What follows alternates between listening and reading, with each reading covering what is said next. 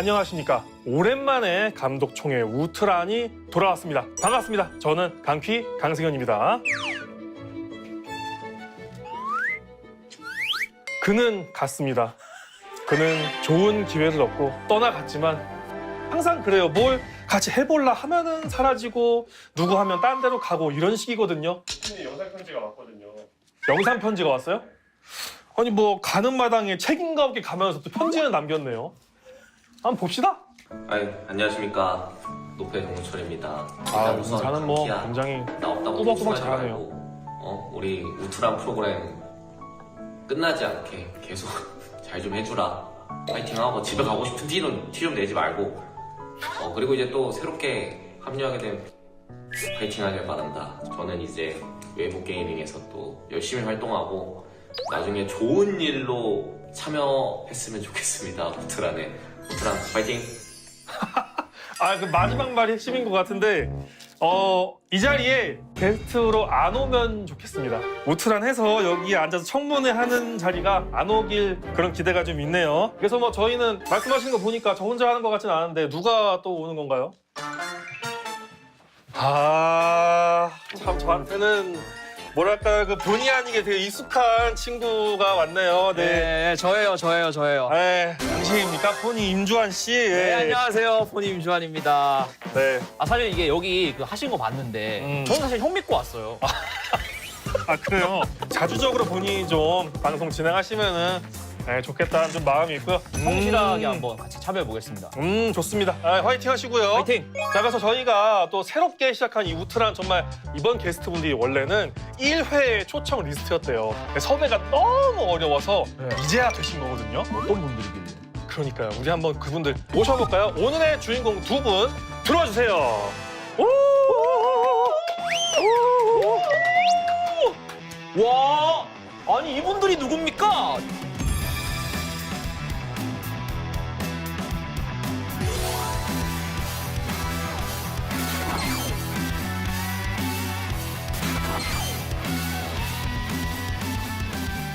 네, OK저축은행 구리온 감독 최우범입니다. 예. 안녕하세요. DNF리스의 주영단 사무국장입니다. 안녕하세요. 반갑습니다. 자, 먼저 OK저축은행이 최근에 굉장히 좋은 소식이 있었습니다.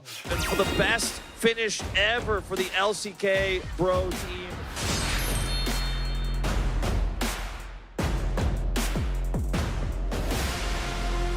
저는 사실 근데 우승한 다음에 연락이 그렇게 많이 올 줄 몰랐어요. 오, 연락이 되게 많이 와가지고 뭐지 약간 이 생각을 했어요. 축하하는 분위기 좋은 거니까. 네네, 뭐 당연히 우승한 건 기쁘죠, 엄청나게. 굉장히 지금 분위기가 좋은 느낌이에요. 그럼 마무리이자 출발을 진짜 멋지게 한 거잖아요. 그 기세가 또 스크림에 또 이어졌나요? 그 이후에? 쉽지 않죠.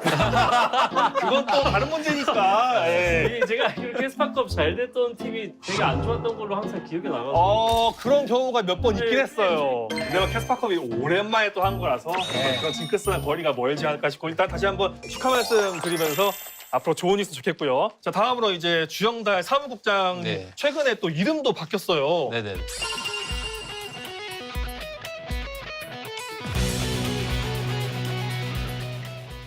DNF 분위기 좀 어떻습니까? 제가 이번에 새롭게 리빌딩 되고 나서 워낙 선수들끼리 워낙 친하다 보니까 좀 신기한 게 스크린을 막 지고 있어도 웃고 있더라고요. 그거는 뭐 꼭 좋은 걸까요? 되게 웃으시는데요, 이쪽은? 네, 저희 빠별 감독은 너무 힘들어하고 있는데 애들은 괜찮다고. 근데 분위기는 좋아서 다행이긴 한데 그거 긍정 에너지가 뭐 아직까지 좋을 수 있는데 네네네. 언제까지 그럴 수 없으니까. 그러니까 그런 뭐 로스터 어떤 만들어진 과정에서 풀 수 있는 얘기 조금이라도 있을까요? 이따가 그러면 네, 이건 나중에. 나중에. 네. 그럼 뭐 우트란이라는 이 단어에 대해서는 네. 어떤 생각을 가지고 계신가요? 우트란이 그 단어 살짝 이해를 못 해가지고. 뭐 그 클래식 연주 같은 거 뭐 네. 틀리지 않다.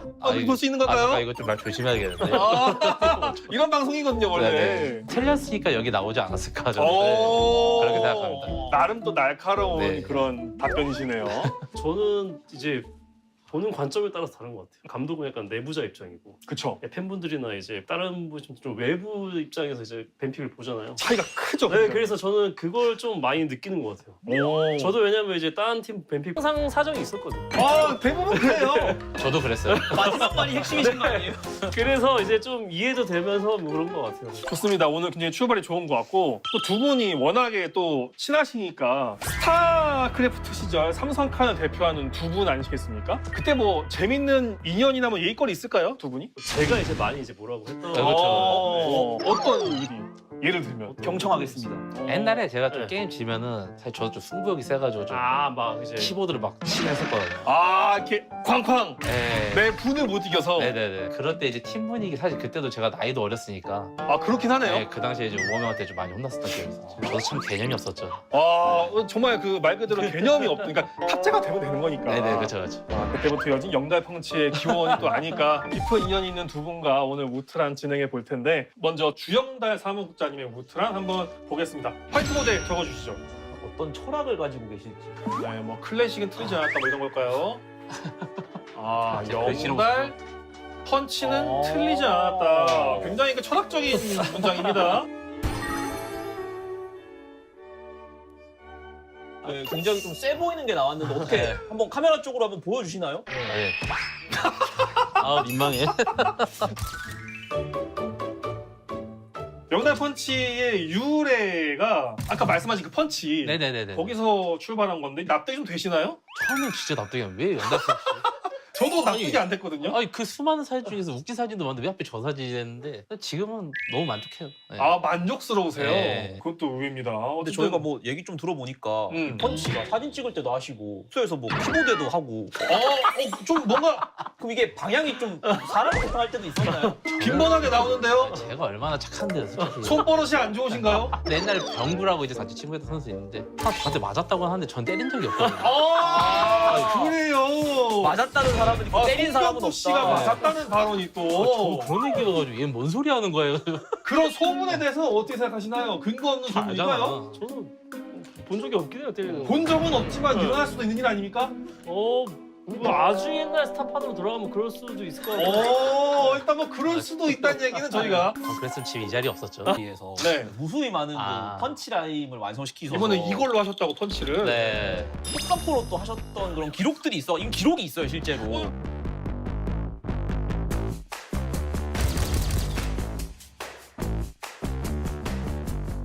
근데 또 그 기록이 네. 최여방 감독님 나간 뒤일 거예요. 너무 하기 싫었는데 하게 됐다? 그 역할을 내가 했어야만 했다. 네네네. 라고 본인이 주장할 수 있겠지만 네. 근데 저희가 일단 사례를 한번 봐야 돼요. 한번 들어보죠. 아 듣고 싶지 않은데. 저희가 이제 굉장히 긴 대본이 있는데 핵심적인 거 제가 몇 줄만 읽어볼게요. 와 문장들이 너무 끔찍한데요? 네, 근데 이걸 다 읽으면 좀 그럴 것 같고 네, 좀 검열 좀 하세요. 읽어도 되는 것만 읽읍시다. 적당히만 읽겠습니다. 네. 아 이번 판 내가 보성이라면 존나 빡칠 것 같아요. 뭐가 얼마나 빡친다고요? 근데 이게 제가 볼 땐 제일 순해요. 아 이거 많이 자르시는 거네요. 네, 그 다음에 하나 더 있어요. 네. 미드 챔프가 어떻게 저렇게 키를 저렇게 먹으면 어떻게 져? 그 킬 먹고 어떻게 밀리냐? 내가 해도 이기겠다. 뭐 그런 말 아닙니까? 영원 좀 봐야겠어. 네. 이야기하시죠. 쭉 더 읊어주시죠. 뒷부분에 있어요. 네네. 우리 그냥 스크림 하는 줄 알았어, 그냥. 그것도 우리 진짜 못할 때 하는 스크림. 태업을 했다는 그런 얘기. 이게 일부예요. 한화에만 이 얘기가 다 나왔습니다. 이게 한화의 일부다. 근데 사실 저희가 궁금한 건 그러니까 이제 이런 감코진들의 피드백을 저희가 직접적으로 볼 수 있는 기회는 네. 사실 없잖아요. 네, 그쵸. 그렇죠. 네. 이게 이제 방송에 나온 거에 대해서 네. 어떤 생각이 좀 드셨나요? 여기 뭐 피디님한 사이 안 좋아요? 아유, 근데 사실 이거 보자마자 저는 큰일 날 거라고 생각을 했었거든요. 내가 요거 저렇게 많이 했나? 이래서 다큐에서는 사실 혼내는 것만 나서 그렇지 네. 원래는 진짜 선수들 장난 많이 치고 진짜 재밌는 분위기 많았거든요. 나 원래 그런 사람 아닌데 네. 악의적 편집이다 이거. 제가 그래서 그거 좀 많이 내보내라고 했는데 그게 안 나가더라고요. 근데 이 1화가 반응이 제일 좋았어요. 저도 기억나는 게 1화 때는요 분위기 괜찮았어요. 와 영달 펀치 너무 시원하다 사이다다 맞아, 이랬는데 나중에는 어느 순간 보니까 쟤는 뭔데 화났네? 맞아요. 뭐 돼? 약간 이런 분위기였어요. 맞아. 그거 어떻게 정확히 알고 계시 신기하네. 나 댓글 같이 남기시면 아, 너무 재밌어가지고. 뿐만 아니라 내가 알기로 올인이 모든 콘텐츠 중에 가장 좋았던 걸로 알고. 솔직히 제일 재밌긴 하잖아요. 저 좀 재밌게 봤어요. 네, 솔직히 저는 꿀잼이긴 해. 재미없었는데 원래 당사자는 몰라. 당사자. 밖에서 보면 희극이거든요. 아쉽죠. 아 약간 진지하고 어두운 분위기 편집이다 보니까 내가 너무 잘하는 다크했어. 거는 근데 들어갈 아마 수 제가 없어. 알기로 올인 전회가 다 그런 분위기였던 걸로 기억을 하고. 저도- 다 그해 다. 네. 그래서 꿀잼인 걸로 기억합니다. 구리용도 하나 만드시죠 그러고. 원래 저는 모두가 거절해야 될 것 같아요. 당사자가 본인만 있는 거 아니고 선수단도 있잖아요. 네네네네. 그 나오고 분위기 어땠나요? 오히려 그 스프링 때는 분위기 좋았어요. 네. 네, 올해는 생각보다 반응이 좋았어가지고. 근데 이제 썸머부터 이제 계속 무너지는 모습 나오면서 아, 이 올인이 갑자기 한 번이 나왔었거든요. 아 우리 UFC인데 이러면 안 되는데. 네, 아니 결과가 나온 상태에서 나오니까 네. 이제 팬분들이 더 화나셨던 거고. 근데 이제 사실 그 영상도 좀 많이 좀 마음에 안 드시나 봐요 뭔가. 네, 아, 썸머 때 그 제목도 엄청 웃겼는데 불협화음 막 추락. 추락 와 다운폴 기가 막힌다 그냥. 아 그래서 좀 아쉽다. 에이. 자, 뭐 이거는 참 뭐랄까요? 아, 이 질문 해도 되는지 모르겠는데 아직도 서포터가 네. 일종의 이거 툴이라고 생각하시는지. 이게 아마 아까 얘기하셨던 추락과 불협화음 시리즈 중에 그게 제일 추락편에- 문제였어 그 시리즈. 어이구 네. 저런. 그게 제일 화났어요. 이게 추락편에 나왔어요. 제 기억으로. 아 추락편이었어. 아 그것도 기억하시네요. 저희 애청자라서. 아, 진짜. 재밌었어요. 전 더 재밌었어요. 뭔지 아세요? 진짜 어이없네. 이건 재밌어요. 뭐냐면 네. 정민이랑도 너무 친하고 다 아, 친하거든요. 맞지. 셋 때. 아, 왜냐면 둘이 친한 걸 알거든요. 전. 아 그렇네. 근데 이제 이게 나오니까 저 질문 이제 뭐야 연기하는 거 아니에요? 써니 아니 근데 그걸 그래도 화내야 되는 거 아니에요? 아, 이 사람들 이런 사람들 아니에요라고 말해야 되는데 너무 즐기시면 하는 거 아니에요? 좀 재밌었어요. 아니 정우가 저한테 장난 진짜 잘 쳐요. 막 네. 카메라 있는데도 막 저 혼자 방에 항상 있잖아요. 그 올인 네. 나오면 항상 제가 뺀다고 있는 방. 거기 와서 막뭐 트름을 하든 아무튼 저한테 막 장난을 치고 막 이렇게 가고 막 그런 모습이 하나도 안 나가. 야. 근데 뭐 질문 주신 것처럼 네. 전 아직도 고구라고. 툴인가요? 네, 저는 원딜 유저이기 때문에. 아하. 아니 그때 그냥 룰러만 나가면 다 이겼으니까. 이것도 스피커에 따라 달라지긴 하거든요. 예. 근데 그럼 지금 궁금한 게 네. 이때 또 그 라이프 선수와의 대화였잖아요. 지금 라이프 선수가 영입이 되지 않았나요? 네 맞아요. 이때 대화의 연장선으로 영입이 된 건가요? 그렇죠. 아니 그냥 사실 정민이가 다른 팀 제안을 듣지도 않고 네 저희 아, 쪽으로 그래요? 와가지고. 아 사실 정민이랑 저랑 정말 친하거든요. 아니 도구란 말이 이렇게 심각하게 나간지 모르겠어요. 그러니까 이게 오히려 친하니까 할 수 있는 말인데 네. 그러니까 정민이도 똑같이 얘기해요. 너무 웃기다고 이게. 다들 너무 좋으신가 보다. 아니 그리고 정민이 부장님이. 아버님이 더 웃겼어요. 네. 아버님은 올해 정민이 돈 나야 되는데 아, 저거밖에 안 오네요. 그런 알잖아요. 아버님들 좀 있어요. 네. 아 그래요? 선수를 좀 세게 다뤄달라 이런 아버님들도 있어요. 근데 정민이랑 정말 친하거든요. 아 되게 억울하셨나 봐요 그때. 아 진짜 억울하죠. 아, 그 이거. 말이라도 하시지. 네. 한 가지 더 있는데. 네네. 아 이게 또 있나요 그다음이? 네. 하나만 더 할게요. 아 네네네. 너무 많은데 하나만 더. 네. 더 많이 하면 약간 좀 심신. 궁금하신 분들은 유튜브 가셔서 보면 되니까. 네. 마지막 경기 때 왜 음. 라이즈 잡으려고 그 짓거리 한 거야? 거리? 상태도 개쓰레기였고 진짜 뭐 하는 거야? 진짜 게임 우리. 그쵸. 왜 또 욕하신 거예요? 아 그러니까 아니 이거 근데 아마 이거 지고 나서 제가 화환을 받았을 거예요. 이게 딱 전설의 그 경기인데 제가 조언받았던 이게 이때가 진짜 저희가 경기력이 너무 안 좋아. 추격을 당겨줬고 플라이가 묶이면 그리고 플레이 야 에이 그리고 조변 쓰였죠. 그러면 나트로스가 좀 버텨주면? 그런데 이재열도 잡았어요. 딜도 잡았고요. 아프리카 브릭스. 6초 다시 가면 5초 남았어요. 넥서스 점사 넥서스. 아 유리한 거잖아요. 그냥 굴리기만 했으면 끝나는 게임이었는데 또 들어갔다가 던졌다가 터져버려가지고 그것만 안 하면 이기는 상황이었는데 그렇게 해서 져가지고 화냈었던 게 기억나요. 뭐 정당한 분노였나요 그러면? 아니 하는 것만 보면 나도 내가 봐도 제가 이상해 보이더라고요. 아니 이게 진짜 참.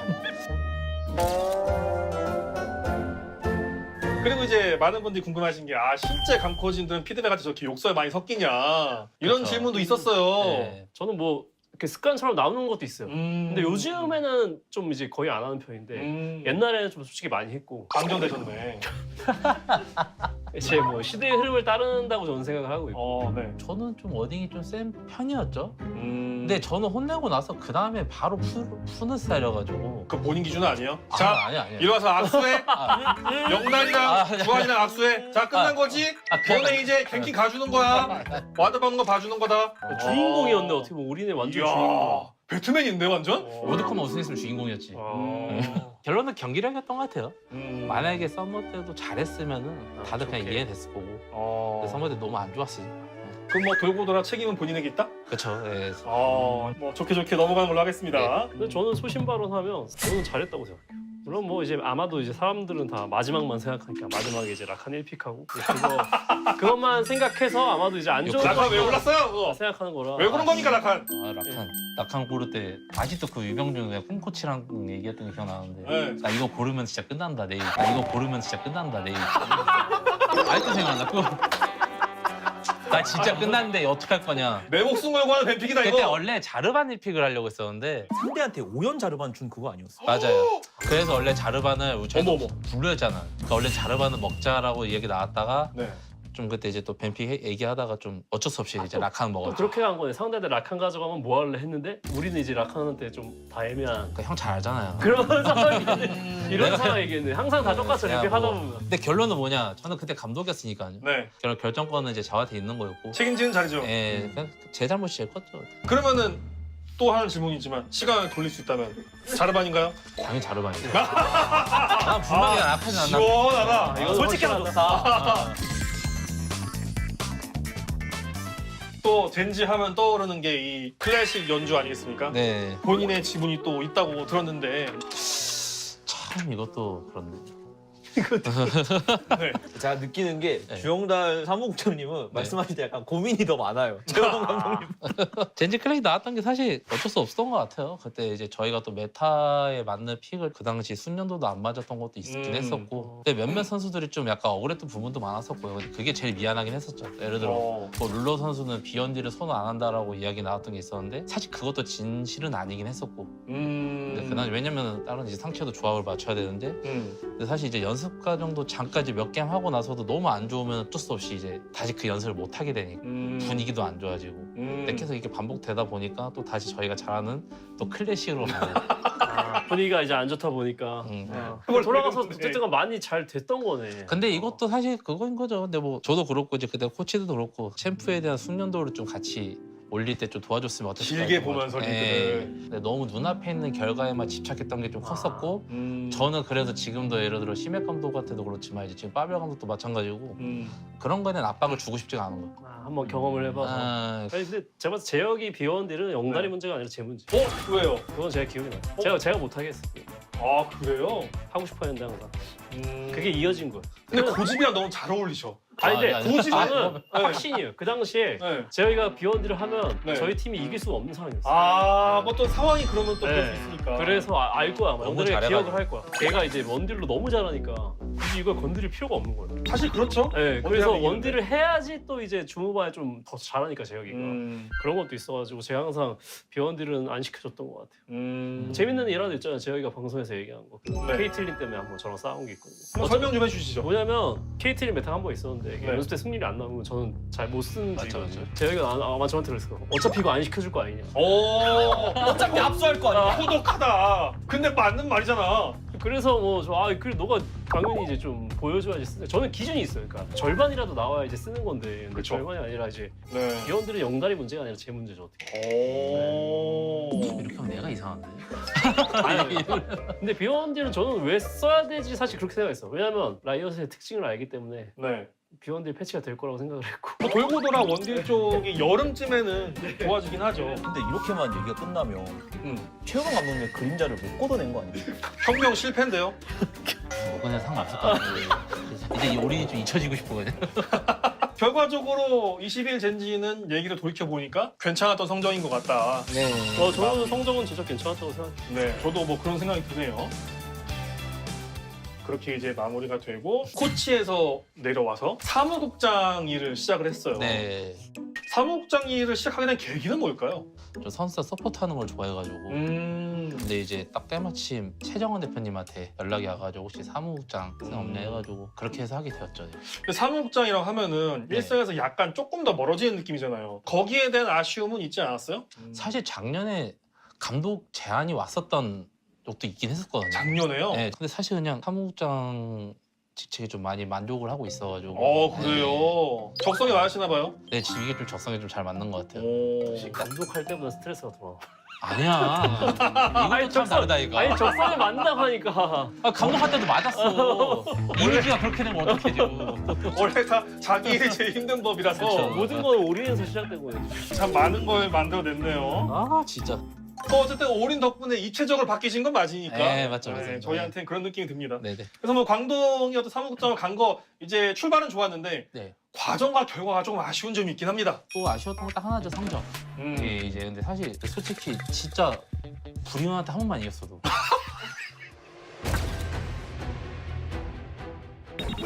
승리를 미룰 수 없다. 언제까지 무승이냐? 언제까지? 저 그때 분위기도 기억나요. 그때 광동이 불이온 잡는 게 당연한 흐름이니까 네. 이걸 잡고 어떻게 하면 올라간다는 분위기였는데 네. 불이온이 딱 꺾어서 그러니까. 완전 꺾인 적이 있었거든요. 아 이거 이긴다면 하나 저한테 뭐 힘내라고 이렇게 카톡이 오는데 그게 더 기분 나쁘더라고. 아 왜 그랬어요? 그거 보내면 어떡해. 그거 너무 티내긴 거 아니에요? 힘들 테니까. 네. 카톡은 보내지 말았어야죠. 왜 보냈어요 그때? 앞으로 안 보여. 너무 기분 좋아서 주체하지 못한 거 아니에요? 근데 이제 그때 딱 심해 감독도 마찬가지고 다른 선수도 마찬가지고 한 번만 딱 선발전만 갔으면은 네. 그래도 한번 사고는 칠 수 있지 않을까라는 그런 아쉬움이 아... 너무 선수도 좋았고요. 네. 너무 음... 많이 아쉬웠던 것 같아요. 또 이거는 팬분들이 궁금해하신 질문인 것 같은데 태용 선수가 스크린 때 굉장했다는 소문 있잖아요. 사실 여부에 대해서. 아 근데 태현이는 정말 너무 아쉬웠어요. 아 그러니까 진짜 저도 사실 태현이가 잘할 거란 기대감도 있긴 했어가지고 뭔가 스타 때부터 이어지는 유구한 전통 연습실 본자 뭐 이런 느낌일까요? 아 딱 그런 느낌이었어요. 선수들끼리는 알고 있는 강자. 네, 그래서 선수들도 약간 이해를 못했어요. 아 그래요? 아니 연습 때 잘하는데 대회 때 자꾸 던지고. 긴장하는 거. 아니 태현이가 좀 긴장하는 것도 있는 것 같고, 근데 긴장은 안 한다고 하지만 이제 또 대화해보면 느껴지는 게 있잖아요. 그쵸 그쵸. 누가 봐도 약간 긴장하는 것 같은데 이제 본인은 이제 이겨내려고 했던 것 같은데 그게 또 결과가 안 이어지니까. 야 실제로 정말 기대를 많이 하셨던 거구나. 네, 그게 너무 많이 아쉬워가지고 이번에 그래도 LPL 간 거 이제 기사로 접해가지고 네. 잘할 거라고 믿습니다. 그것도 이번에 DNF 사무국장이시다 보니까 아 네. 스투버 관여 많이 하시잖아요. 네네네네. 이번에 스투버 뭐 재미있는 얘기 있었나요? 사실 이제 빠르별 감독 선임 이유는 몇 명이나 이렇게 면접 보곤 했었는데 빠르별 감독이 딱 저랑 잘 맞았었던 부분이 있었던 것 같아요. 어떤 부분이? 앞뒤가 똑같은. 아 시원시원하더라고. 솔직하게 다 말하고. 아, 체구는 작은데 네. 참 말을 참 잘해요. 약간 근데 작은 거인? 아 이게 관점에 또 달라지는 거야. 클템한테 들으면 이렇게 안 들리거든요. 네. 작은 거인으로 안 들리고 치와와처럼 들리는데 이게 관점에 따라 다르네. 저랑 잘 맞을 것 같아가지고 이번 선임하게 되었습니다. 그럼 뭐 추가로 이제 바텀 쪽 선임도 사실 라이프 선수는 이제 뭐 당연히 저희가 이제 베테랑 서폿이 필요하기 때문에 영입을 친하니까 하고, 또. 너무 고마웠죠. 사실 진짜 머리가 아팠거든요. 네. 근데 라이프 선수가 좀 선택해줘서 고마웠고, 버서커 선수 영입하게 된 거는 사실 저희 플랜에 아예 없었어요. 그래요? 원래는 최기명 선수였는데 내년에도 데려가고 싶었었는데 군대를 아하 저희는 미룰 수가 없어가지고. 요인구거든요. 네. 예. 사실 원딜 선수도 후보군이 몇 명은 있긴 했었는데 거기서 저희랑 버서커 선수가 잘 맞을 것 같아가지고 이번 영입하게 되었습니다. 재밌네요. 그럼 이제 이렇게 또 새 얼굴들도 있는데 네. 사실 두두 불독 같은 경우에는 네. 팀이랑 진짜 오랜 기간 함께하게 되는 거잖아요. 예. 그러니까 어떤 점에서 이런 이제 동행이 결정된 건가요?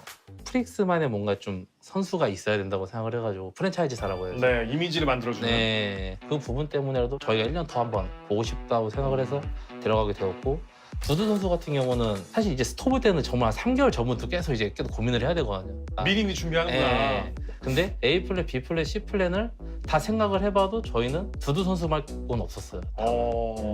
근데 사실 이제 원래는 두두 선수도 FA 나갔으면 사실상 저희가 못 잡는 그림이 나올 수도 있었는데 네. 오히려 저희랑 믿고 계약을 해줘가지고 다행으로 그래서 좀 저희가 리빌딩은 나름 성공적으로 된 게 아닐까 싶어요. 네, 딱 제 입장에서는. 아직까지는 아직까지는. 만족스러운 리빌딩. 네. 이야. 다르고. 그러면 여기 이제 밝은 면을 봤다면 네. 혹시 리빌딩 과정에서 제일 어려웠던 거 있나요? 코어 선수가 없었던 점이요. 이 선수 왜냐면은- 있으니까 와라 해야 되는데. 네, 사실 다 원래 올해 계약이 끝나니까요. 그 부분이 제일 힘들었어요. 그래서 저희가 표시 선수랑 라이프 선수를 2년을 한 이유가 네. 코어 선수도 필요했었고, 내년 리비딩을 그래도 좀 편하게 하기 위해서는 표시 선수랑 이제 라이프 선수로 이번에 2년 계약을 하게 되었죠. 저도 롤판 오래 보면서 느낀 건데 보면서 저는 이제 스타 같은 걸 봐도 어쨌든 올라오는 친구들 꽤 있었는데 맞아요.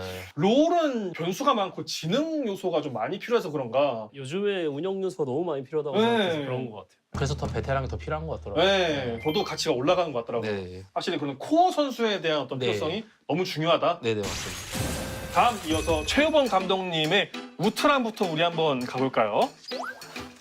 자, 최우본 감독님의 우트라는 무엇일지 화이트보드에 적어주시면 되겠습니다. 아, 뇌신은 틀리지 않았다. 절약을 더 해야 된다는 의미죠. 예, 최근에 양에서 에너지 요소들이 많이 많거든요. 예. 뇌신으로 불리게 된 계기, 대체 왜 뇌신인 겁니까, 이게? 아마도 이제 옛날에 제가 인터뷰에서 한번 실언을 한번 한 적이 있어요. 어떤 실험이요? 이제 막 예를 들면 이제 선수한테 뭐가 1순위냐 이런 걸 물어봤는데 저는 그냥 되게 전기세. 솔직하게 이제 안 이야기를 돼, 했을 안 돼. 뿐인데 네. 사회적 이슈랑 맞물려가지고 네, 그게 좀 감독하면서 제일 힘들었을 때. 아, 그래요? 이제 엉달이는 알겠지만 이게 제 의도는 이게 아닌데 이제 그때 그 약간 더 열심히 하자는 그런 류의 얘기였나요? 네, 그게? 저는 이제 그런 느낌으로 얘기한 건데 네. 진짜 재밌는 건 뭐냐면 이제 기자분한테 다음날 전화를 했는데 네.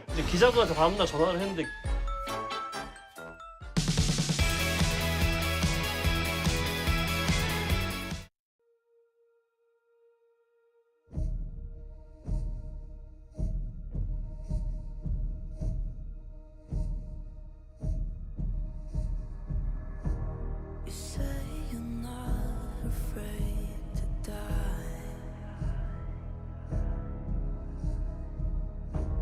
but take off the armor around your chest. What's left inside? Lying, licking your blade. Do you really bleed if it washes away? Take a ride, rough as you can.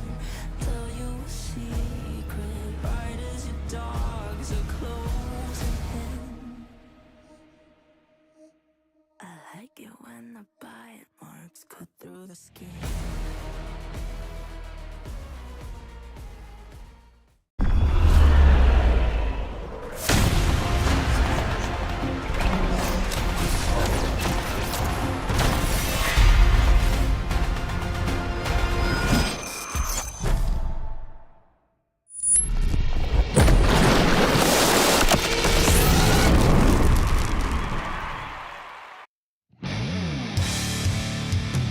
Hello, everyone, and welcome back to the inaugural LCK Cup. It is week 2.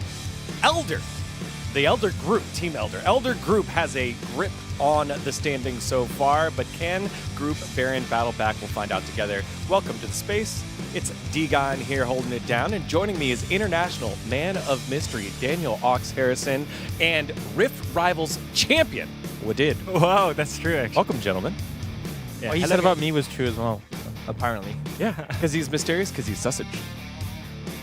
Okay, there you go. Let's take a look at the standings after 1 week of play. 7 series in the side for Group Elder as Gen G and D+ undefeated in terms of series score.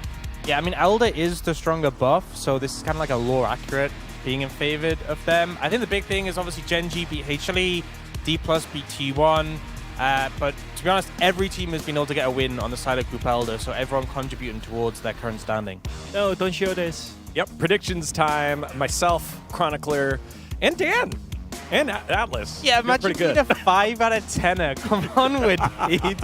Nah, but I mean, I was expecting like Bros winning because they're the champion of the CUP Cup, right? But it's not kicking off like right now. Yeah, on the Korean side, Prince hops right on in and takes the lead along with Helio. 7 out of 10. They knew that the Elder Group were going to be a lot stronger.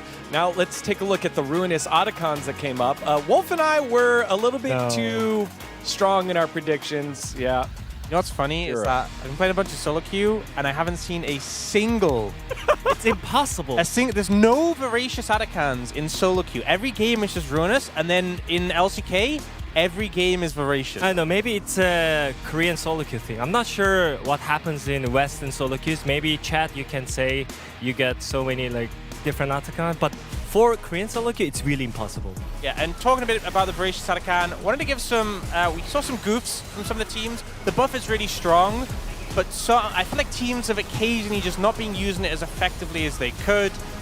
This one was Bro up against DRX, and unfortunately, they didn't keep an eye on the timer, so Varus, you know, actually wants to die here, playing a little bit, and then the buff. Yeah. runs out. I mean, you know what? I'm not sure if they are just having fun or just not really like focused on what they should do, because LCK players normally they play on objectives, play on the tempo, right? But whenever they get Atakan, they get so weird. Like here, like they could have just taken a tower, Yes! and instead they die. Just take and the they tower! get one support kill. And in this one, you only revive once. This is a lesson that Ruler learned, because you know the fight goes on. The fight's actually looking, you know, it goes in favor of BFX, but because of the Atakan buff, Genji are really happy with the outcome. And then, oh, is that a TP?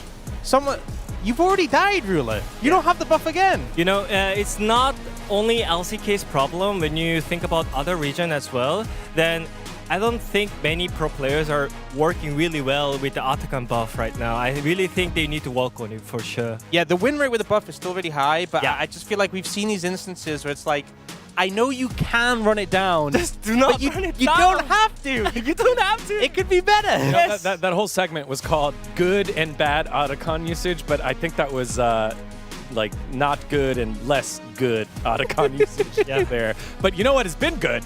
Cassante. 5-1, 83% win rate. You pick them, you have a great chance of winning. Wait, Cassante's good. That's so new. That's so new, man. Cassante's strong? Why? We've never seen that before. Yeah, I mean, like, on serious note, I think the reason why Cassante is good is because of the lane swap meta again. You have to deal with the jungler and bottom duo, not the top laners, right? You're not getting counted.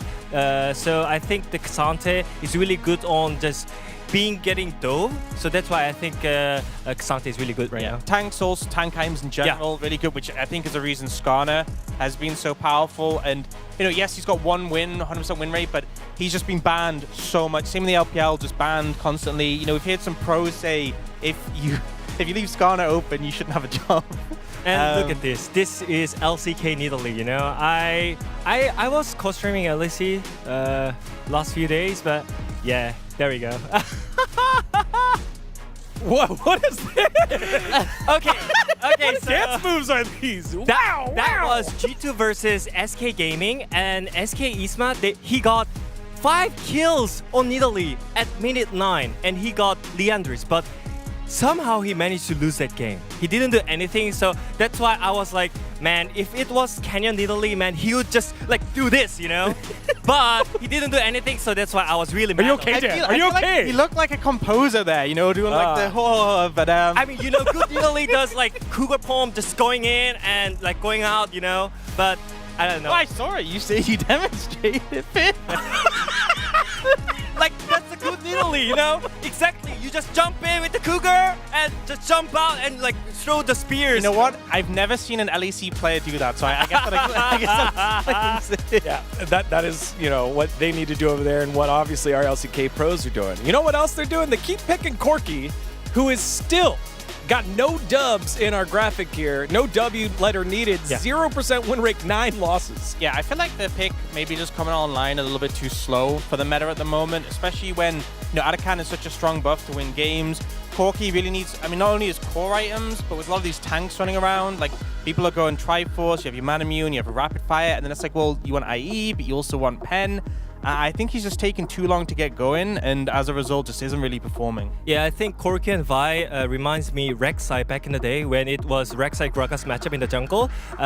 Even though Rek'Sai was just stomping at the screams, on stage Gragas was winning most of the game, right? So I think that's what reason why Corki and Vi is getting picked by many teams, because he's really good in the early game as skirmishes, but it's really bad on stage, it seems like. Vi's only win came when Lucid piloted, which has been our surprise team so far in week number 1. D plus Kia looking super good here, Ox.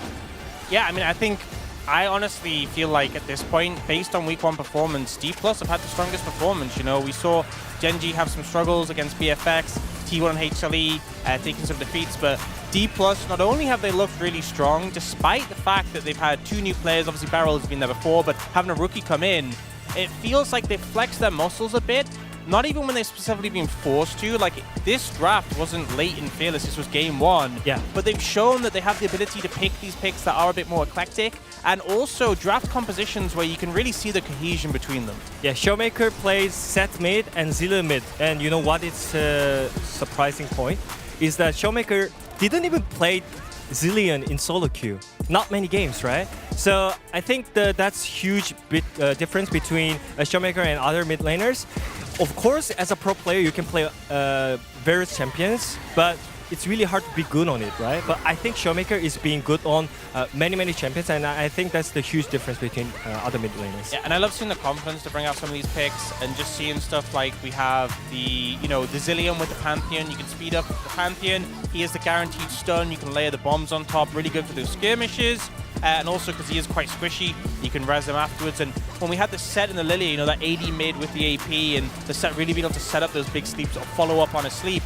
And I just think we're only in best of 3s right now, but when D+ are already willing to bring out these picks, it makes them really scary for when we get to best of 5s, because if you push them deep in the series, they still have more to bring out. Don't forget 9th Elise from Burial. He is never afraid. By the way. And he won by him, by the way. So Yeah, uniquely, we have not had a single series in all of LoL Esports so far go the best of 5 route. So the depth that D+ are going to show is very, very scary. Now, a new thing that was added into the patch so far, or into Pro Play, feats of strength. 16 out of 24 means 66% win rate. So 2/3 of a chance of winning if you knock it out. But Dan, you're not fully convinced. I mean, I think the thing is the initial upgrade you get, the little bit of extra stats, it's okay. It's not that big of a deal. But then the tier 3 upgrades, most of the times you're not going for really that early on. It's nice late game, but it's not that huge. There's more gold efficient upgrades to get earlier. And I feel if you're the team who gets the first tower or gets dragons, you're going to be more likely to win. I feel that's why the win percentage is quite high, but I don't think the feats are that strong by themselves. I think people are slowly realizing that it's not a big deal. You need to think about it. It's not really huge stats, and also you have to pay 750 gold to do work on it. So I feel it's not that much, but in solo queue, people are still really struggling on it. Even though it's really playable game, you lose feats, then it's 15 FF. So I think you need to really wake up on it. Well, feats of strength are a show of Noxus, which is where we're going for this week's Dagon Fact of the Week. Wow, that's him. I've met the real Dagon. Really? Yeah. Dagon, the special guest? Yeah, I don't know. huge ego, not ego? very humble, yeah, No. Never meet your heroes. Hey, That's all I gotta I'm say. the host. I'm the host. It's time for you to answer the question. Going a little bit lore here. The Noxian leadership are governed by Swain, Darius, and the Faceless, who's assumed to be LeBlanc, but we're not sure. What is the name of their leadership group? I don't You have 10 even know. Darius and Swain? People were saying this 5, after Arcane Season 2. 4, 3, 2, 1. The homies. Make a guess. The homies, not the homies. This is for you, the homies. These guys. All right, the homies of these guys is incorrect. Those of you that know lore at home and have been following the whole reason why we're doing this whole season, they're called the Triferics. I could have sat here for 3 hours. I never would have got that. Really? I just did not know that information. I have no idea about it. Did you know before you looked it up? Yes, obviously. Yes, because obviously. You're saying all the obviously lore. right now. Obviously. All right, well, you know what? We've had matches here in LCK, but all around the world except one region who did boot camps here, and I had the chance to interview them. So let's take a listen. My favorite LCK team. My favorite LCK team. Favorite LCK team? I mean, I want to say SKT, but everyone gonna say SKT, so. I'm a big T1 fan. Have been since season 3 and still am. I like T1 because Faker and T1 is best team, so I like T1. I feel like my favorite LCK team is T1, but that's just because it's T1. You have to go for T1. Okay, then what do you mean? My second favorite is Gen G, because you got to go for Gen G too. What do you mean? He's locked in. You got to go for. I like cheering for the winners, so then I'm not disappointed. You know what I mean? Probably next year, my favorite team gonna be HLE because they bring Gels. B-Boy's up in that. Pretty good choice. My favorite player is Viper as well. Same. Also pretty good choice. My favorite team was Genji because Paige was in Genji, but now he's in other regions. My favorite team would probably always I'm a little bit of a Chovy hater, so. What? Whoa. You can't really say that. He's you know, kind of a obviously faker. T1 is kind of my GOAT team, He's a and T1. then He's a T1 HLE is. If it would have to be not T1, it's HLE, 100%. I love. Also, he lost to them in Worlds. GG. Honestly, just because Clear took a picture with me when I played against him, or like I asked him for the picture, and then he also asked me for a picture. DRX is my favorite LCK team as of right now. Kind of based, little personal anecdote. Yeah, you already know, bro. You already Also know. do the boot camp at It's hard to choose a favorite LCK team, but if I had to choose one now, it'd definitely be FearX because they've been so accommodating and nice. I think current HLE is going to be really fun. Coach Revan because for Shopify whole drama. Oh, we got a yapper. He's yapping. Coach is always yapping. Overall, probably HLE going into 2025. Thanks to Shopify Rebellion and 100 Thieves. Good luck to them and the rest of the LTA who are kicking off their action now, the final major region to get into it, which starts next week. But that's not the only region from the West. Wadid has been co-streaming a lot. The LEC, how was it? Yeah, my name is G2 Wadid again, once again. I mean, LEC, I think now having a new big three, once again. This is current meta in LEC. That's some great dance moves there, honestly. Yeah, but anyways, I think LEC having a new big three, Giant X and Koi, and one more. I don't remember one guy. Oh, Fnatic. No, it's not Fnatic. It's a new one. All right, well, let me think about it. While you think about it, it's staring, you know. While you think about it, we have our friends over at the LCP also kicked off their action last week. And so, Osh, one more opportunity, a chance to make it on into Worlds one more time. And shout outs to our friends over on the Vietnamese cast because we had Lazy Feel show up for DRX and play relatively well here, Dan. Yeah, I think he had a good performance, especially given the circumstances where he was kind of brought in. It was like an emergency situation, fortunately for Teddy. So it's always hard when you're last minute subbed in, and he really put on a good performance, all things considered. All right, and then finally, from last week, we got to get to our Uri Bank Gold King, which goes to the player with the most average gold earned for the week. And last year, every time it was aiming, but not so fast, Dan. I know you thought it would be aiming, but this time it's Jiwoo with 15,000 gold average. Yeah, I mean, whenever you think about the Nongshim, the reason why people are thinking that Nongshim can be stronger team is because of him, right? Yep. And I mean, I feel like aiming is kind of suffering from success. Deep Push just winning a bit too fast. It's average gold, so like longer games, messier games, you're going to end up getting more gold. And I think Jiwoo kind of benefiting that because Nongshim didn't have the cleanest week, but Jiwoo definitely showing up on that week for them.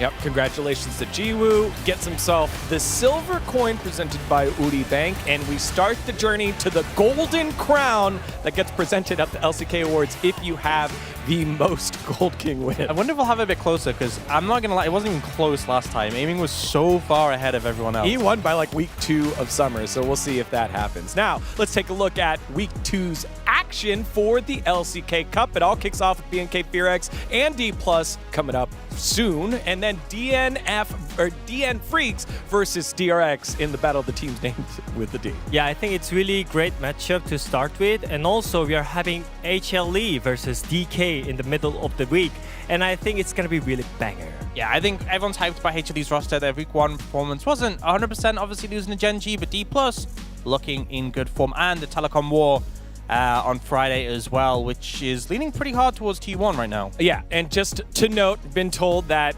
LCK Cup stats do not mix with the LCK stats, so people have been saying it's going to be Faker's 1000th game. It will not be Faker's 1000th game, so we'll keep you posted when that happens, but that'll probably kick off in LCK Week 1 in the spring. Now, here are some of the predictions that we had. We're mostly all relatively the same. I think I'm just going to try to hold on to my lead because it matters to me. And I saw you had no bro prediction. No. We had to speed by that one because we got to go right now. With that? We got the first match of the day. We'll send it on over to the casters. We'll see you after game number 1. He's fake. Fake.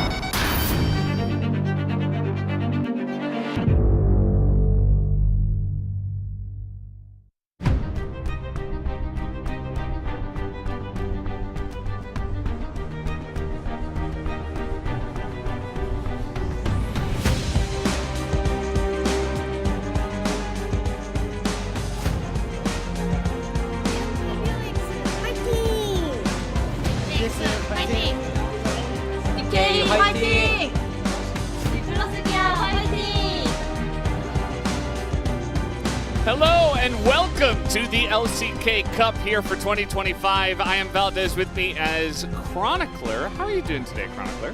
I'm doing great. Had a nice cup of coffee. I had some lunch, and I'm excited to get into these games here today. I also had breakfast, but I feel like, you know, both lunch and breakfast, that's too much stuff to talk about. Yeah, I had lunch, I guess. I didn't really have breakfast. I had 2 sandwiches. 2? Yeah. Are they pretty American thing, I guess? I don't know. We just bought sandwiches. One of them was 2 separate ones. Yeah. Oh. It was like a ham and butter. Oh, that's nice. Jambon beurre. Yeah. That I didn't want to say the name because I knew you would just make fun of me or say it better, which you did. And the other one was just a nice carrot sandwich thing. That sounds good. Let's talk about the games here, though. We do have 2 teams that are playing some League of Legends, as it is BNK up against DK. How will BNK, BFX, who showed up strong but fell short against Genji, rise against the Resurgence DK? The Week 1 DK hype is more alive than it has been in at least a year, which I think is awesome to see. BNK, though, almost took a win off of Genji, really kind of knocking Genji down. Even though Genji ended up winning, I think most of us felt like that was mostly just due to the colossal gap in the experience of the teams, not necessarily because they earned it, as DK have not been necessitated by the Fearless format to pick these things, yet they do. And the Elise is a little different to me because I know that that is something that we haven't seen in a while, but we saw Lance play as well, and I think that is within the meta. The LPL has played the Pantheon, but it still, especially Showmakers picks, just have not been in the meta, and they are very happy to do a lot of creative work, as Kellen obviously did not make it to Worlds with this roster. Was a help in getting them there, but wasn't able to show up. Was there in 2023, but then had one of the roughest Worlds performances that we've seen until Moham. So yeah, outdone. Really struggling a little bit in that regard. Yeah, so if this was before the Genji match, I would be like, you know what, Kellen, there's absolutely no chance. I'm sorry, buddy.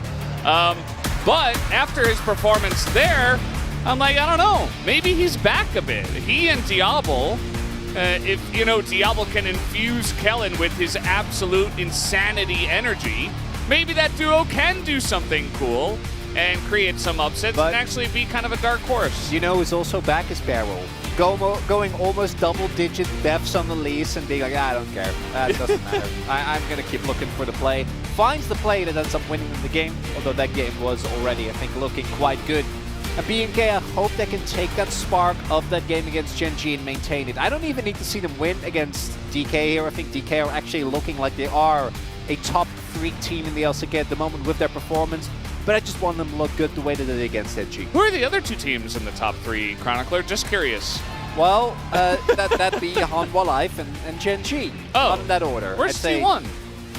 Well, 3rd or 4th. I'd take DK over them right now, though, in the form that we've seen thus far. Yeah, I'm memeing a bit. I actually put DK 3rd as well at this point in time, but you know, things can change. I think T1 have shown some interesting sides with their new roster so far, and we'll see what they have in store. But yeah, certainly DK have it kind of feels like they're fooling around but also winning at the same time, which I feel like is always dangerous. It's a very nice vibe for them. Yeah. It is dangerous though. But for other teams. Yeah, also well, for them, but I feel like at this point they're kind of used to it. Yeah. You know, this is what they're going to do. And we're all going to have a great time watching. You know, the fans always love watching the new weird picks. I think after we lose Fearless, we might be a bit sad that we don't have it anymore when we're casting Corki versus Yone every game. But for now, we get some really cool picks and drafts. And DK is going to be one of those teams that always does that. So if you're looking for fun League of Legends, you came to the right place. I think the LCK, you know, has a little bit of a reputation for being slow, but this team, they can do some crazy wonky things. This is also, if we don't get Ruinous Otacon between these 2 teams, it's not, I know we've been saying it's never happening, but between Diablo and Barrel, yeah, there's got to be a lot of kills, right? Like, we're not going to be sitting here going to like 2 free kills at 14 minutes, please. BNK, DK, I know you have it in you to make this work, because BNK never back down from a fight, and neither do DK. Yeah, it's because they don't have any fear. It's Fear X. Exactly. Yeah. Never. That's. And DK. Wow. This blew my mind, Valdez. What is DK? They don't know any better, so they just run at them. Barrel is one of those guys that will do that. Some nice drawings here. Wow. That is a D+ key at Jinx. That's some very really cool. good artwork. Yeah. Yeah, I love the little pop-out effect as well. Love to see it as we are about to get into the draft here. You know what's one thing that's interesting between these two teams is I've never been personally very impressed by the drafting of the coaching staff of BNK over the years, whereas I feel like DK has been one of the teams that's always been very good at it. And now that you've added Barrel and he's like, you know, Lucid, don't be scared to play stuff, and bringing and almost forcing him, goading into picking Pantheon, it feels like DK can really have a lot of fun with this draft. I'll just say that. Showmaker has also been leaning into the Insanity. He's been a player that has had struggle performing consistently, and we'll see if he can finally get back to his heydays, right? We're talking 2021, 2020, when the guy was the best mid laner in the LCK. See if he can get back to those days. As we do have, I imagine, a Vi ban to come through, but no, it's the Pantheon instead, which is Showmaker, I think, a warranted response. I feel like the Pantheon was good, but it didn't necessarily feel like that was the issue. The Zillion combo was obviously really nuts, but yeah, this Lucid ban specifically feels like it's low on the list between the Nidalee, the Vi, and all the other things we've seen banned against it. Yeah, I don't really think you have to do this, but it is Fearless. You know, maybe they pick this away for now, and it might change up in the bans for Game 2. The Cassante gets banned, which I think that Cassante, in general, is still a very strong first pick, so it shows they don't want to play it. But there's an Ezreal ban, and that's not Skarner, and that's really the main problem. Lucid is just so happy. I didn't even mention the Skarner because it was kind of, you know, that was kind of a given. That was supposed to be bad. Not going to be the case here. We'll see what the answer is that BNK has had. The Cassante ban, I like. I do think that Clear has not been able to live up to the expectations that he set for himself at the end of last year, where I do think he really started to become a solid top laner within the context of the LCK. Has looked pretty shaky thus far. Hoping to see him bounce back here on a pick that he has looked very comfortable in the past. The Rumble to come through, and Bessa also going the way of DK. DK have been very consistently drafting champions that can go different directions. So this Ambassa could theoretically also still go mid. I would be thinking that they're going to lock in an 80 carry here to maintain the question as to where this Ambassa is going to go, which will make the draft a lot harder. The Leona falls within the same idea of picking up a bot lane here or in a support is going to not give away anything just yet. And the Vi is thus available, but it's like, are you really going to be feeling good playing Vi into Skarner? I don't think so. Yeah, I mean, especially when you're looking at the 3 picks that we see on the side of D+ Kia, those aren't exactly fantastic picks that you want to pick off, right? I would assume that there are some squishies that eventually do get drafted here, you know, an 80 carry for aiming, and then you can just kind of press your R buttons with the Vi and the Rumble and really just blow them up, and especially from ahead, that can be very strong when you've got a Lethality Varus to follow it up. But yeah, in terms of that matchup, maybe not very happy. The Sylas is banned. It feels so hard to ban specifically against DK. You just never know what they're going to pick. Yeah, you don't. It is really hard to lock down the champion pools for these guys. For BNK, as mentioned, the Skarner given over is definitely a huge gamble that they're taking, but they are drafting a BNK comp, and that's always good to see. Whenever they kind of shy away from this dive-heavy style, I do think that we collectively go, well, maybe next game, because it does feel like that is the style that they love to play, and particularly with how Diablo has been performing, I think that's very warranted. The LeBlanc ban, classic Showmaker ban, because he keeps performing on the champion, even though, as far as 2v2s goes, Skarner is as good as he is. No Lee, no Pantheon, you know, these other champions that we see that obviously provide a really big 2v2 threat. Still, you know that DK is going to look towards getting themselves some AP here, but what that's going to be still remains to be seen. As the Akali taken away, maybe looking at like Azir here? Oh boy. Azir. Yone has also still made it through. They can go Yone Ziggs actually. Wait, oh boy, yeah. With that Akali ban, Yone Ziggs for DK if it's not picked up here for BK, but they can't really fit it in anywhere, so it's probably going to be support here. Yeah. It's looking like a Rakan pick. Renata Glass will be selected. I mean, there are a lot of melee champions on the other side that will be in your face. Not the Corki, please. That does not inspire joy for us. The 0 and 9 Corki. DK, though, they definitely are a team that plays against the grain, and maybe they will just pick it to try to get the first win.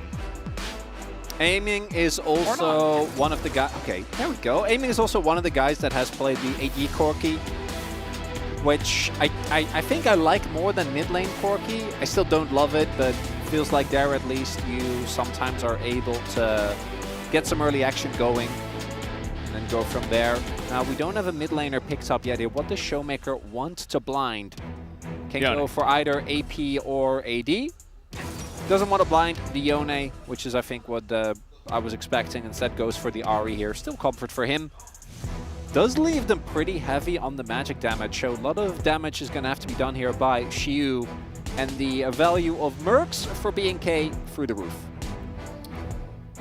And because the Corki wasn't picked by DK. Vikla, don't do it.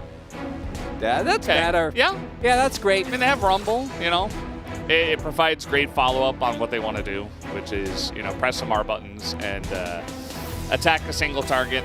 Ideally, the Ziggs, or even the Ahri, if you can blow it up fast enough. Yeah, the Ahri doesn't really do it for me. Now, Showmaker has really struggled on the Yone, so that might also be one of the reasons why they don't want to pick it there. But it does feel like the setup was there to go for either a stronger AD threat or something like the set, but you can't really blind that, so I understand. DK in a bit of an awkward position. The draft here for B&K, I think it's quite good, right? You have a really strong dive combo, then you have the most likely lethality Varus is just going to layer his damage on top of that. The Renata feels a little bit out of sorts. I don't think you're generally feeling great when you're playing the Renata into the Ziggs in particular, so we'll see how Kellen is going to be able to manage that, but Renata ults can always have a lot of value. There is a lot of short-range characters on the DK. Yeah, definitely a lot of stuff there. I think that aiming certainly has a lot to do. The rest of his team is kind of like, okay, we're going to catch you, we're going to hold you in place, we're going to set up CC chains, and we're going to be in their face. And aiming just has to play safe, stay in the back, do the majority of the damage. Because besides the Ziggs, there isn't, you know, a crazy amount. They have invested in Ahri, but it's not going to be through the roof. Whereas certainly a lot of damage here on the side of B&K Fear X. There's not that much tankiness though, so whoever wins early, I think is going to look good, Valdez. Well, that's the way it goes. Let's hop into the rift for game number 1.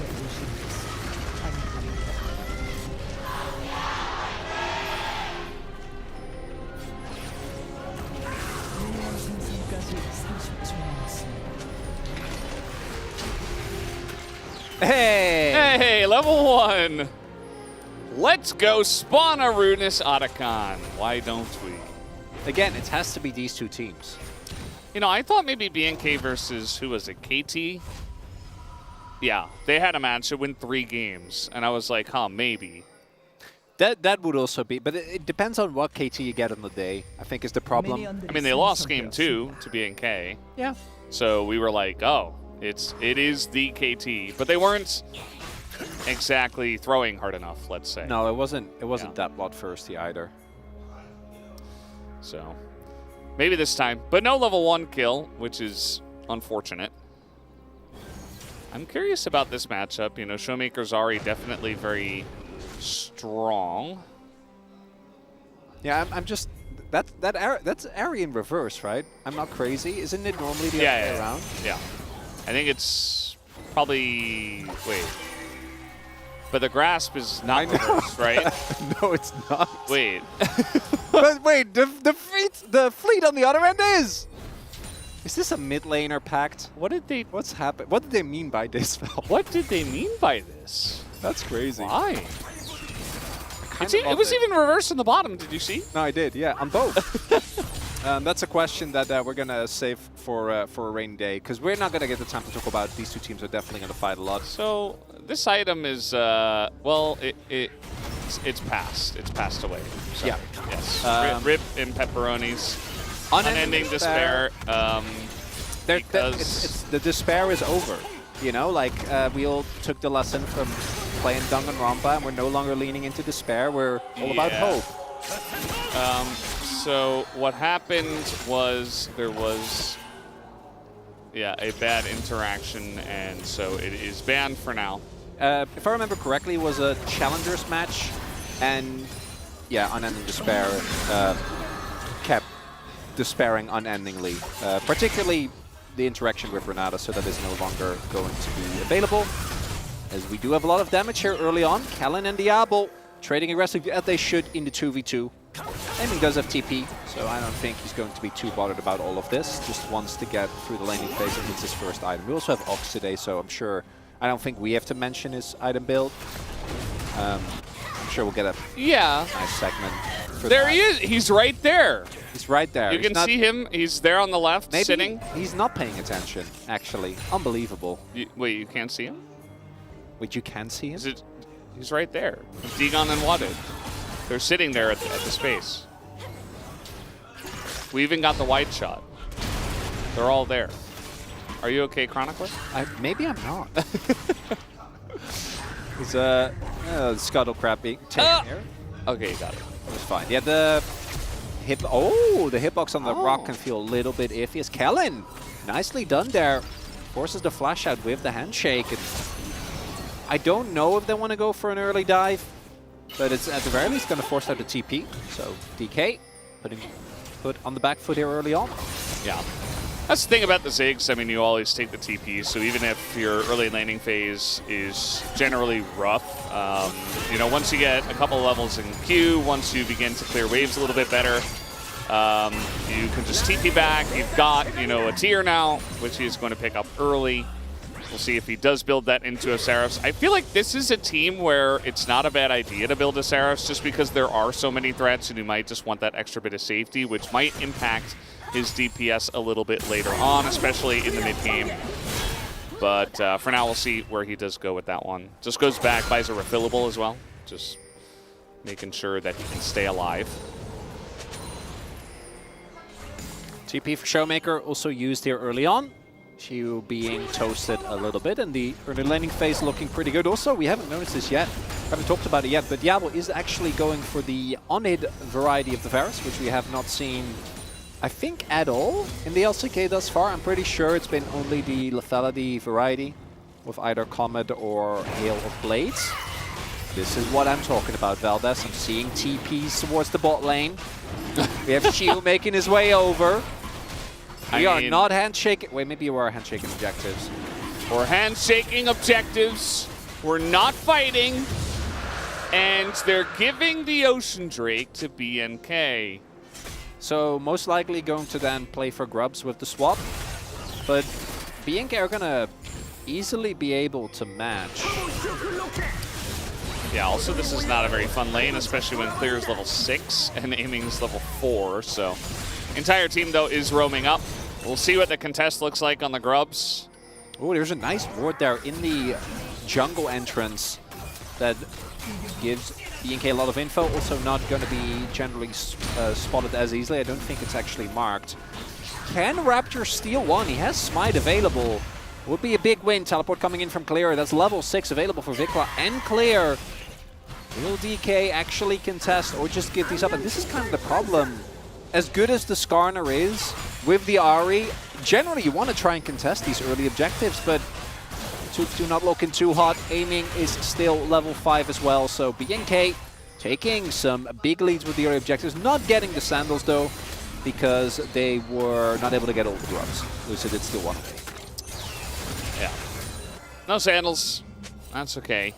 Just gonna work on that a little bit. Aiming very far behind his opponent, who is the Varus Diablo, who's just kind of been posted up in mid lane. This wave state is also pretty dire, and Ziggs can farm relatively safe. A lot of this goes back to that flash not being available. Because if he had flash, I think he can step forward a lot more. And Clear is just keeping the lane here. Like, they know that Callan is still in the area.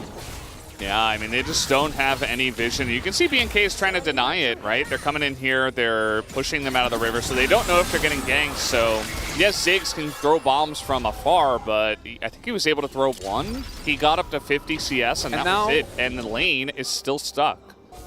And now they're gonna, I guess she was gonna pay the price instead, as he will now make his way towards the top side.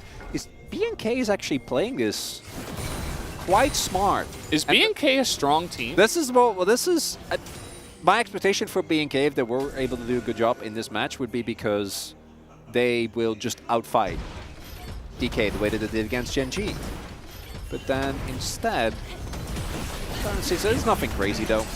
But it is still an early lead for BNK, and it's not even like their scaling is that poor. Plenty of champions on their team have a lot of impact for basically the entirety of the game. Yeah. I think it's also funny, I was like, yeah, I haven't been a big fan of their drafting over the years, and then they draft like one of the best BNK comps I've ever seen. I'm like, wow. That's interesting timing to draft really well right after I mentioned that I didn't really like their drafting. But yeah, this is pretty good so far. I mean, it's still early.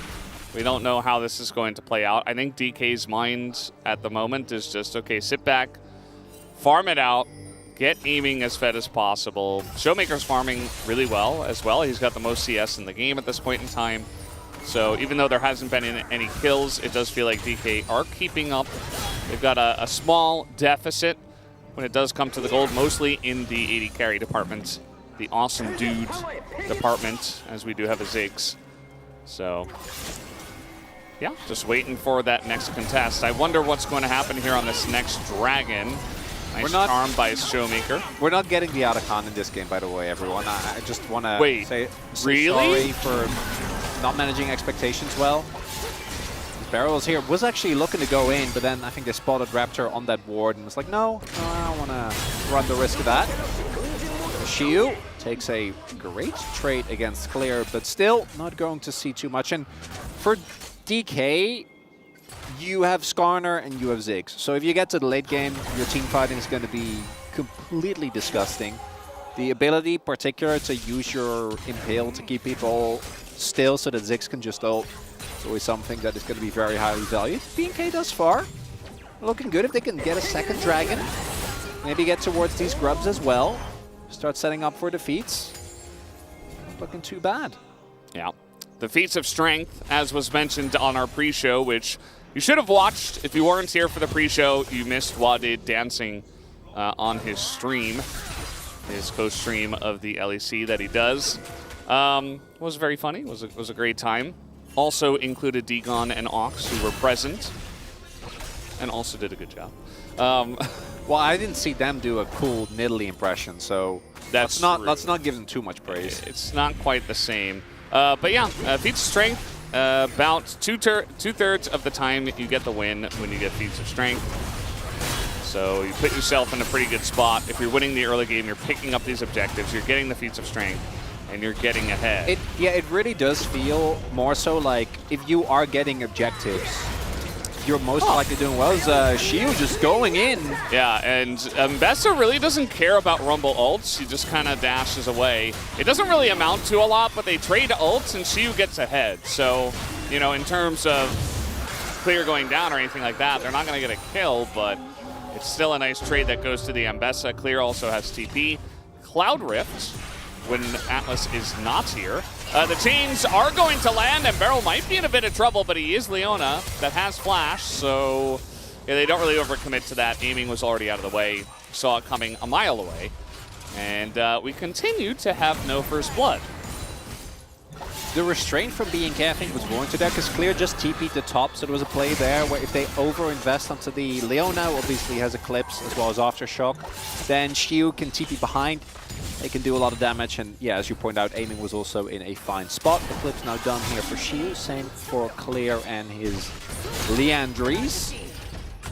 Shiu, the big win of that earlier play is just that he didn't have to use his teleport, so does go for that ultimate just to force the summoner. We'll see if DK can turn that into anything. As you point out, it is the Cloud Rift, as we have Rageblade first. Not seen that in a hot very minute. long time. A hot minute. Yeah, a lot of minutes, actually. It's going on hit. Is this That like part a makes challengers sense. thing? Like, you know, Bull used to do this all the time with the on-hit Varus. And especially in challengers, if you're playing on-hit Varus, you do like 5 autos and die. And that's kind of your job because it's so aggressive and there's so many dive champs that get picked. Yeah, this it's like is insane.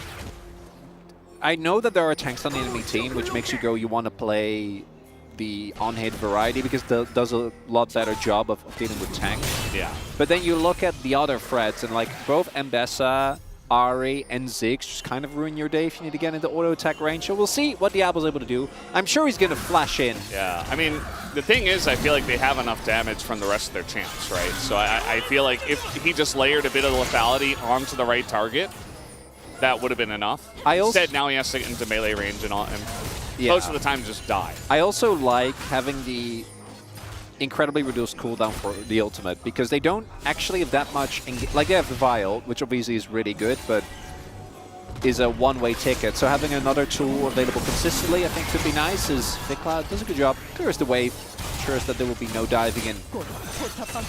How is DK versus BNK gonna be one of the slowest first bloods we've had so far? That's not right. The slowest first blood, we've already passed it here at the LCK It is Cup. the slowest. Yes, this is the slowest so far.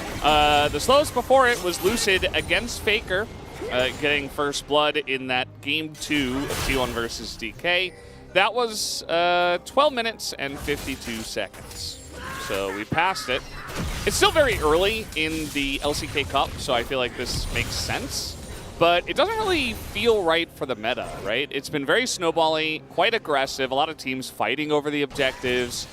We had both grub fights, no big team fight or anything like that. We had both Drakes just given over for free. Nobody's able to get a big enough lane lead to go for a turret or anything, and the lane swaps never really stuck in this game at least.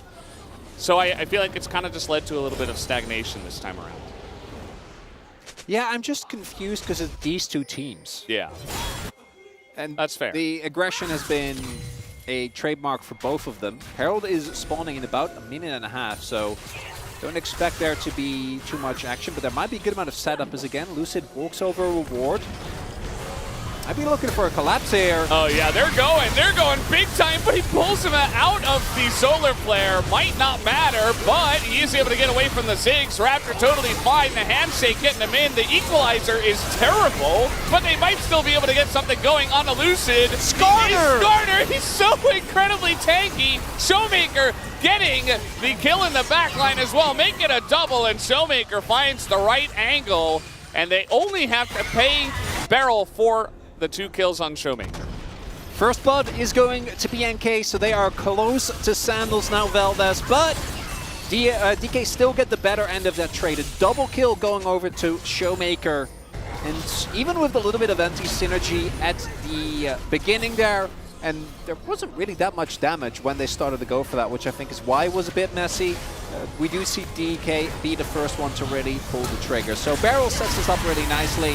Then there, I think missing the damage on that solar flare is actually a pretty big deal.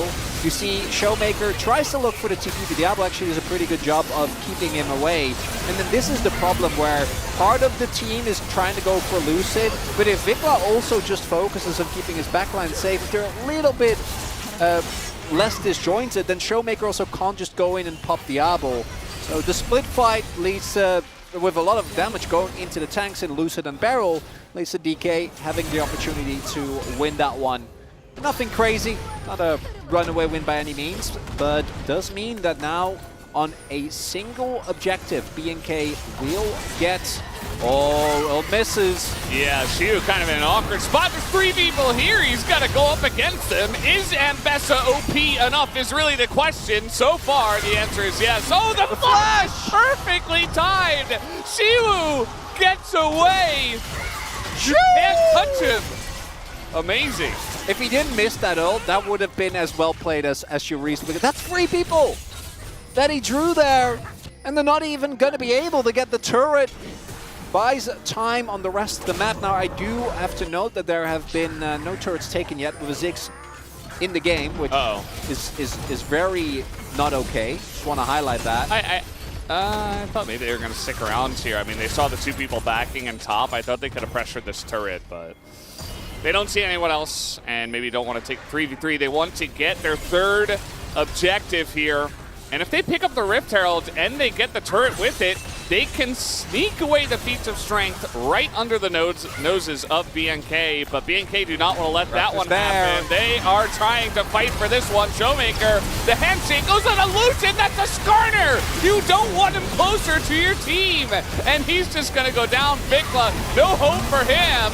And down will go the Rift Herald in favor of DK Barrel. He sacrifices himself. He wants to continue the fight. And that he will. 3 kills go over to DK. They want more. Kellen will go down as well. Will they pick up the ace is the only question left. Clear, he survives under the turret, but man, a huge swing in favor of DK comes through. They even get the Herald, Valdez, as you point out. Showmaker somehow ends up getting that one. Beats. Beats now. The sandals for DK. We see the upgrade come through there. And the BNK comp is exceptional at taking down a single target. But that target cannot be the Skarner!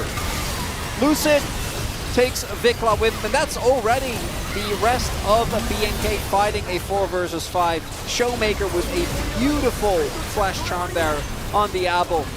Doesn't get the flash off.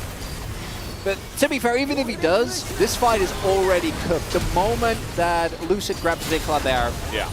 And you either have to be ready to, because I think maybe like Raptor ults Showmaker, but the problem is as long as Skarner is there, like the dive is just not going to work. So BNK bite off way more than they can chew. Also the, the flash engage Renata onto Skarner. Yo, the handshake, yeah, no, I mean, you already, man, that's not, yeah. I mean, I feel like Kellen, he was very excited after his Alistar performance for a good reason. And now he's playing Renata. Renata in this comp, which you mentioned during the draft, is kind of like the outlier. Everybody else wants to go in. She's like, okay, I'll wait for the enemy team to go in. And Kellen's trying to do his best, but like a handshake on a Skarner is literally like, it's a negative play. It just doesn't do anything. As here comes the Rift Heralds. Clear. There's 5 people, 4 people here. Yeah, he is just Omega dead. No way for him to get out. And at least Vikla trades a turret, but we might get another charge here. Seems unlikely with how low the Rift Herald is, and they will just back away.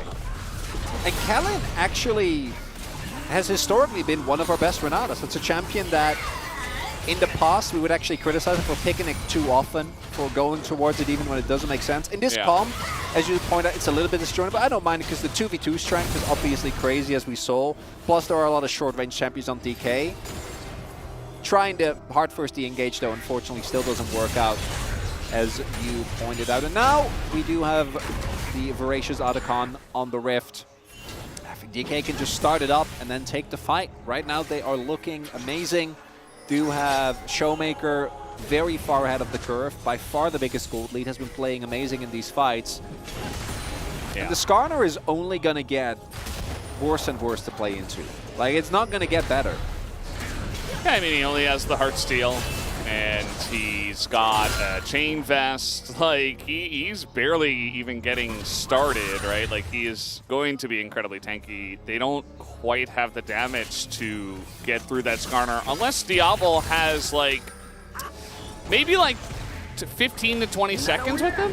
Then I'd say maybe. Let's see if this ult lines up, or if he even goes for it. Looks like no. Just waiting for the wave to be pushed in. But yeah, I do agree with you. I think they could have just set up for the Otacon and just said, okay, come at us. and see what happens. We have a Cloud Drake spawning, and I do think that Cloud Soul itself could be very useful for both of these teams. So it does feel like we want to fight over this on both sides. Can't believe Barrel's not just walking in. I mean, he shouldn't, but, you know, it's Barrel. Yeah. Has been playing, I think, amazing this game so far. Every engage hitting the mark. DK take control, walk through mid. Oh, they really easily get prio with the Ziggs as well. As BNK, this is, I think, the final opportunity you're going to get. You need to get on top of Aiming or Showmaker if you want to win this fight. TPing in off to the side, but can they actually get backline access? I don't know, Valdez. Going to be a tough one. Yeah, it is going to be pretty rough. You see that Vicla's already marked. Like, they see him clearing waves in mid. And so Barrel and Showmaker just say, okay, well, we'll target the Yone. Vicla actually doing a good job going straight up the mid lane, but you can see that BNK really struggling to get near this. The Equalizer hits the Dragon, as now they land the Solar Flare on Kellen. He is just popped like a balloon, and down will go Diablo as well. This is just a disaster for BNK, and DK is not a team to back down from disaster. They are going in. They want to take them all down. Raptor will be the last one left, and down he goes. It is a clean ace, a huge stomp in the team fight. Yawning Teemo from Showmaker as they bob them in the fight. Clean ace for DK. They get the Dragon, they get the fight, completely unbothered, and they're just calling the bluff. They're like, okay, so Vicla can't walk up. I don't know if they spotted Raptor, but it doesn't matter. Without the Vi, there's no opportunity, and it is the combo there onto Kellen. Like the old kind of whiffs, doesn't hit anything. Then he gets marked by free ultimate, just dies immediately. And without that Renata, there is no safety for the rest of the team whatsoever.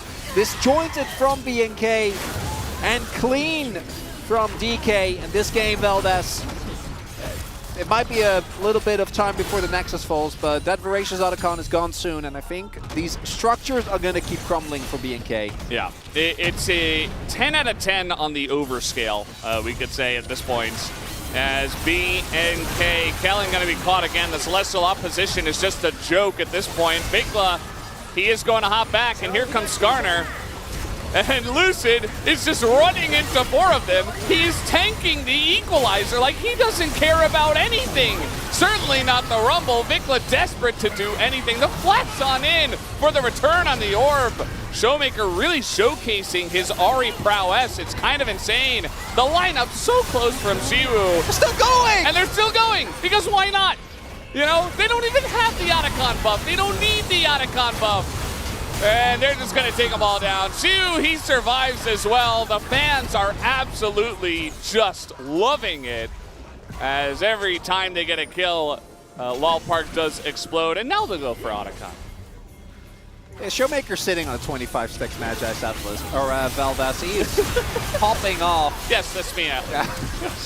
I don't know where that came from. As we take another look here, BNK just desperately trying to get anything going, but it is not meant to be. Diablo, as we kind of suspected, does not get to auto anyone at any point.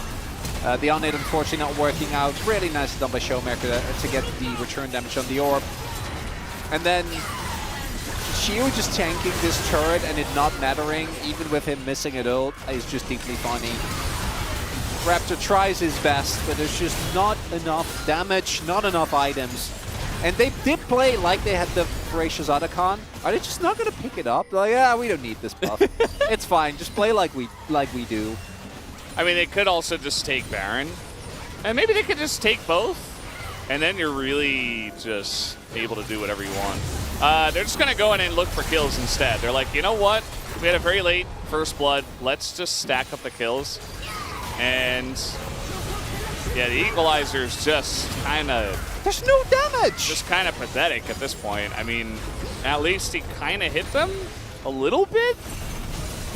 Like, it just really doesn't inspire much joy, that response, you know, after DK overextend. They're like, we gotta do something, we gotta force a fight, and it's just like the most flimsy Equalizer, and they just walk away. How much AP does Showmaker have? Yes. 640, Valdez. Yeah, he's playing Veigar. At 26 minutes! Ahri skin. Oh, that satchel, pretty nice. Gonna force the flash here to clear with the follow-up. And yeah, I mean, the Raptor can't get away. He doesn't have flash, so he has to go in. At this point, you know, it's just desperation. Like, they can't do anything. He can't vault away. Clear's gonna die. This is just absolutely Omega stop. And they still don't have the Otacon, and they just don't care at all. They're looking to push down mid, I guess. Maybe they'll just end the game. Might as well. Don't need the buff. Don't need Baron. Showmakers. Look at him. You're still playing the game. You're not dead. Don't take your hands off the keyboard. He's just angry that they're not respawning fast enough so he can get more kills. That sounds like Showmaker. That was a pen opportunity if I've ever seen one. Can't believe they didn't give it to him. And guys, the game is just over. 27 minutes. The kill score 22-3. And they're not done. They're looking for a bit more. They'd love to get this kill on a Raptor. The equalizer again, just pathetic. Down will go the Nexus. 23-3. The final kill score. And man, Showmaker putting on the show. He makes it. That's what he does. And DK are saying that, okay, this team is just no match for us. And in that game, they weren't. There really isn't that much more to say. Like, what, 2 early skirmishes went the way of DK in a very one-sided manner, and that was about the end of it. There was no opportunity for BNK, and with that composition and what they've shown before, I was expecting that dive comp to look like a cohesive unit. But it felt like they were not on the same page. And normally, I think it's mostly support and jungle, and I think that Kellen had a rough game. But in this comp, to me, it's about Vi and Yone. And Vi and Yone were not on the same page. They're the one that go in together. They're the one that set up the big ults from Clear as well. Yeah. And if that Freeman unit isn't in sync, like as we saw, Diablo just doesn't get to play the game. I don't think that was him specifically. You can look at the damage and go, man. But again, it was a risk to take with the Varus, but for me, this is about Clear, Raptor, and Viklant. They need to sync up if we want to bring this to a game number 3. Yeah, you know, they took a risk. They gave over the Skarner to craft a composition like this, starting off with the Rumble and the Varus. It was very clear what they wanted to do. The risk absolutely did not pay off. And they're going to have to go back to the drawing board. At least they don't have to worry about banning Skarner because it is fearless. It's gone! It's gone! And that means they don't get to play it on their blue side either or have the threat of it. So, guys, we're going to take a break and have the space afterwards. We'll be right back.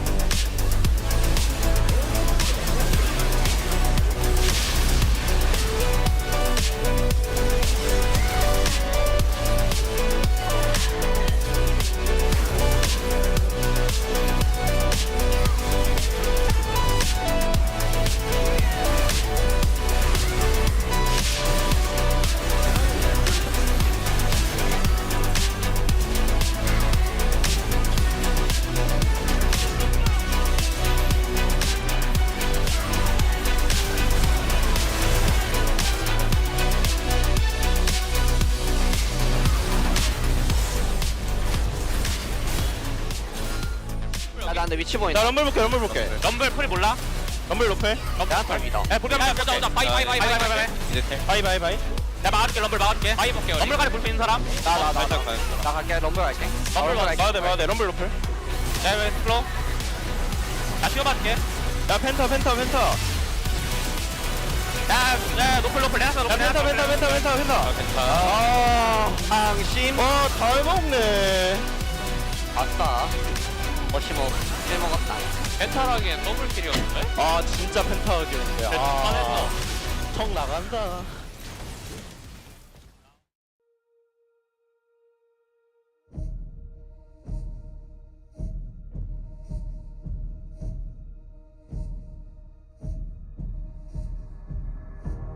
You say you're not afraid to die,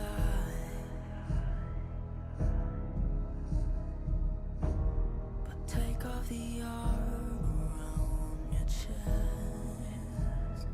What's left inside? Lying, licking your blade. Do you really bleed if it washes away? Take a ride, rough as you can.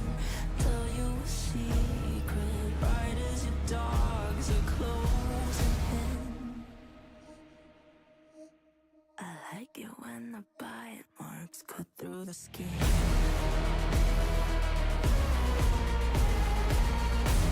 I like it when the bite marks cut through the skin.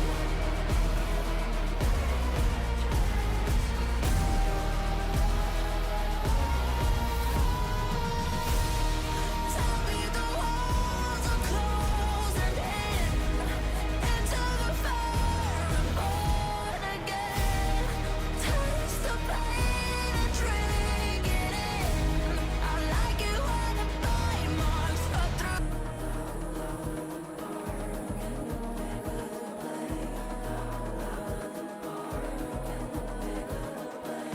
One seat on the throne, one foot in the grave. Don't tell me you bleed if it washes away.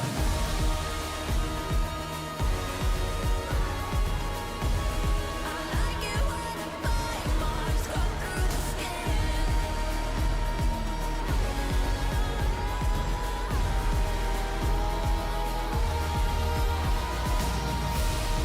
Tell me the walls are closing in. Into the fire and born again. Taste the pain and drink it in. I like it when the bite marks. I like it when the bite marks cut through the skin.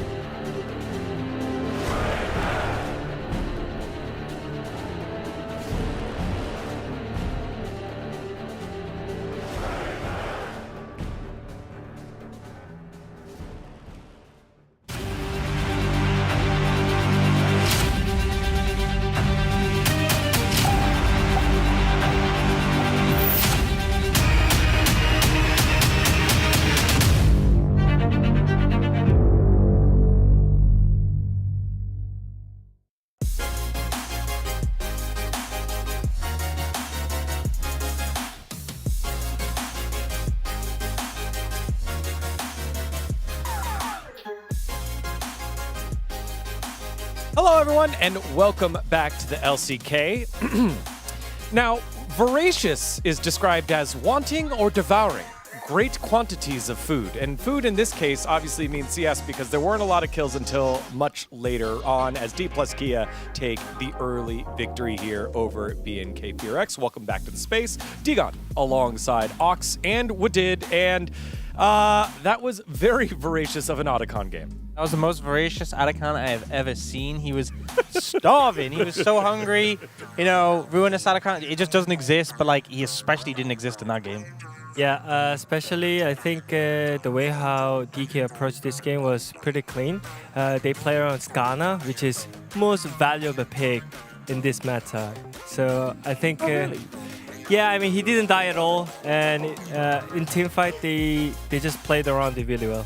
That's right. Skarner now still 100% win rate, helping the Bros get their lone victory of the LCK Cup, and now helping here in game number 1. Yeah, just ban Skarner. And I think the funny thing is that Yone actually has Blade of the Rune King, and does, you know, I was actually looking at the number. It was like over 500 damage from the, the procs from Blade of the Rune King, like the percentage HP damage onto the Skarner. Additional damage. He just didn't die. Yeah, additional damage. He just didn't die. Like, he's so tanky, and yes, he does have to flash out, but like they burn so much on him. They then try and turn on the Ahri, but obviously Sonari can kite away. You don't get the rebirth. And this was kind of the beginning and the end. That was like the closest fight that they ended up getting, and that wasn't very close. And yeah, latest First Blood as well. It's funny because at 14 minutes, that's when the Arakannas decided we didn't get a kill before that point. Yeah, that's true.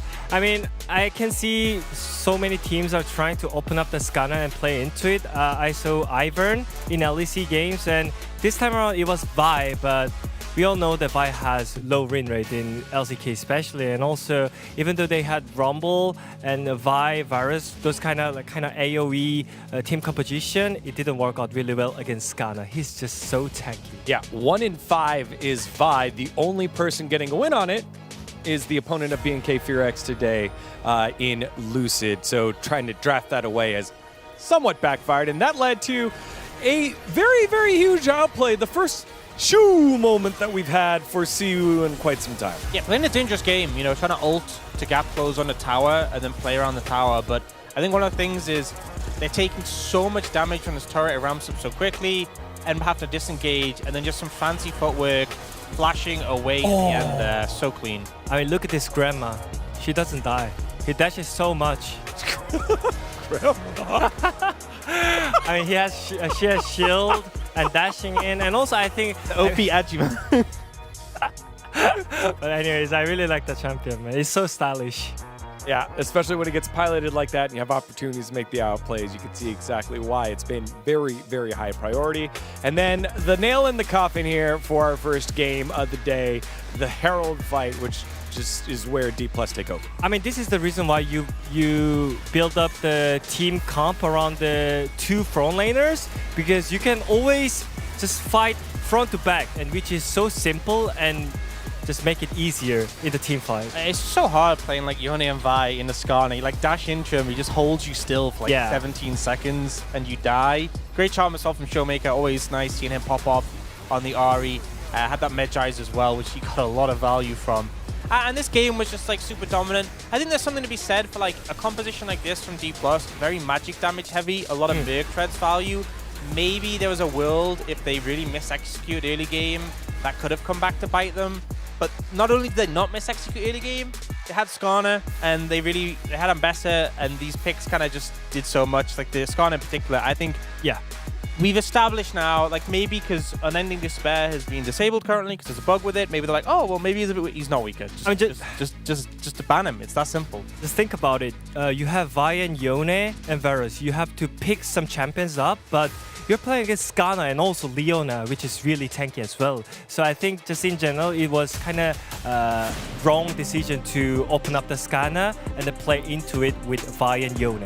Yeah, again, you could see BNK FearX going back to the lab and saying, well, thank goodness we don't have to worry about that Skarner pick anymore. I feel like we've hit on it long enough. Final thoughts here, we did? I think they really need to work on the building up the team composition once again. I think, I guess if there was no Skarner, it was really good comp. Like, for example, you have Vi and Rumble and Yone, which is really great combination with AD and AP. And also you have Varus on the bot lane. But now it's a fearless, new draft, new champion. So you have to think about it once again. Yeah, I think execution is really key as well. We talk a lot about draft, but I think they need to be playing at a higher level and have a draft that favors them, has cohesion if they want to be D+. All right, well, let's send it on over to the casters for game number 2. And the question for the boys are, do you think the longest death record will be broken in game 2, or will it just stand where it's at? Thank you, Spacers. along your question, Degon, I would say that DK, especially Showmaker, with how easily they won game 1, he's going to be like, all right, perfect opportunity to go home, speed run it, let's attack, let's get the first blood earlier. And I think they will in game 2. Or we pick a mid laner no one's played yet and run it game and lose. which also would be very DK, given that they've done that already with the Zara. Just produce more content for the fans. Yeah. You know, we haven't seen Vigor in a hot minute. Yeah. Bring him back. I did mention him in game 1 with the amount of AP that Showmaker had with the 25 stacks, so maybe that's a little bit of energy, you know? Get the universe thinking about that champ again. I know, I'm not going to bother trying to predict what goes on in DK's heads. I think that is a futile effort for BNK. You know, it's very easy. I think the giving of the Skarner was a huge mistake, but to me, as rough as that part of the draft was, like that BNK comp, they should look better. This team has already shown us that if they are on the same page, they can perform in a team fighting way in a much more admirable manner. That was not what they showed in that last one. As are we just triple banning? Are we banning Pantheon as well? They're like, wow, Lucid was so good in that game 1. It must come down to his amazing play. And yes, Lucid wasn't is even that good. Lucid He was just playing Skarner. That's the joke. That's the joke. Yeah. Oh, well, I'm sorry. No, I thought you were gonna teeing it up. You were gonna ham it up more. And you know, they don't need to do that because it was just playing Skarner. And they're gonna ban Corki, who is 0 and 9. Well, I take back everything I said earlier about BNK drafting. We're returned to what I said earlier. I'm not gonna say it again. But yeah. It's so cooked, Valdez. Yes, Corki is the biggest threat that we must take away. Yes, indeed. Well, they don't have to ban Skarner at least. You know, they don't have to learn that lesson because he's gone. Yeah. Wait, first pick in here. Cassante, yeah, that makes sense. That's fine. I don't have an issue with that. Cassante makes a ton of sense. Is there anything else that you want to prio pick here? I don't think you want to pick away the Pantheon. I don't really think that the pick is that high priority or necessarily that much of a need to. We could see Jace Elise here. Jace is also a flex pick for DK. No unending the spare, so it would actually. No, it can be like the hybrid. Yeah, like the Black Cleaver. Yeah, or spear into Fimbulwinter. Yeah, you're still quite beefy, and you get a lot of resistances from your melee form. The Jace is a definite lock in here. That one's a no-brainer, but they're going to give themselves the time. Oh, is it Lee LeBlanc? You know he wants to, based on his face. Pantheon, also very fun.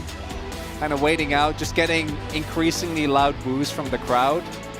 Sejuani is, I think, the most likely, which is, couldn't be further away from what we wanted. But it is a strong tech, and especially with Maokai being as weak as he is. I do think the Sejuani also, weirdly enough, raises in prio because of how strong the champion is without really having a tank during the match. The Wukong, though, this is great for BNK. Slap a mid laner together with this that has a big level 6 power spike as well. And please just be on the same page, and I think that's a strong start. I think Wukong is really underrated with where his priorities are right now. I think he's insanely strong in the current meta because he is amazing at team fighting. He is incredibly strong into so many of the AD matchups that are out there right now. Is the Tulia, I like the Azir a lot more. Let's see if Showmaker is going to go for maybe the Akali pickup here. Seen that a lot, although it's Showmaker, so what is he going to look like? Swain? Ezreal. Is it flex pick, theoretically. Yeah, I mean... It's DK, man. I don't... Yeah, it's probably for aiming, you would have to imagine. It should be, yeah, and most likely. Ezreal, aiming loves it. It's great into the majority of lanes. He's very good at it. Nowadays, he's very good at it, yeah. You can blind it. Now you can ban away other AD carries that you don't want to see. Like maybe you don't want to see a Kai'Sa. A Kai'Sa gets banned. The Kai'Sa Ashe. You don't want to see the Vayne, so obviously you got to ban that. Of course, yeah. Right? Yeah. Both Vayne and Space Vayne have to be taken away. Yeah. Okay, now you're losing me, Veldas. Maybe if it were Lehens on the other side. Wonder if they're gonna ban Ashe as well. Ashe has been pretty low prio for both of these two teams. What's with the Braum ban here? Not want to give Braum Sejuani. Yeah, you know, the Freljord combo. And you're kind of going in with like the Wukong and stuff. Yeah, you are. Ezreal Braum is like... It's fine. It's okay. I don't think it's crazy, but it's... Rakan taken away as well. I feel like Beryl Alistair. I mean, they can still go Elise if they want to, but I'm looking at the enemy champions. I'm like, I don't know if Elise is really the way to go here. Talia gonna get taken away here. Would make sense for Showmaker. I've seen that. And it would actually go really hard. Yeah, like looking at it, the Talia ban is actually amazing. Given that you have so many dashes. We're not gonna get excited until anything's locked in, even though DK would be the team that would. There's no... The Victor is just going to come through. No more IC champions, unfortunately, Anivia isn't real. So, I'm not going to see that. Yeah. In the past, this matchup felt pretty good for the Azir because for Victor, you have to flash the ult. And then when you didn't have flash, jungler comes by and you just ult him again and he dies. But I feel like nowadays, you know, with some of the changes, and I feel like Victor's in a pretty good spot. I think it's fine if you just play safe, you clear waves, try not to get caught out by Vikla, as Zeri going to be the choice here for Diablo. Definitely feels like a Diablo champion. This feels great as a composition, again, for BNK. This time the opponent does not have Skarner. And then you have... That helps, yeah. Great dive comp, good front to back. Picking away the Alistair from Barrow here also makes the... what likely could have been a Rel pickup here a little bit worse. We'll see what Barrow's going to go towards with a lot of the good options now taken away. This Barrel, so he could really whip out anything at any given point, and we'd be able to make sense of it. Yeah. Ooh, Bard into dive. That's going to be tough, and also it's going to make the laning phase a living hell, and it's back! Okay. Pantheon is back, but this is support Pantheon. No, I'm talking Barrel's Pantheon is back. Yeah. Oh, I don't remember the last time he played that, but if you're not familiar... It was 2020, no? With Talia, right? Well, yes, but I mean, Barrel specifically, I remember played it just straight up as well for the entirety of 2020. Oh boy. 2020, yeah. That was pretty good back then. 2020 was a weird year because their spring was like not that good. No. But then they turned it around in summer and then they obviously won Worlds, so. I guess it probably was 2020. The last time, yeah. 2019 was like the Alistair year for him, right? Did Life play that? I mean, for Barrel, definitely is. I don't know if we saw any Pantheon support outside of that, but it feels like aggressive supports right now do feel very, very strong. Also has good setup, and Barrel on his aggressive picks. I think both Barrel and Showmaker have looked so happy to be on the team again. Like, I think both of them actually have looked in great form, and that's with Barrel's like 9-death game. Yes. Even then, I think it's a fine statement to make. Now the draw for BNK, it's good. This is a solid drop. The laning phase can be a bit iffy. I think you do want to look for a lane swap, especially because Cassandra is so solid in those, and Jay struggles a lot more. If you can get the lane swap off though, and you can avoid this bot side matchup, they're looking good. We'll see what happens. Let's hop out of the rift here for game number 2.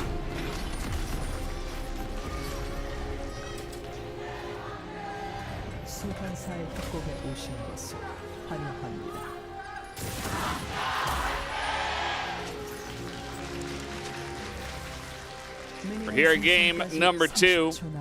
The DK fan base out and about here at LOL Park.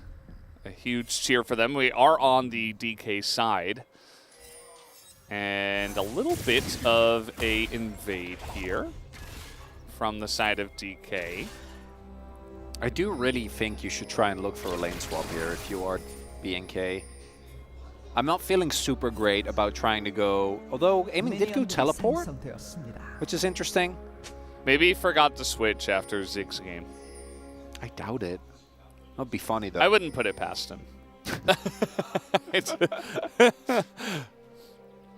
I know that I've done that before, so we all know that even pros can make mistakes that we make. I remember this happened to me when I was playing. Like I was auto-filled top, and then I'd play a jungle game with Grasp, and it wasn't like the cool Skarner or Heartsteel build. I think I was playing like Jarvan. Yeah. It didn't do a lot. So level 1, Alistair, barely a champion, and Barrel behind. Oh, actually, I thought it was going to go a bit more aggressive, but does have to be careful so that he doesn't get knocked into the turret. Going for Q early on here. The crowd is like, ooh, after the Pantheon ability hit, it's like, whoa, that's a new champ. I mean, not technically new for this LCK Cup, and it's been around for an extremely long time, but like, yeah, they're just excited about it, even with just one spear hitting. These first couple of levels are going to be rough. Barrel was his Mortal Will stacked again, but particularly as soon as it hits 2, like... Yeah, goodbye. He's not missing. We knew that this was going to happen. B&K! Yeah. I mean, the thing about it, if you think about, once some levels come in, like that Pantheon can't go insane mode just because Alistair is there, but especially early on, you're just kind of sitting there taking it. Like, you're taking so much damage already. Diablo going to get hit by another spear, but it's not going to be the end of the world. We do see that Showmaker is doing a good job of trading here against Vikla. Gonna force some consumables to be used. The lasers are not missing here, but he is running low on mana. The biscuits aren't giving mana anymore, so gonna have to see what he does about that. I feel like Vikla can kind of just hang around and take the harass with Showmaker running out of mana here, but here comes a little bit of an engage. This is the interaction that I was talking about, but the damage is still there, and they're level 3, so they're continuing to put on the pressure. No ability to really trade back with Barrel using his E there. And Diablo, that's just a single W. They still have Ignite, still has the Flash available. I do like this opportunity here from Raptor. Getting a gank towards the bot side could be quite big. Aiming is a little low. The problem is trying to go in on the Barrel. I think whoever tries just gets murdered as... You gotta be kidding me, Clear! I think he's okay, but that was so dangerous. And she was like, nope, I'm just going to boop it back. Just going to wait it out. That timing no problem. is crazy. Because it was so crisp. It was so crisp. Wow. Like, I want to see a replay of that. Yeah, because I'm pretty sure Claire didn't hold it for as long as he could. He tried to look for the knockback timing, and then Chiyu just read him like a book. He's pretty good, yeah. There's something special about this guy. Like, yeah, he hasn't been perfect, but there have been so many moments already where you're like, whoa, this guy is kind of on a next level in terms of just the way he understands interaction, some of the plays that he has, like when he flashes. I mean, the last time that we had a top laner that maybe this excited was specifically Zeus, which was way back in 2021. His Gnar game, the first game he ever played, kind of had the same vibe to it. Now, to be fair, I was actually thinking about this recently, and I guess I was expecting a lot more action, but so far this series has been pretty lacking early on. Yeah. Like, what was my hit rate on hyping up players? I think it's like, we're at like 40%. Well, that's just because you hype up every challenger player. Well, I don't, though. What? Well, not every challenger player, just the good ones. Vikla, no, now Pantheon's here. Now you can't tank it. You have to go back home. Showmaker has TP'd back. And Vikla has Vikla as well. Have TP. So now he's just going to go home and lose a wave. That's just what's going to happen instead. So the Pantheon, not only good in the lane, but also fantastic at roaming around the map. And they do want to look to match the lane of Zeri and Alistair.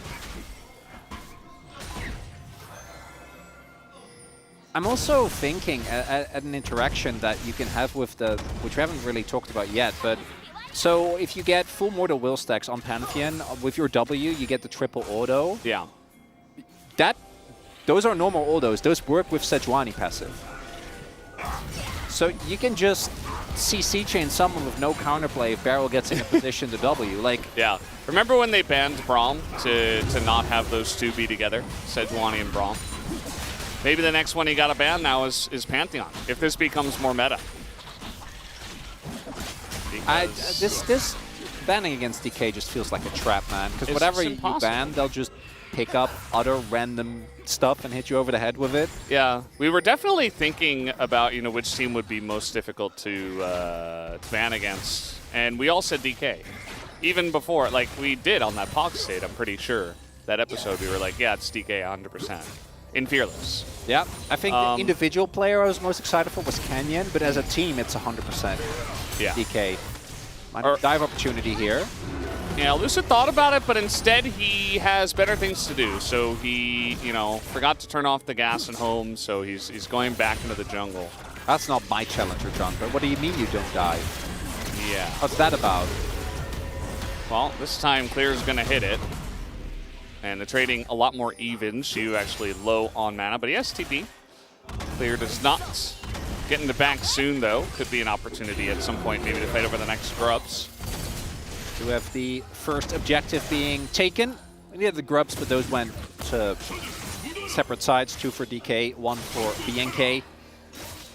Is not going to go to either, but the first Hextech Drake now picked up here. Have a couple of good Drakes still on the board, so we'll see what we'll end up getting. And again, teams that I was expecting to get us a bit of ruinous action, it's just not happening, Valdez. Yeah. I wonder why that is specifically, because these teams are definitely quite aggressive. And I feel like in BNK's case, we see them as a very aggressive team because especially when it comes to team fights, regardless of if it looks like a good team fight or not, they will go in. They will take the team fight. But those are team fights. So early on, I feel like Raptor has been decent at setting up, you know, early ganks and stuff like that, but not in these couple of games. And Lucid was playing Sejuani, so maybe just wanted to wait for 6 in this case, so... Even BNK, I'd argue, actually just wants to play till 6. So I think for them it makes a lot of sense. Lucid actually up like 20 CS, has just been power farming on the Sejuani. I think Wukon's early clear in particular is just not that great. I also wanted to highlight something funny, which is that Clear. Yeah, Shu in a lot of trouble. Nice setup here by Clear, but not going to go for the ult, so... It doesn't have any vision, and I think I have spotted Lucid in a while. But Clear has actually done like a third of the damage that Chiu has, yet is up like a wave. So he's just been taking a continuous beating and kind of shrugging it off as Cassante does. A True Shot Barrage is actually pretty key. I mean, it hits both, it forces consumables out, and you can see that Diablo is already like near half health after that and 1 spear, so... Ezreal Pantheon. It's a poke lane. you don't get to play into it, yeah. Now this time might be the option for Clear, but the speed up is very good. He is going to ult on in. The damage might be enough, but the second Q is going to miss, and Chiu just walks it off. That extra speed burst for him is enough to get away from the Cassante, although now he's sticking around, and the flash comes in, and Chiu gets solo killed by Clear. And Clear says, I was here first. Get out of my top. As we were talking up Chiu, Clear says, respects my Cassante, showing why it was banned in that first game. And Chiu, not using the flash there, definitely way too overeager. The moment that you're that low, just respect, doesn't do it. Nicely done by Clear. That is also going to put them now quite close towards getting those sandals here early on. Taking away the possibility of DK securing that first blood. Big win for BNK. They're still getting pummeled in the other lane. Oh boy. Aiming's tanking 2 turns and Barrel's ulting under the turret. Yeah, and it looks very cool. Yeah, they're getting very low. The flash on him pretty good. We got a teleport coming in as well. Barrel trying to desperately get a kill. He will get the 1, but he will be traded back, and that is a kill given over to a Zeri. They get the TP as well, and that's going to give some free time to a Jace in the top lane. This feels good for DK at the end of the day. Yeah, DK take that. That's a 1-for-1 trade. Yes, Diablo gets the kill, which is a bit rough, but Aiming is still ahead in gold. And then this forces a response, because look, that was, what, 2 plates that Shiu got off of that one play. So even with the roam, even with the early solo kill, the gold now pulled a little bit closer to even as we take another look. So I think initially Shiu plays is great. Has the bone plating, doesn't take too much damage, sidesteps the Q, gets the ult, and sidesteps that Q as well. And this part was great, right? Is healing back up, and I think that's what gives him the confidence to stay up here. But then the dash forward from Clear, and then right there, Shiu not flashing is what ends up being his demise. And then here, yeah, so when Pantheon ults, in his animation when he comes down, he actually throws a spear as Kellen. Yeah, just behind the turret. Shiu has flash. He was saving him for this play, but there's so many ults being thrown at the one chase. And Shiu, we sang his praises, but now he's getting bullied. The new guy on the block is having a hard time. And obviously in that case, very difficult to have any chance to get away from that gank. Yeah, if it was just Kellen, like he, I think, didn't know that Raptor was there. The moment you see Raptor though, yeah, the flash just, it's fine. Between the TP and the Wukong and Alistar there, you just have to let it go. And the fact that Kellen just appears from seemingly out of nowhere, walks past your turrets and murders you, there's a little bit of life in BNK here in this second game, Valdez, and you love to see it. This is what we saw from them against Gen.G as well. And after that first game, I was worried that we're going to have none of it. Still have to convince us in the team fights though. That was the big difference maker last time around. Lucid also hasn't had an impact yet on this Sejuani. They're expecting him to do so in these fights as Showmaker gonna go back and then I imagine look to TP towards Dragon if it is contested, but so far nothing really coming from it. Yeah, Vickless top without TP, so BNK just say, well, let's play for top. And let's play for mid. Let's you know, we've got our top laner down on the bottom side. Let's try to make some plays in here. They've got Kellen and Raptor in the face of DK. Red buff trying to be stolen. And that is a Wukong, so just going to let him go. So Raptor gets over the wall. Vikla has some alone time with this turret. Takes a little bit of damage. Showmaker also coming over to match and clear the wave. So trying to scrounge up some gold wherever they can around the map to try to catch up, and it is still a very close game. Ocean Rifts, not going to be too impactful, but each team gets a decent dragon apiece so far. Both Cassante and Sejuani with Ocean Soul would be very funny to see, so we'll see if we get there. We really haven't seen... now, they can't both get it because they're on different teams. Oh, I know. Either of them. Would be okay. Good. Yeah. Alright, it's a valid... Yeah, I was just... making sure. Yeah. It's been a day, I wasn't Valdez. sure, yeah. Yeah, no, I think it's warranted. Is this payback for the Atlas thing? Yes. Okay, that's warranted. Yeah. My apologies. Don't worry, you're not the first, you won't be the last. I hope you can forgive me. It happens all the time. You know, you've been Wolf before. Atlas has been Valdez before. Have I been Ox before?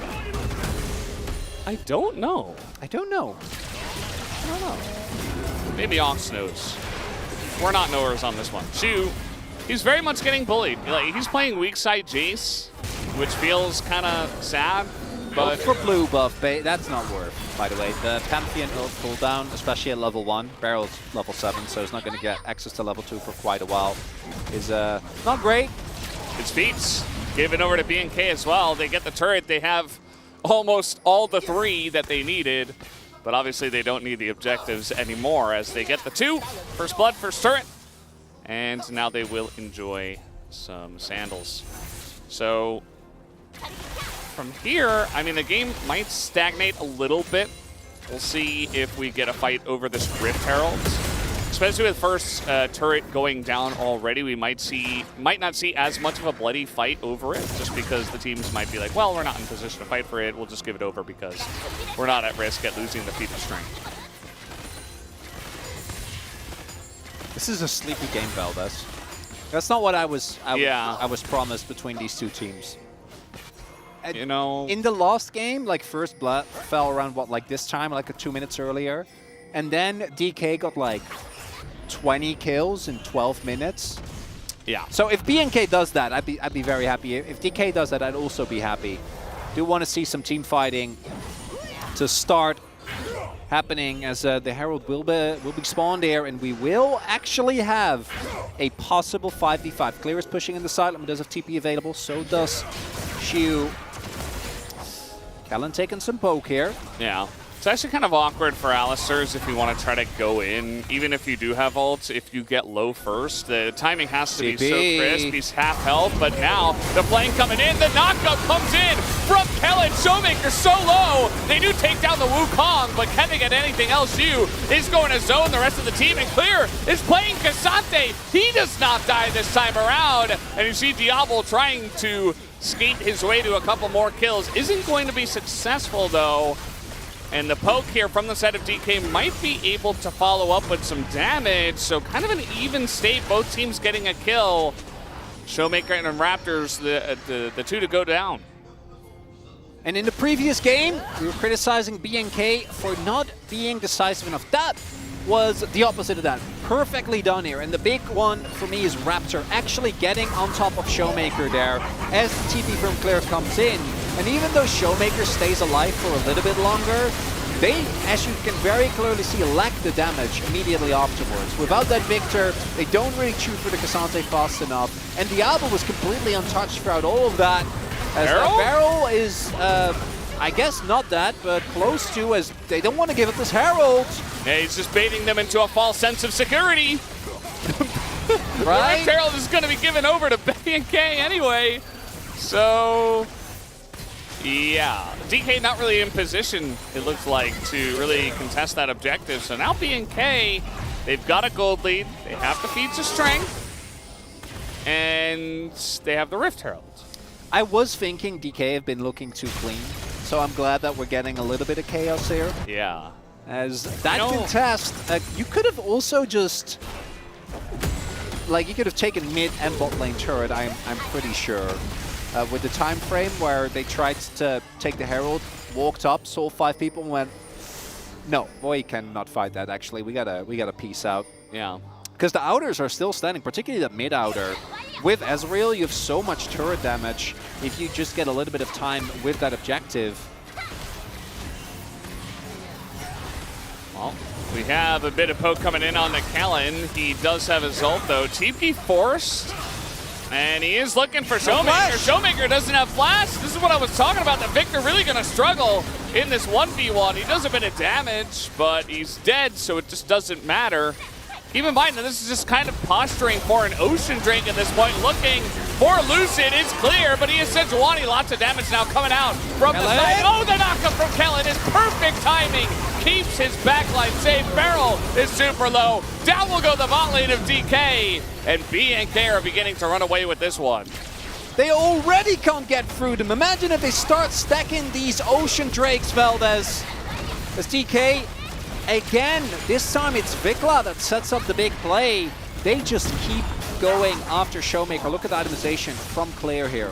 If there is no Victor on the enemy team, he is not dying. That's now Iceborne Gauntlet and the 4-0 done. So BNK, very confident seeing this Victor that doesn't have his flash available. Just blow him up in seconds. Yeah. I mean, this replay is very straightforward, right? No stun. Vikla dashes out of it, Showmaker's dead. The positioning here for Showmaker, you know, maybe if he runs right away, maybe he gets enough distance, but you don't have Showmaker and then DK decide to fight anyway. It looks somewhat playable. Vikla gets hit by the ultimate there, but then that Hex Flash from Kellen, really nicely done on his Alistair. Lucid is able to stay alive, but that's not enough. And what is really telling here for me as well is you can see that DK wants to start fights, and they have pretty decent tools, but with how big the Wukong and the Cassante are, you can't really go in on either of them. The rest of the team has a lot of ability to dash out. You have Diablo with Cleanse as well. Trying to engage into this comp really does feel very, very tough. Damage so far has been lacking. Maybe when Showmaker finishes his Leandries, it'll be better as... Well, I guess Raptor's just dead. Very weird. Not sure exactly how that got started, but he was kind of hiding on bush, and DK had an inkling about where he might be. Sure did. And now, I mean, DK up a man. She was kind of trying to bait them into something here. It might actually work. Kellen goes into his ult, but a lot of damage coming out. Beryl has the shield up. Kellen gonna go down through the ult, doesn't matter. And now Clear, we will see if he is mortal. I think in this case, the answer is yes. He dies to a smite. Diablo! Go over to Diablo. He's going in, but he gets stunned. There is a nice ult from Vikla to keep him safe. As DK, they really love to play with their food, and they are doing it here so far. Shield gonna waste the flash. Diablo says, thank you very much. I'll take an extra kill, why not? B&K, they are not backing down Valdez. After Raptor just gets taken, we see DK trying to turn it into more.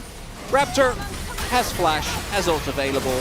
Actually, Flash just seconds up from being, otherwise can flash over the wall there, so actually a crucial timing. And then here, Shiu wants to go in. They even used the teleport for Showmaker here, so this feels a bit haphazardly. And yes, Kellen goes down, but crucially, so much damage goes into Clear here. So Clear, yes, eventually they take it out, but look at the health bars of both Diablo and Vikla. I actually think that they got relatively lucky there. Because if aiming dies as well, that could be a lot worse. Cut the tape. And here, cut the tape. Oh, Shiu, that flash. I am so... What I imagine there is he tries to like flash the Q that's up and then burst, but that was, I don't think, ever gonna work in DK. Why does he have his worst game ever when we're like, this Out guy of is sorts. really something special? To make fun of our hubris, to talk about a player who had a good last game. And Maybe it's because Chronicler is the best at caster cursing we've talked out about of the whole talent team about here. this a lot. Caster curses aren't real, Valdez. I believe that with. It's just confirmation bias. That's just something our brains do. You talk to Twitch chat about it. I'm not You're not the to be expert. convinced? Yeah. It's okay. Like, I might be on the fence, but I know who's not. This poke is not doing a lot with Valdez. I'm just gonna... Oh, they were on Voracious Otacon. DK, Showmaker this time. He's the angle safely. The angle. Oh, that knockup that comes in from Lucid is beautiful. And just like that, your Wukong's dead. The angle was so good, but I guess he just showed for a millisecond before he actually got his ult off. And down he goes. Yeah, that's a really big... He also used Flash, which that is a really important cooldown.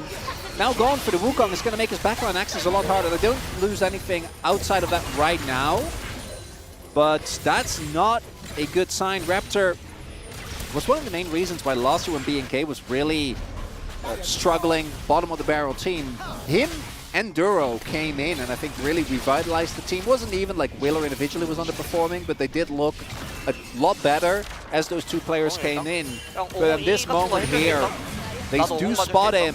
And as you point out, Valdez, it's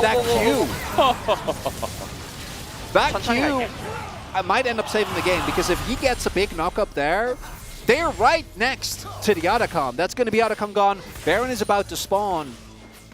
But instead, game will continue. Still, I think, in a good spot for B&K. And this is where they really tested. Don't forget, in the Gen G series, they were in an infinitely better spot. Yeah. They weren't able to close it out. Unlosable game.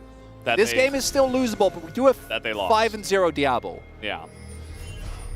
I mean, the issue with Diablo is that, you know, it's very difficult to get on him. He has cleanse, right? So you use the Sejuani ultimate, and he just cleanses it. And you don't really have much other lockdown, right? You don't have reliable CC unless Pantheon is in melee range, and then, you know, Diablo, maybe he made a mistake, or he's able to live through it. So really, the carry is up to him. This is on Vision. They're just going to try to burst it. And the timing... Okay, the TP comes out, they're just going to back away. Yeah, that's all they wanted. Yep. Because Raptor specifically being on the bot side of the map, he's still on his way. They spotted him on mid-wave. I'm pretty sure he's walking over wards, but they don't have the time to get through this, so I think they're going to have to let it go. Yeah. Lucio was tanking it up a little bit, you know, maybe keeping it at least, see what they can do, but not going to overstay. Barrel.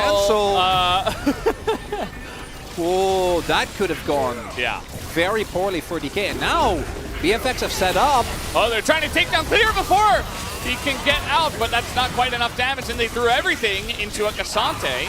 A lot of poke damage, though. Meanwhile, Otacon is still throwing very angry orbs at everyone. They are very angry because they're like a deep red. Well, Otacon's, you know, Adequan's is hangry, right? Like he hasn't seen enough, and now people are disturbing him. And look at that, he's fuming. It's very red, and specifically the color of red that's used. I think you can really tell how angry he is. Raptor, I think they have a good idea. He's in here, but it is Wukong, so this time not the Giga Read from Lucid or anything like that. And they're just always threatening this. I mean, there's vision on the Otacon. Are they gonna have Shiu try to like solo the dragon? There is vision. There's a blue trinket, I think, in the brush around Drake. Yeah. We'll have to see. Shiu not having the best game thus far.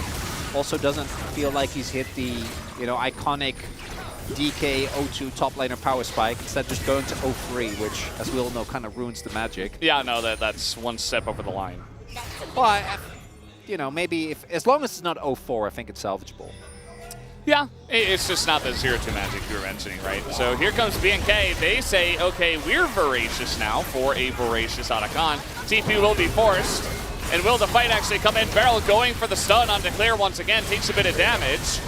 And the poke, it's only hitting Cassante. And that doesn't care. That's not really the target you want here. Flipping? Okay, maybe a little bit of a flip here as trying to get into the pit, but Kellen keeps him out. The voracious Otacon comes in. Vikla says, you know what? Why don't I just send myself in and die for no reason? That sounds like a great idea. As now Showmaker says, how about a free kill onto him as well? Obviously, there are revives that are coming in. Diablo and Clear trying to hold on to theirs. Yeah, but if you don't trade it for anything, like oh. Yeah, I think maybe they should have ran. They're going to go for the kills anyway. We'll see if it works. The stun comes in and Diablo will get the revive, but you're just going to lose both of them now. Jungler's dead though. With the revive, yeah, you have to go for Nash here, I think. You have to try and force, because that was not really the trade that you were looking for with the Otacon buff. I think Vikla in particular, as you point out, yeah, they got to go for this. Lucid's not there. Aiming is going to be able to make his way over. And it looks like DK might just say, okay, this is gone. We lost the Otacon. We're going to lose the Baron as well. And we are... The main thing I want to pay attention to here is how good of a job Kellen and Clear do of keeping Lucid out of that pit. So Kellen goes in, stands guard, and tries actually to knock Lucid out, but is killed immediately. But it doesn't matter. That's all the time he needs to buy. There's also still the threat of Clear ulting in. He was kind of covering the other exit to make sure then this is obviously subpar. But this play here, they don't know that Diablo is there. This is actually a really well set up bait because this is a 5-0 with triple item, Infinity Edge included, Diablo. So they use cooldowns on Clear. Yeah, at this point, if they do trade those kills, that's 100% worth. It's going to be the Baron, as well as the Voracious Otacon, and DK really fighting on the back foot now. And this felt like the break that BNK needed to really put a foot on this game. I want to see those Nexus turrets fall. I don't want to repeat it to Gen G game, Valdez. That was too much. Me and Atlas both really took a lot of pain from that one. You guys were struggling after that one, understandably. It just hurt. Yeah. Lucid was so close to living there as well. I mean, he died at the very end to Cassante after Diablo went down. Yeah, and that could have, in by itself, been enough to dissuade the Baron. Yeah. DK did get the Dragon, but that's, you know, not going to be right home about. It was fine. Turret's not. Yeah, the wave clear is like pretty good with Victor, but just Jace, especially with how far behind he is, and he has Fimbulwinter, like it's not really doing much.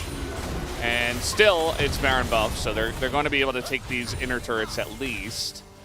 So really extending that lead. We're hitting, you know, 6K gold lead territory at this point. And we talked about it a bit, but the composition of DK isn't really one that excels from behind, I would say. You know, if you can get one pick, or you can utilize your poke with your extra levels and extra items, then you're feeling pretty good. But I feel like BNK's position now, with a Cassante in the front that's unkillable. It feels amazing. Yeah. And Showmaker is eventually going to finish his Void Staff. I guess Barrow is also going for Cleaver as well, which does make sense. Really good at stacking that quite quickly. But yeah, sure, if you're trying to play front to back into this BNK comp, If they get Ocean Soul, I think it's actually not doable, right? Because then the tanky members just get to never ever die. The one thing that BNK needs to be careful for is 100-0 combos. That's the only thing. As okay, well, they're really trying to get on top of this Victor. They might just be able to. The sweep is beautiful. It catches all three. And Kellen, at first, he was like going super deep. I thought maybe he was just going to die, but he sets up an excellent play. And that might just be the game. DK should be trying to run out of this one, aiming. He doesn't have his flash. He's queuing the wrong way. He eventually does get the flash off, but still going to go down. And CU, the whole game, just not really able to do much of anything, and they're going to take him with them. As enough damage will come through, the turrets will fall, and we will have a game number 3. BNK makes it interesting here up against D plus Kia. Arcane buffs, be damned. That Victor did not get to play the video game for basically all of it. We saw Vikla just go in every single shuffle. There was a Sejuani standing in front. He was underneath the turret, and yeah, they had Baron buff. Yeah, they had to be careful, but still, BNK unrelenting. And to me, Vikla doing amazing in that game. Clear. After game number 1, I was a bit worried about him. Game number 2 gets the solo bolo, plays a great tank game from there on out. Diablo, no, just played like Diablo did, just going in on every single play basically. But then Raptor in particular, because that one moment where he got caught, I was worried that from that point on the Wukong was kind of going to hang back, let that mistake get to him.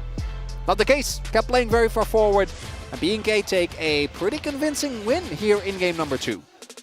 Yeah, I mean, like you were saying, it kind of feels like that game against Gen G, except this time they just held on and they were much cleaner. They didn't give as much time to D plus Kia. They found their angle underneath that top inner turret, and they were able to make a swift end to it. Feels like that draft for DK, not the best we've ever seen. We'll have to see if they can go back to the drawing board and figure it out in game 3. BNK, will they get the upset tonight? We'll find out as we take a break and have the space to break it down.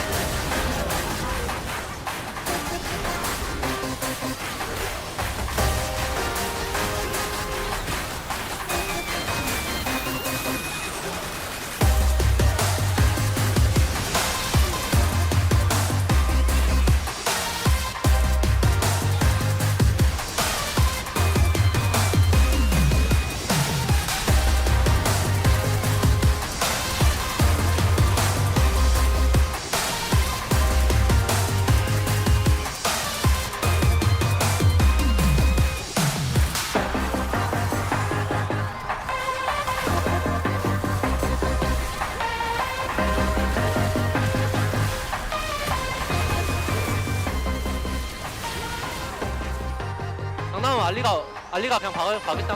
아, 봐줄래? 봐줄 수 있어? 애매할 수도 있는데? 봐줘. 와봐. 야, 이겨. 오케이. 야, 이거 이제 다이브 보자, 그냥. 이제 혼자. 야, 그냥 피 갈리지 마. 야, 끝내자. 무조건 끝나, 이거. 이제 비전 빠졌고. 갈게, 나. 이제 노플. 이제 볼게. 이제 타워 칠래? 까지 와볼래? 타워 칠래. 타워. 잡았어. 다 파자. 끝. 나이스. 형님 잘 봤다. 이게 되네. 되지. 났어. 어광이가 잘해줬는데? 오케이. 땅. 대거이 잘하는데? 대근이 좋은데? Hello Summoners, welcome to the 2025 LCK League Format Explainer. The league is entering an exciting new chapter, packed with changes that will take the competition to the next level. Don't worry though, we'll be here to take you through everything you need to know. So the first and biggest change is that the LCK is moving to a single season format. So no longer will we have spring and summer splits, but instead we'll have one continuous season. And at the end of the year, we'll have only a single team crowned season champion, which means that every single match that is played right from the beginning has a lot more impact, and every team will be fighting for that ultimate title. Before the regular season kicks off, we'll have the LCK Cup. This preseason tournament not only sets the stage for the year, but also serves as the qualifier for the first international tournament scheduled for March. Here's how it all plays out. The LCK Cup begins with what we call the Group Battle. So the 10 LCK teams are divided into 2 groups, and the top 2 teams from last season will each anchor a group, and then they take turns choosing who joins their group. Yes, the teams themselves will decide their competition. And once the groups are set, the teams will play against the other group in a single round-robin format. That's awesome! When the dust settles, the results determine 2 key groups, the winners group and the losers group. The top 3 teams from the winners group advance straight to the playoffs, while everyone else heads to the play-ins. The play-ins will then determine the final seeds for the semi-double elimination playoffs. At the end of it all, one team will be crowned LCK Cup champion and earn a ticket to the first international tournament of the year. Extravagant. After the LCK Cup and the first international tournament, the regular season begins. The regular season is divided into 2 phases. The first phase consists of rounds 1 and 2, held before the MSI midseason tournament. During this phase, all 10 teams will play a double round-robin format over 9 weeks. At the end of these rounds, the top 6 teams advance to what we're calling the Road to MSI. The Road to MSI is a special 5-round King of the Hill format. Teams battle it out to determine the 2 LCK representatives for MSI. It's fast, high stakes, and a perfect warm-up for the international stage. Amazing! After MSI, the regular season resumes with rounds 3, 4, and 5. Teams will be split into 2 groups based on their standing so far. We'll have the Legend group featuring the top tier teams and the Rise group where the remaining teams compete. Each group will play a triple round-robin best-of-3 format with every single match adding to the tension as we approach the playoffs. Super cool! Once the regular season ends, we enter the playoffs. But before the playoffs proper, there's one last hurdle, the play-ins. The 5th place team from the Legend group and the top 3 teams from the Rise group will compete for the final 2 playoff spots. This stage features 5 tense best-of-5 matches, so expect some incredible games. The playoffs themselves adopt a full double elimination format, starting right from round 1. That's a big change from previous years, where losing early could mean instant elimination. So now every team gets a second chance, ensuring that the best truly rise to the top. The top 2 teams from the Legend group get a bye into round 2, while everyone else battles from round 1. At the end of it all, the LCK champion is crowned, and with it, they secure the top seed for Worlds. Speaking of Worlds, there's another big change for 2025. Unfortunately, there will no longer be a regional qualifier, but instead your path to Worlds is determined entirely by the LCK playoffs. So where you finish in the playoffs determines your spot on the global stage. Simple, clear, and more competitive than ever. So that's the new LCK format for 2025. From the high-stakes LCK Cup to an expanded regular season and a revamped playoff system, this year promises to deliver more action, more strategy, and more unforgettable moments than ever before. See you on the Rift.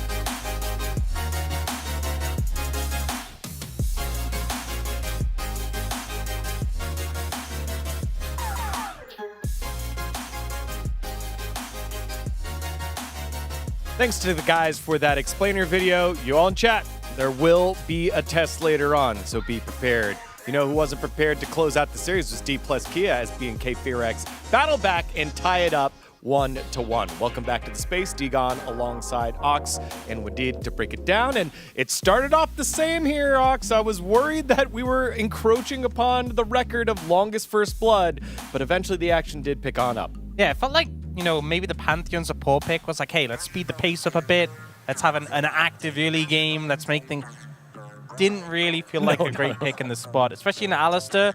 And I think, you know, especially when you have things like the Zeri as well on the other side, very difficult for the Pantheon to get on top of the Zeri. And also Ezreal, like your skill shot relied against a champion that's very fast moving. So I think like in terms of team fight, it was just heavily leaning towards B&K FearX from the draft.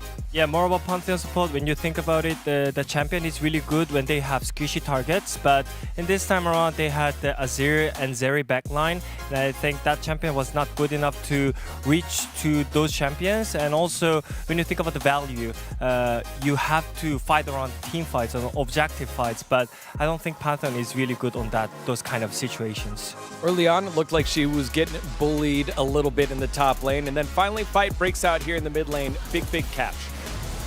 Yeah, and, you know, Kellen, a lot of these fights kind of start off with him taking a fair bit of damage. This isn't unique to this one, but you know, Alistair's not a fantastic focal target. And here we get this beautiful shuffle coming in. Showmake with no flash gets cleaned up.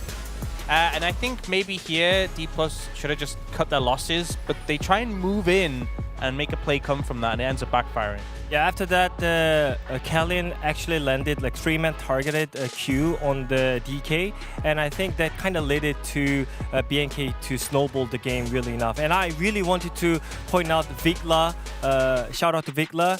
He played Azir really perfect this game, especially when he needs to pick up that victor in the team fight, and also middle of the game he damaged really well with the Zeri on his side. Yeah, well, it wasn't quite done just yet, as B&K FearX got picked off a couple more times, which led to this Otacon fight, and we've seen it happen more than once, where the timing of taking this Otacon works out. Yeah, and this was a bit of a goofy one, because the take in the Otacon itself was pretty good. You know, it's really hard for them to approach through the choke point, especially when you have like a Zia set up with the soldiers. And ultimately, they end up securing the Otacon buff after getting this this initial trade, like just forcing them backwards, trying to create some space. You can see the Lucid can't get near. And that's fine. You could have just sacrificed the Alistair, but we see this shuffle go in, we see the Azir die, then we see like Wukong going in. I was thinking this was going to be another one of these goofs where like you're just wasting the buff, but it kind of gets redeemed later in the fight.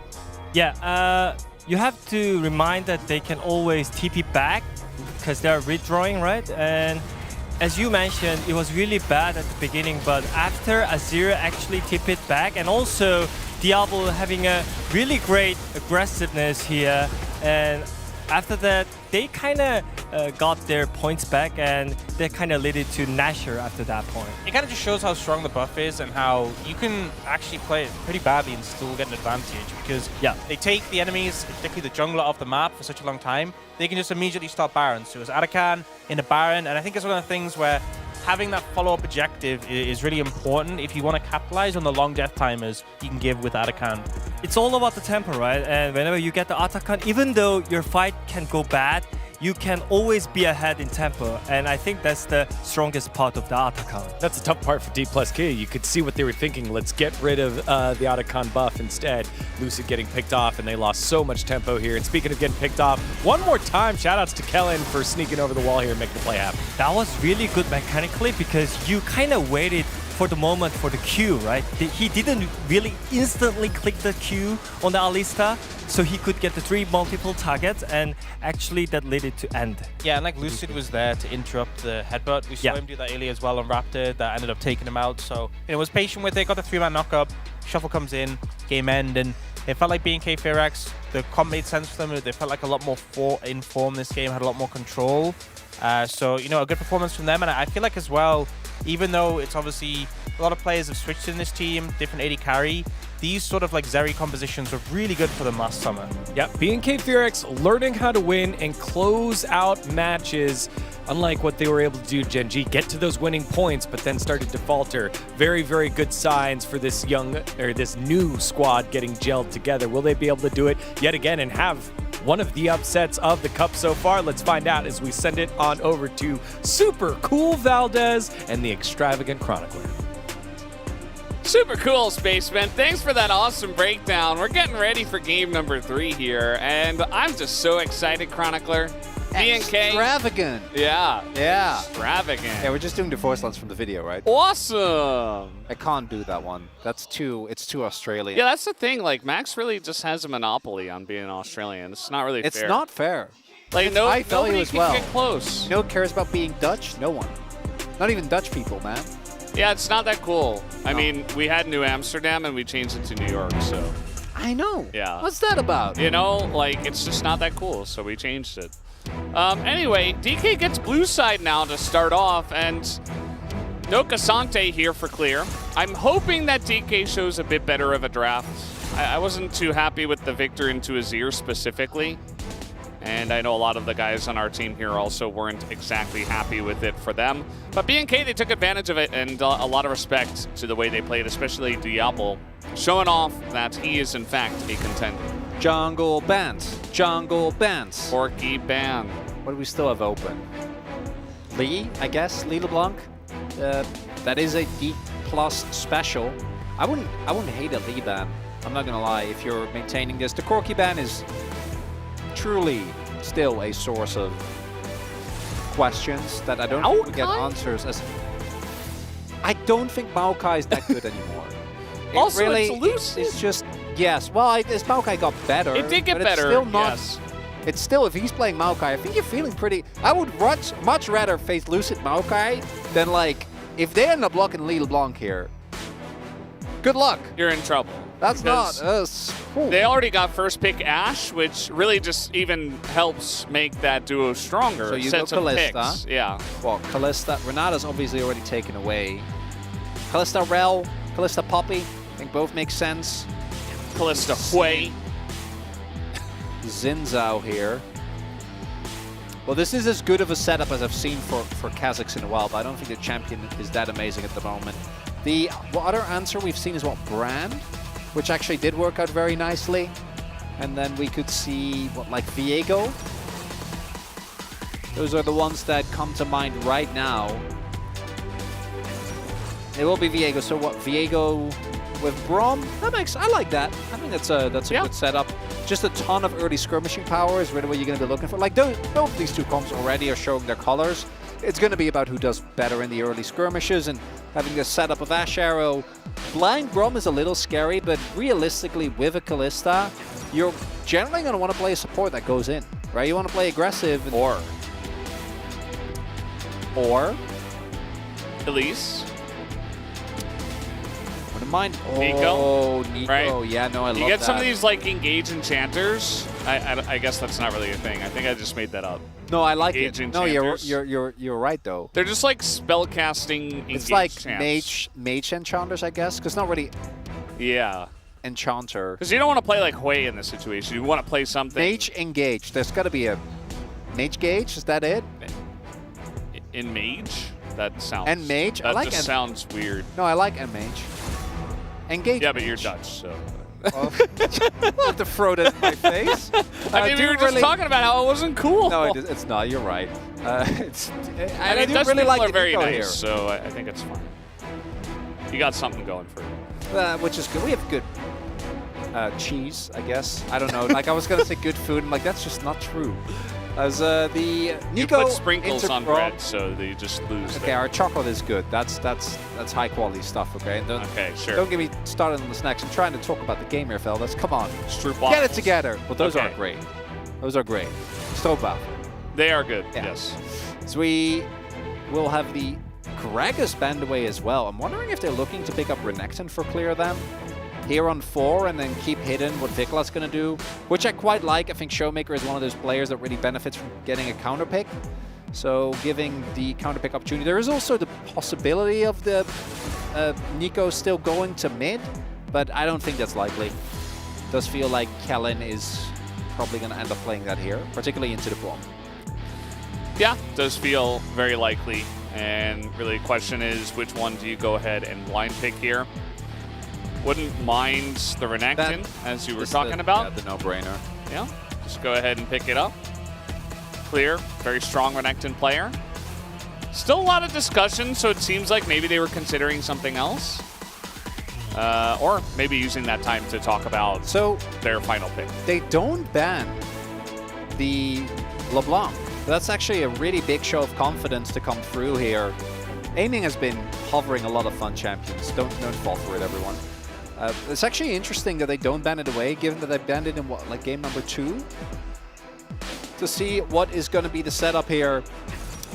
I actually really liked Chiu's sign last time. Gives you the opportunity to lane swap as well, and he played one of the more aggressive sign games I've seen, which was very, very fun. We're getting a Showmaker cam, and he's looking like he's trying to convince his team of something. You need AP, you want setup. I think Lissandra goes kind of hard here. Are you Cannot serious? play with my heart like that. There is no!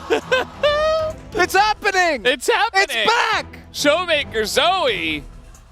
We had a meta where we had just everybody playing Zoe. It was OP, and everybody was really good at it because we had a lot of great mid laners. Okay, but is it actually good though? Because I'm looking not good at, into Galio. I'm looking at the BNK. I'll tell you that. I had the BNK comp, but that's Galio was one of those old counter picks God, into Zoe, right? Because what you can do is if you get slept, you can just channel your taunt.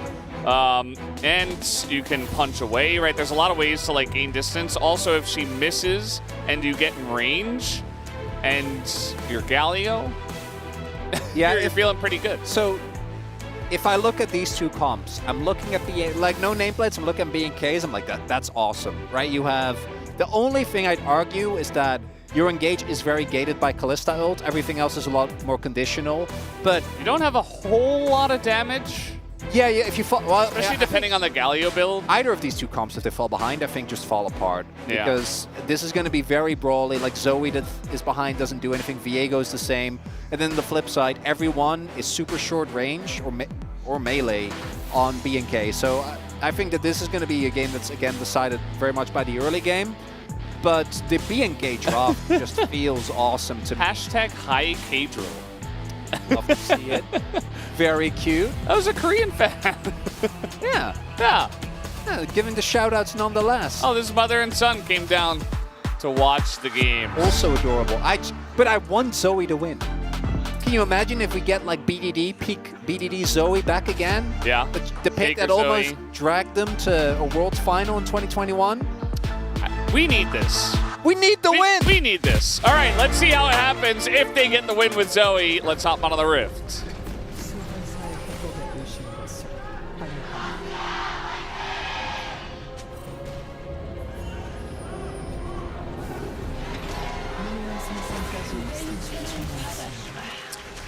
Alrighty.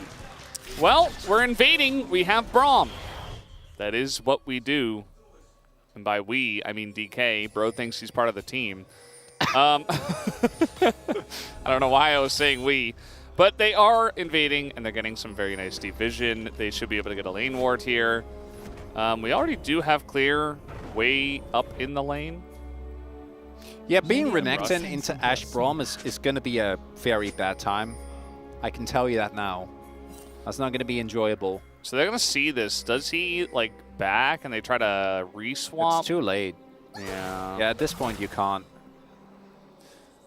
Yeah. Try and get some damage down. Is Kellen on Chiu? We'll see.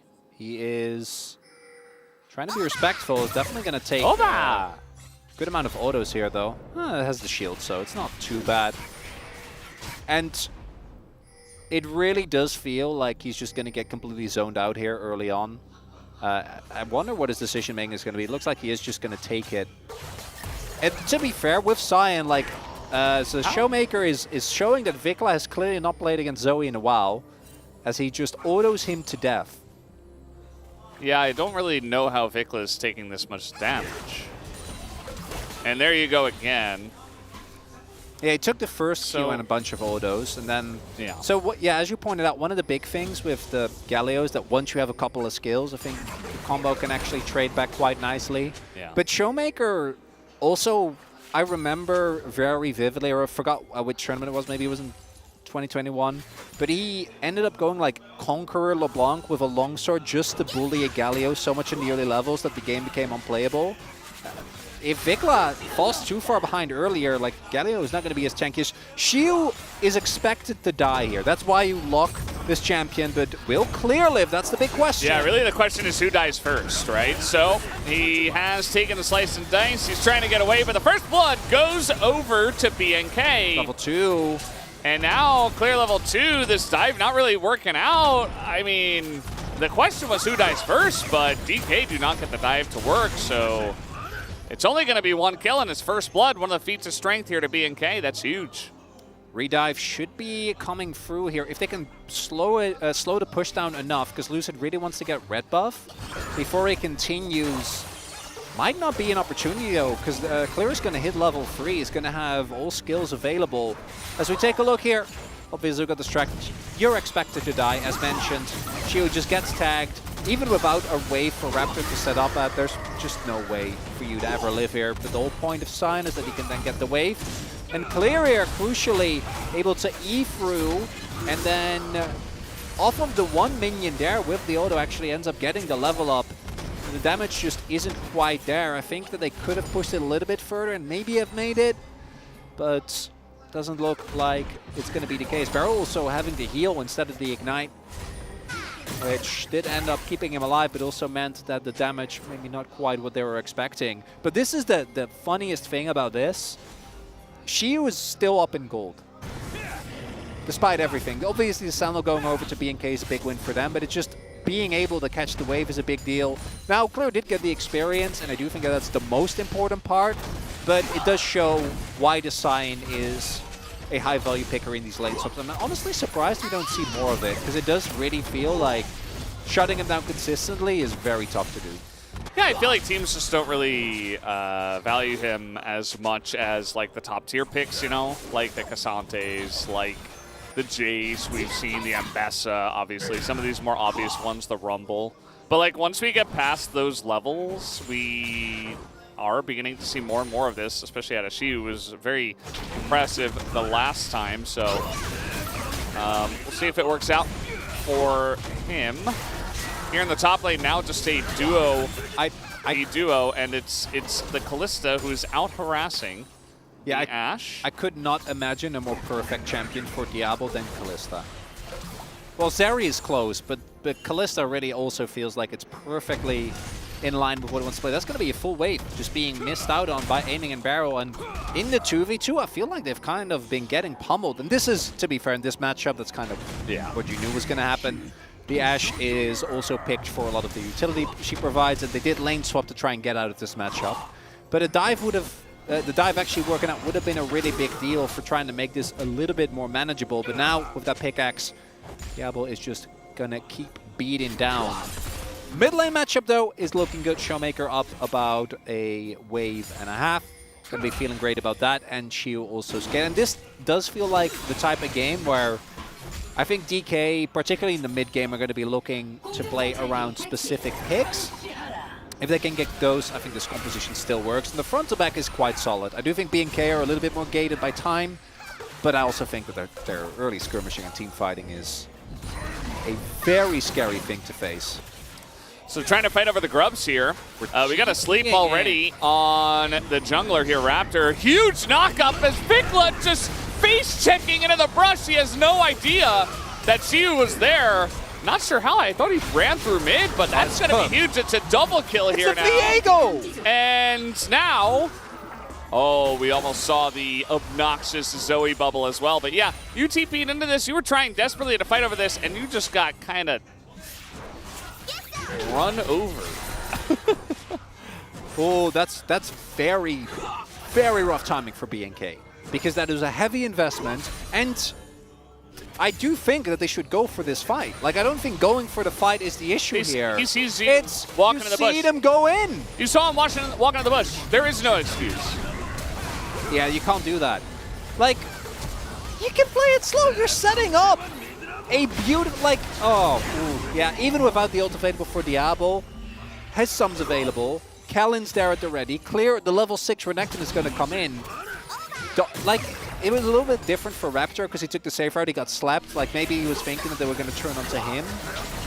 But if you play that fight better, and if you're BNK, like that is according to your game plan. Now instead, the game is, I don't want to overact, the game is not done by any means. I think this composition has so much skirmishing power that they still get at least 2 more fights before the game is truly lost. But these are the type of moments. Now you have the Viego, which is one of the core parts of this composition because they are lacking damage from the top side, right? You have the Cyan. So the reset champion already getting off to a great start after a first skirmish is a really big deal. Yeah. I mean, Lucid being fed when you've got Zoe Bubbles and Ash Arrows is like... you're looking to pick someone off, you're looking to kill them very fast, and then Lucid just carries the fight. And it's fantastic. You said it during the draft, whoever gets ahead, going to be feeling very nice. And already DK ahead, although there is that one Infernal Drake that did go to BNK. And that is going to give them an objective point. Shu does not care about clear. It's not gonna. He's not gonna care at any point. I don't think. If you're Sion, do you ever care? I actually think Sion, the less you care, the better. Yeah, That's he really just the does type of have that champion he vibe. is. You know, some champions you really have to care, like Yone or Yasuo. Yeah. Italy. That's why you see it so much in bronze. If you're singed, you don't care. Yeah, exactly. You know, if you're Tryndamere, you don't care. You don't care on Tryndamere. What about like Nafiri? That's a bit of a... I think every single champion is you really it's try. either a care or a no care. Yeah. Nafiri's Diana, a care. you have to care. Yeah. Where does Teemo land on that list? Don't care. Don't care at all, right? Yeah. No. Barrel doesn't care. Now we're getting into players. Who But, cares yeah. and doesn't? Yeah, exactly. This player doesn't care at all. He's just playing games. Aiming cares a lot, I'd say. Yes, He's very much definitely so. a player that cares a lot. Showmaker wants to not care, but cares a lot. Yeah. What about, I wanted to ask Diablo you about doesn't Diablo. Yeah. Doesn't, well. Because I knew that was going to be the next person we look at, but I wanted to ask you about his play in Challengers last year. Because you were watching a lot closer than I was. Was he, like, quite good last year in Challengers?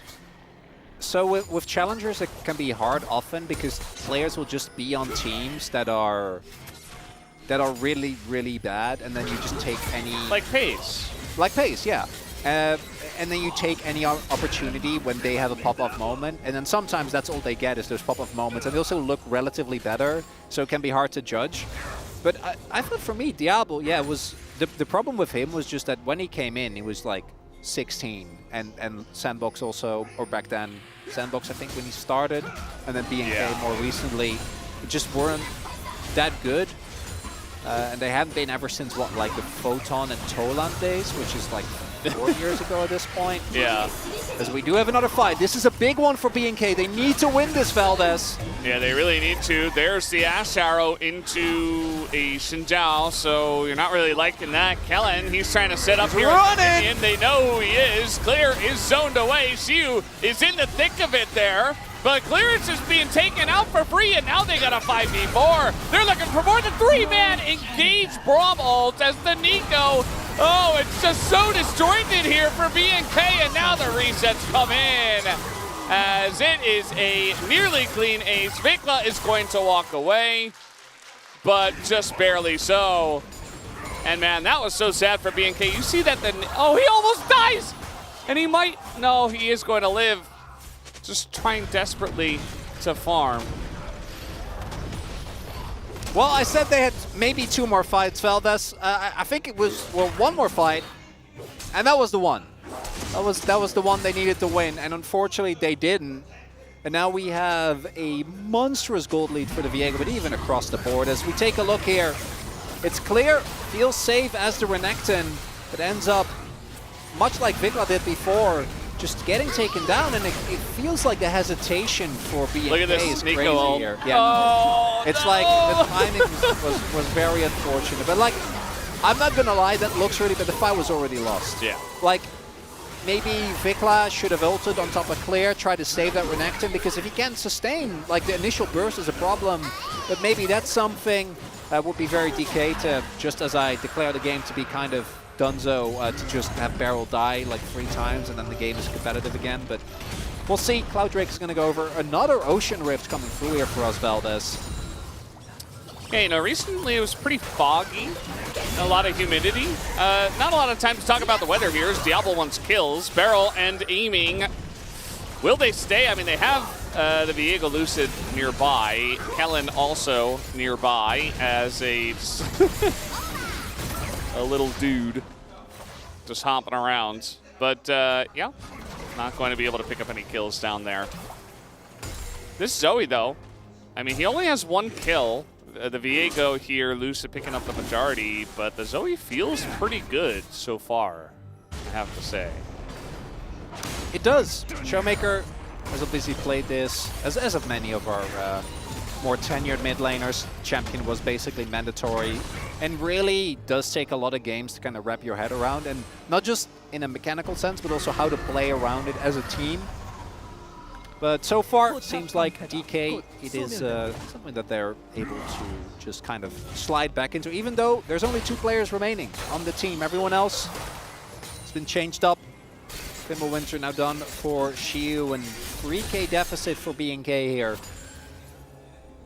There's, I think, one way where they're able to take the next one. That's if they can take down Lucid immediately.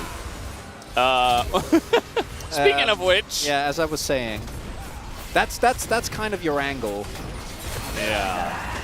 Well, it's not Kellen's job to do it alone. Oh, he needs help.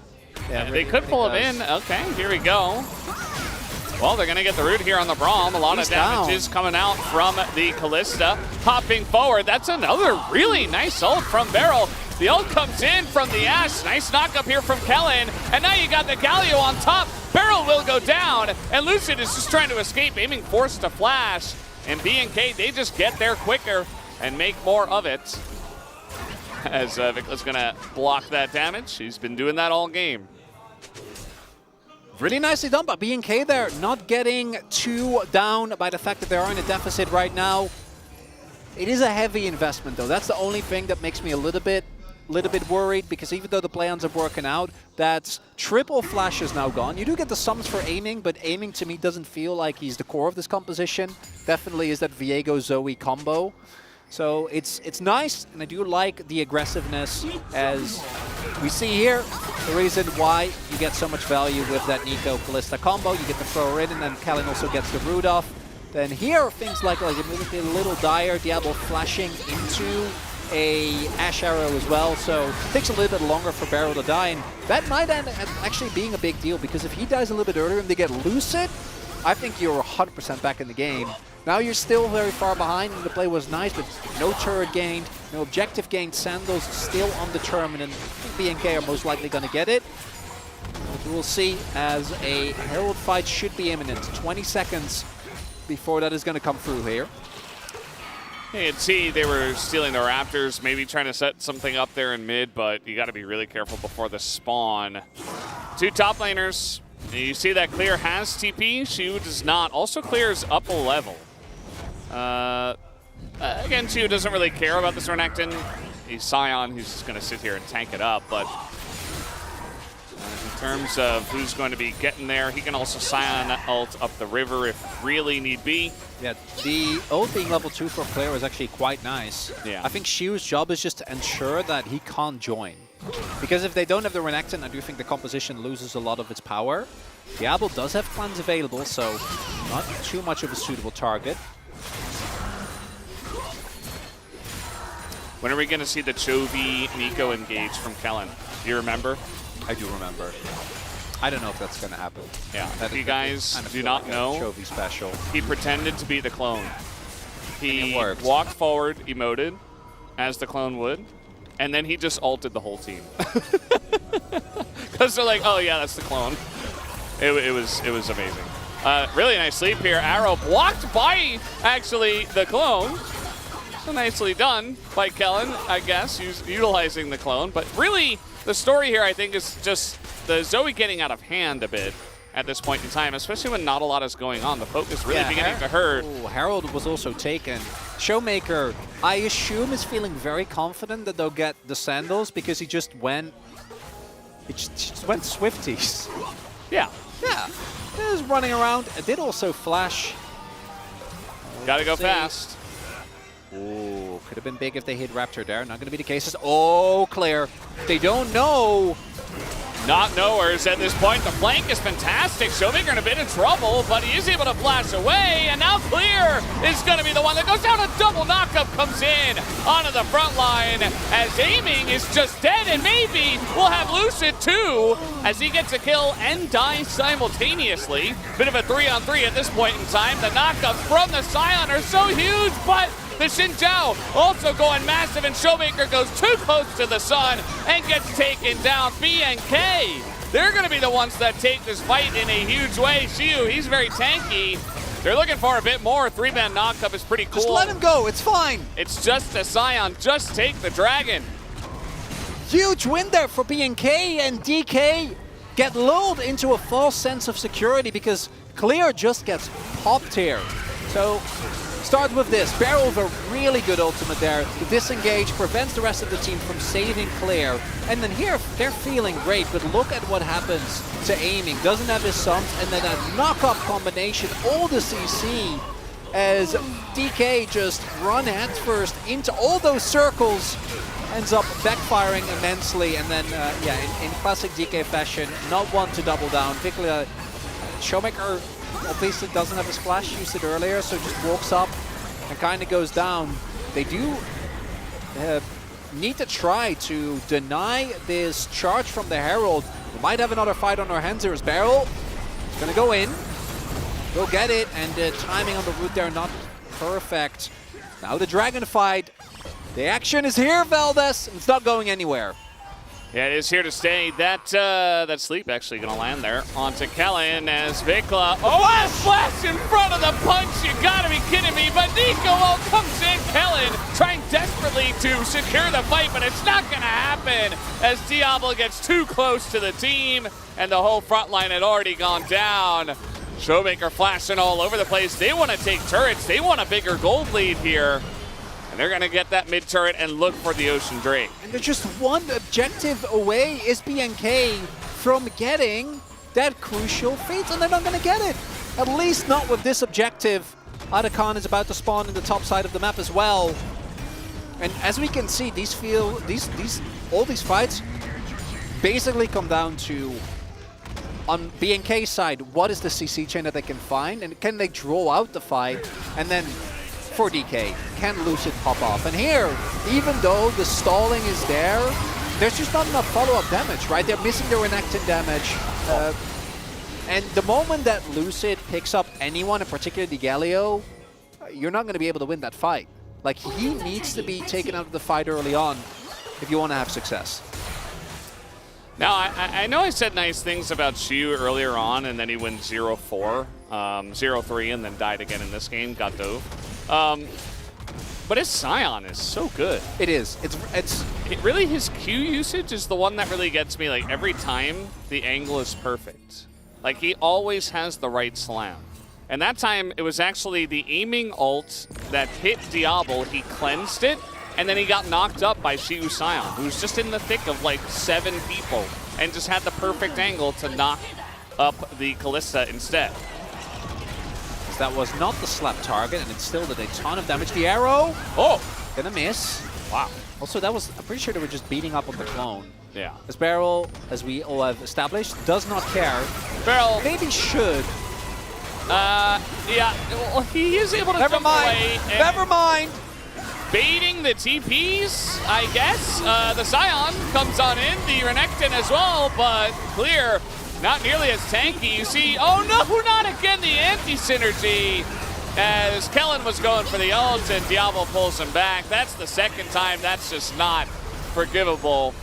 And at this point, Vickla's dead as well. And that should be the Otacon going over to DK. as there's not really much hope for B and K to get close to this one. That's a bit of a whimper to end on, because that's going to be Otacon. That should solidify the win here for DK, but B&K, that fight just felt like a mess, unfortunately. As oh we no, not do, again. learn our lesson that Barrel goes wherever he pleases, and the follow-up is there. A lot of damage goes into him.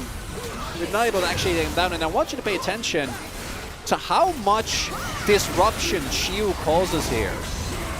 Because he effectively takes out Diablo and Kellen out of the fight, and then I know, again, like if that ult hits, maybe more people get out, but I think the fight is lost before that. All the damage going in the barrel, and then follow that up with the fact that Shiu basically takes this poor Kalista out of the fight immediately.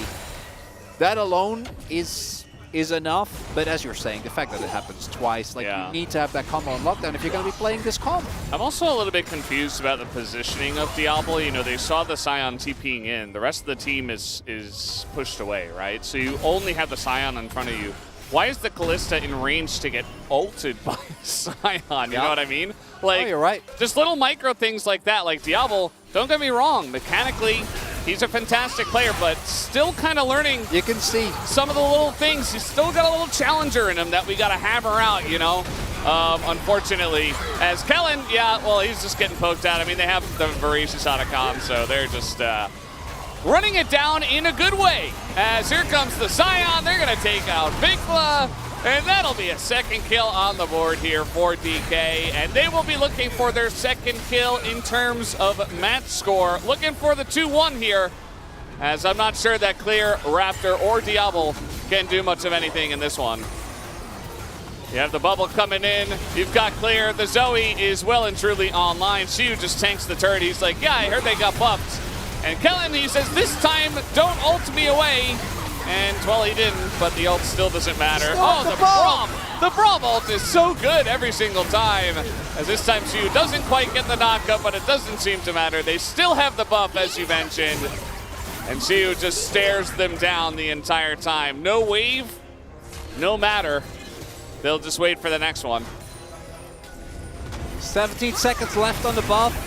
If you could stall long enough, maybe you can kill them for real, but I think your base is falling, Valdez. Yeah, the base is falling. They are going to get the Scion. Yeah, they are. As Showmaker desperate to die, and he will, right before the buff does run out.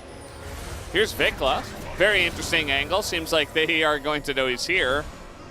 And if he's alone, he just dies. But we do have Diablo running through the jungle, desperate to try to help out. We've got a ult away, but now it's just Diablo. So, guys, yeah.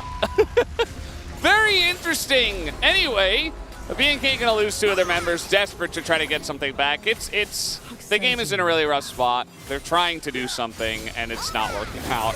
Let's just say that. B&K, like him or don't like him, they will never give up before the Nexus has fallen. They will keep fighting. Unfortunately, the item breakpoints at this point just not really going to be in a position where they can do anything. Wow. The return of Zoe.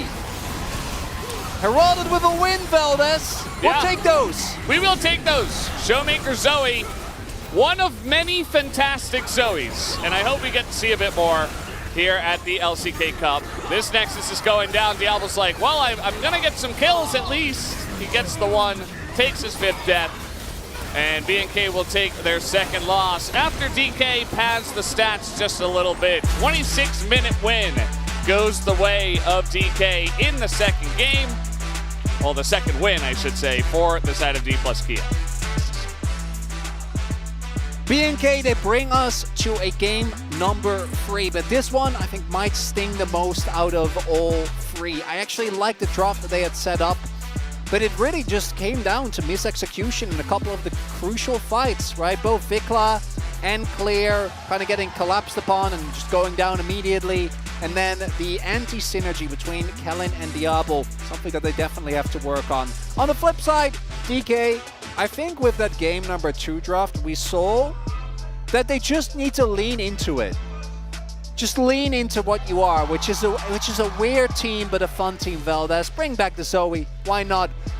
Anything that can play around as Lucid having an absolutely stellar performance again here today. The consistency is the biggest difference. If we think back to last year in spring when he debuted, he was equally likely to win you a game as he was to lose you one.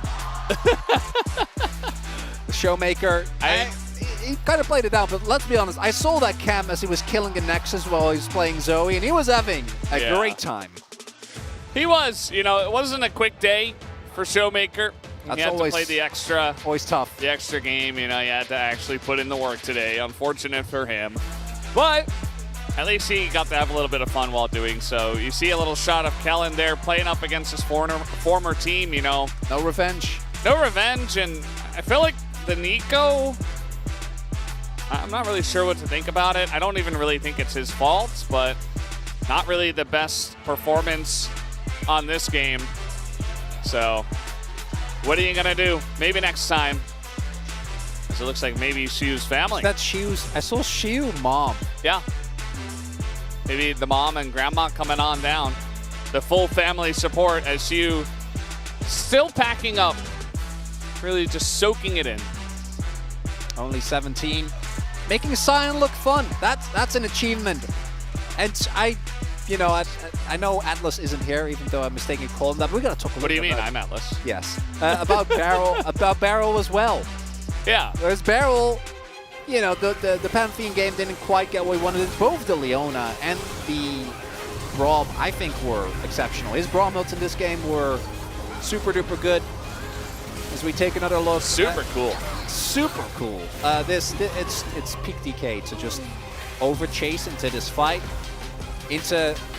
particularly into Xin who loves these type of skirmishes, but there's not enough damage to actually take him down, and the Galio CC chain for days. But this was the only good moment that we really had for BNK, because outside of that it was rough. Barrel very nicely done there with the flash as well. Attempted turn air just not working out, and BNK, there are glimpses of what this team can become, and I can only hope that the coaching staff is going to allow them to get there.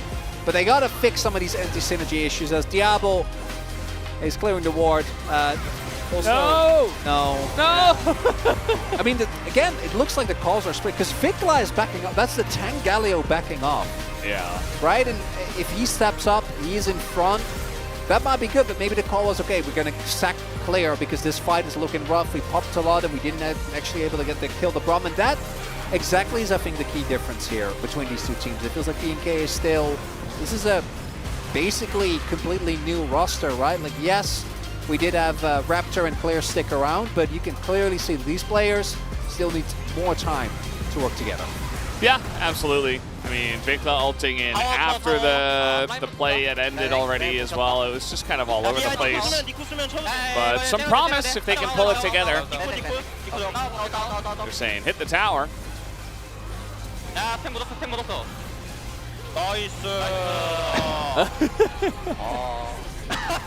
영애가 괜찮아? 디에고 잘한다. 와. Oh, Showmaker. 아래. 야, 높으려. Lucid, are you okay? Your Viego's so good, and Lucid was like, that's so annoying. And then, because of that, I think got distracted and died, and he was just hand in face. Yeah.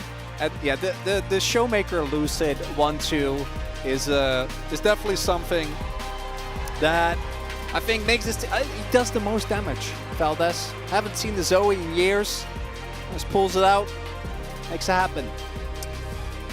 Yeah, you know, I wouldn't be surprised to see it more. I feel like even in like the game 2 where you're playing against the Azir, maybe better than the Victor, right? There are angles where you can make this work, and you don't just have to play the meta when you're in Fearless, especially. Showmaker is going to pick up player of the match.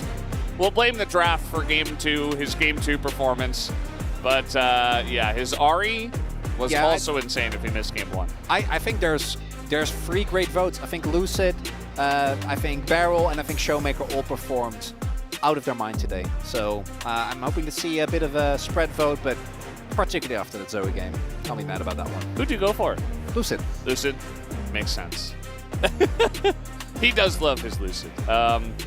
So yeah, pretty fun match so far, and we do have the interview ready to go right now. So I'm going to hand it over to Deer for the translation.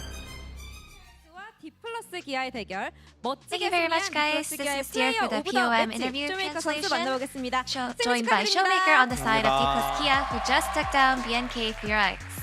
네, 이렇게 해서 D+ 기아가 LCK컵에서 So now, in the LCK Cup, D+ Kia is the first to reach 3 wins. How do you feel? 새롭게 변경된 방식의 대회에서 이렇게 Now that we are 먼저 playing 달성할 with 수 the 있어서 new 되게 기분 좋은 것 같습니다. format, being able to reach 3 wins makes me very happy. 팀들 중에서 피어리스 뱀픽을 가장 잘 활용한다는 And 평가를 it looks 받고 like 있기도 out of all the 한데요. LCK teams, 피어리스 D+ 뱀픽이 Kia is D+ currently 기아에 seen as the 좀 team 잘 who is 맞는 것 making the 같으신가요? most out of 저희 Fearless 팀이 Draft. So 아무래도 what do you 좀 think? 전체적으로 Is 생각도 Fearless 되게 Draft 열려 actually 있고 made for DK? 많이 넓다고 생각해서 I think our team 좀 잘 has a lot of 활용하고 있는 것 같아요. talented players who have a wide 현재까지 champion D+ pool, so I think that's why we were 기아의 able to 8게임 utilize it 중 so well. 7개의 챔피언을 So out 사용할 of 8 정도로 games, you 놀라운 picked 7 챔피언을 unique 자랑하고 champions. 계시는데요.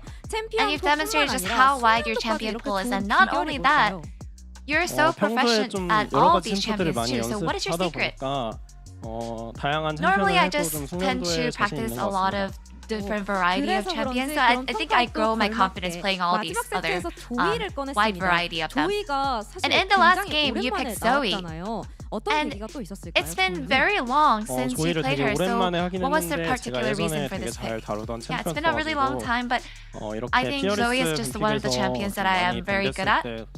자신감 있게 And 그냥 with a lot of the bans 잘하는 coming 챔프 하자 in 이런 during the 마인드로 Fearless 보냈던 것 같아요. draft, I think I just wanted to 오랜만에 만난 pick out 소식이 a confident 너무 pick 반가워서 for myself. 그러는데 오늘 팬분들도 정말 많이 왔잖아요. 뭐 시킬 것 같지 아시겠죠? 잘 You know, with all your fans. 부탁드릴게요. 카메라 보고. And now that you played 대본은 Zoe, can 없었는데, you reenact Zoe and say sleep 잘 well? 자요. 네. 네, Sleep well, 이렇게 승리 my fans. 세레모니까지 해주셨습니다. 그럼 이어서 다음 상대는 바론 그룹의 수장 And now your 하나생명입니다. next 어떻게 opponent will 예상하시나요? be the captain of Group 하나생명이 Baron. 정말 강한 Any 팀이라고 predictions? 생각해서 Yeah, Hana Life 저희가 Esports is a 잘 very 준비해야 strong 될것 team. 같고 오늘 같이 So it will take a lot of 같이 preparation. 다양한 챔피언들 많이 보여드리도록 하겠습니다.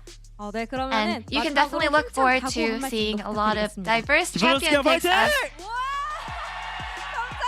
as continued from last week and this week. And D+ Kia fighting. 고맙습니다. And that's the end of the interview with Showmaker and back to the space. Thank you.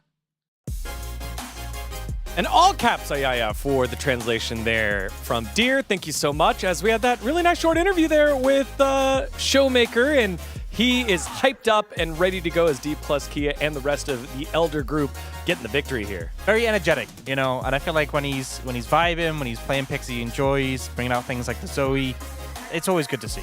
I mean, he even mentioned again, he didn't even practice Zoe, by the way. He can always pick it up. Whenever he needs something from the Phillies draft, he's the one guy, whoever just picks random picks. He's just that guy. He was definitely that guy. Well, let's see what everyone had to say about it when it came to the player of the match votes. Obviously, on the English analyst desk, a double Lucid vote, and it was like triple Lucid vote? Yeah, we had the triple the English on our side, yeah. All right, what do we got here? I mean, whenever you think about the Lucid, you think about, oh, he's a rookie player, he's the new guy. But now, I think the new keyword for him is consistency. I think his performance got like really just stable. When you think about it, like whenever DK even lose the game, I think Lucy is the one guy, he's still really having a solid performance in general. Yeah, I mean, I feel like the Sejuani game, there's a lot of interrupts he had on the engages. That Good one. I took a little bit longer to sort my comment out, you know, I guess. That was yeah, you know, I put clear-minded, lucid, you know, that's what I was going for. It's not even good comment, bro. It is. Lucid, clear. I guess. That was good. There's Cronny, proud Lucid fan. As we know, loves it. The favorite moment I had of Chronicler last year, one of my favorite moments from last year, was when he got the signed Lucid Polaroid. He loved it. Let's see, what else? Helio saying, Showmaker, what else will he play next? Yes, again, he has pulled out all the tricks in the Syndra, bag. maybe? Looks good. Oh, a Syndra callback, comeback? That'd be great. Barrel's Compass guides D+ Kia. Oh, but it says aiming. So, a little bit of a mistake. You know what? Barrel's Compass, that's why. He's Barrel's compass. Right. That's okay. Okay, that makes. That's all right. Yeah. Mr. Figuring Out comment. Let's see. Show maker, play making maker. Iconic. There we go. Thank you, Cloud Templar.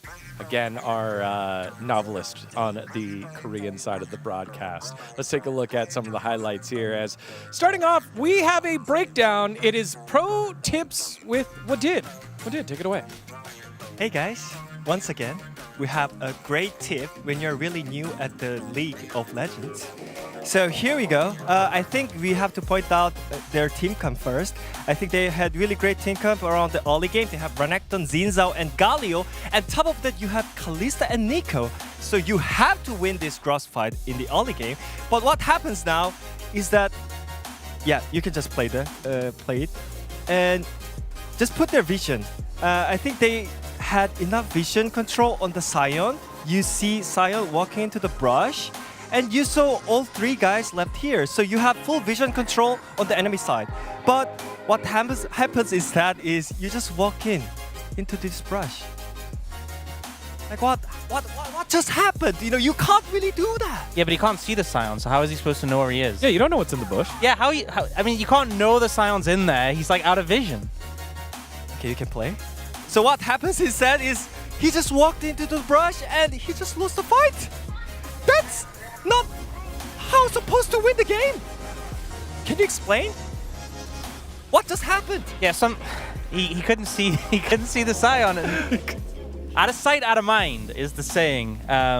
You know. So what is our pro tip here for our pros? So basically, when you see the Sion, do not enter the brush. I think he needed to watch more Bao streams. Yeah. You know, Sion is always in the bush, especially when you've seen him walk into the bush. Ah, yes. Object permanence. Yes, object permanence for sure. You can search that one if you don't know what that one means. Let's take a look at highlight number 2 here. This is when the game broke open. A little bit more fighty in this one for sure. But at 19-18, this was the defining moment here. Yeah, you can see the Brown flashing in to interrupt the Galio E. That was really clean by Beryl. And after that, I think the fight was just over. Yeah, unfortunately, Galio goes down pretty quickly. And when you have a Viego as well, the momentum in the fight is so important. Even though they get like this 4-man knockup with the Nico, they don't have like the follow-up on that. They're already down a member. The resets are coming in. And especially with like a Braum as well, it's you just pick a target, kill a target, get the reset, go. And it just felt like they were doing that in every fight. I mean, that's the reason why we high rate the Beryl like all the time. Whenever he like look for the plays, like cheeky plays, that's the point when DK is ahead, you know. Not enough to vote for player of the match, though. Neither one of you voted for player of the match. The Pantheon game disqualified him. Yeah, my you have opinion. to remember the Pantheon Yeah. game. He lost the game alone, by the way. He picked Pantheon into Alistair, by the way. You can't really vote Beryl for this series, but I think he's still a really great player according to their last game. Wins you games and lose you games. He literally put his body on the line with that last play. Let's take a look at the standings here after our first match of week number 2. The Elder Group way far ahead. Again, we have 25 matches in this first stage of the LCK Cup. So first team to 13 wins will do it. 5 wins away are Group Elder. Yeah, I feel like Group Baron are kind of hitting every man for himself at this point. It's no longer about, hey, can we beat Group Elder? It's like, I do not want to be at the bottom of Group Baron. And right now, BFX is there, and they're really hoping that Bro continue their losing streak. Otherwise, things will get a little bit awkward. Yeah, now at this point, you have to think about your own group. Because if you're last place and you're the losing group, then you're out of the cup. So it's gonna be more like Bro versus BFX, I guess. Yeah, and the higher up you're in the group, higher up you are in the group, the better your seeding is gonna be for the later stage of the cup as well. So just you want to be as high as possible if you can't be the winning group. And there's only one who'll get booted out, so BFX in that position right now, but chances to break out of that. Our next series, DRX and a DN Automotive Freaks. So who are a standout player that you want to watch for, or a couple of standout players that you want to watch for before we head to break? I really like to see Berserker and the Pyoshik just synergizing together. I think those two players are just new, I don't know, the big name for the BNF. So I feel like they are really great together. So I really like them watching playing together. I think Bulldog's been playing pretty well so far in the first week, so I'm excited to see what more he can do, especially since, we just had Showmaker popping off. I'm hoping Bulldog can pop off too. All right, Lazy Feel still in the driver's seat now for DRX and for the foreseeable future. We'll see how they do up against the DN Freaks. We will have that match and more for you after this short break. We'll see you in a little bit for more LCK Cup.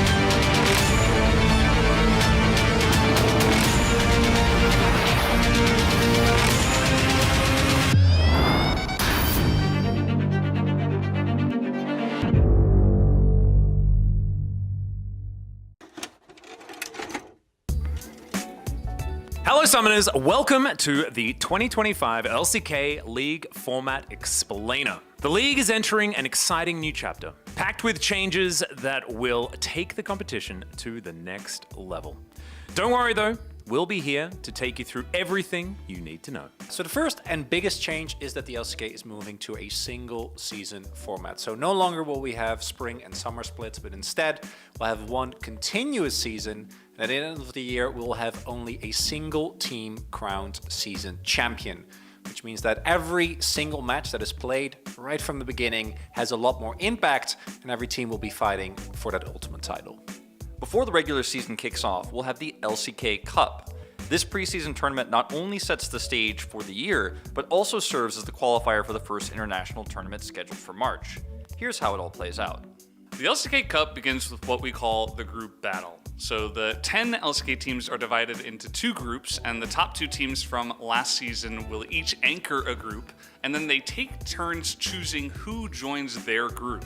Yes, the teams themselves will decide their competition. And once the groups are set, the teams will play against the other group in a single round-robin format. That's awesome! When the dust settles, the results determine two key groups, the winners group and the losers group. The top three teams from the winners group advance straight to the playoffs, while everyone else heads to the play-ins. The play-ins will then determine the final seeds for the semi-double elimination playoffs. At the end of it all, one team will be crowned LCK Cup champion and earn a ticket to the first international tournament of the year. Extravagant. After the LCK Cup and the first international tournament, the regular season begins.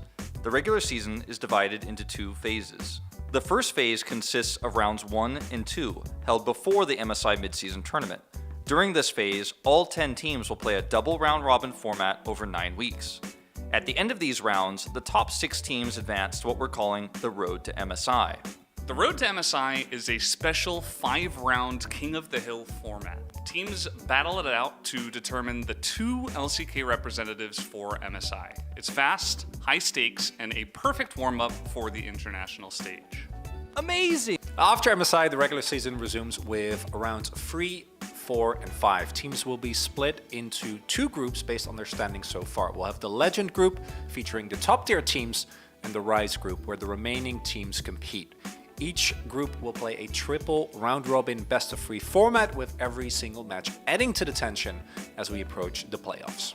Super cool! Once the regular season ends, we enter the playoffs. But before the playoffs proper, there's one last hurdle, the play-ins. The 5th place team from the Legend group and the top 3 teams from the Rise group will compete for the final 2 playoff spots. This stage features 5 tense best-of-5 matches, so expect some incredible games. The playoffs themselves adopt a full double elimination format starting right from round 1. That's a big change from previous years where losing early could mean instant elimination. So now every team gets a second chance, ensuring that the best truly rise to the top. The top 2 teams from the Legend group get a bye into round 2, while everyone else battles from round 1. At the end of it all, the LCK champion is crowned, and with it, they secure the top seed for Worlds.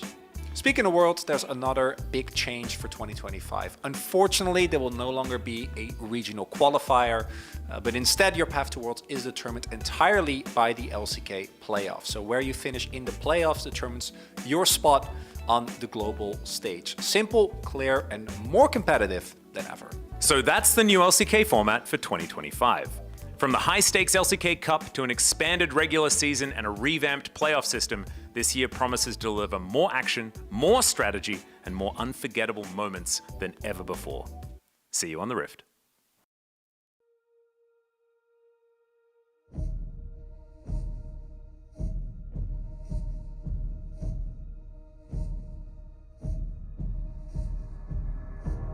You say you're not afraid to die,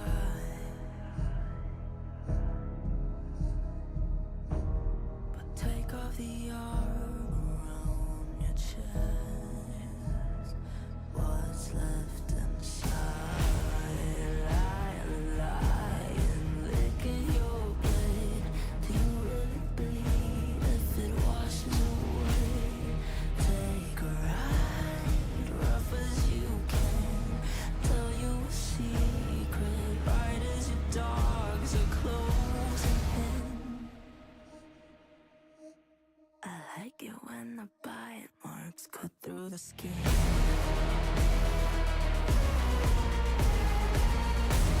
I like it when the bite marks cut through the skin.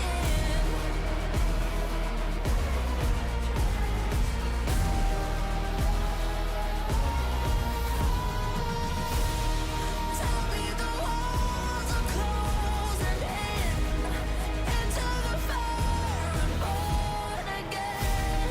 Taste the pain and drink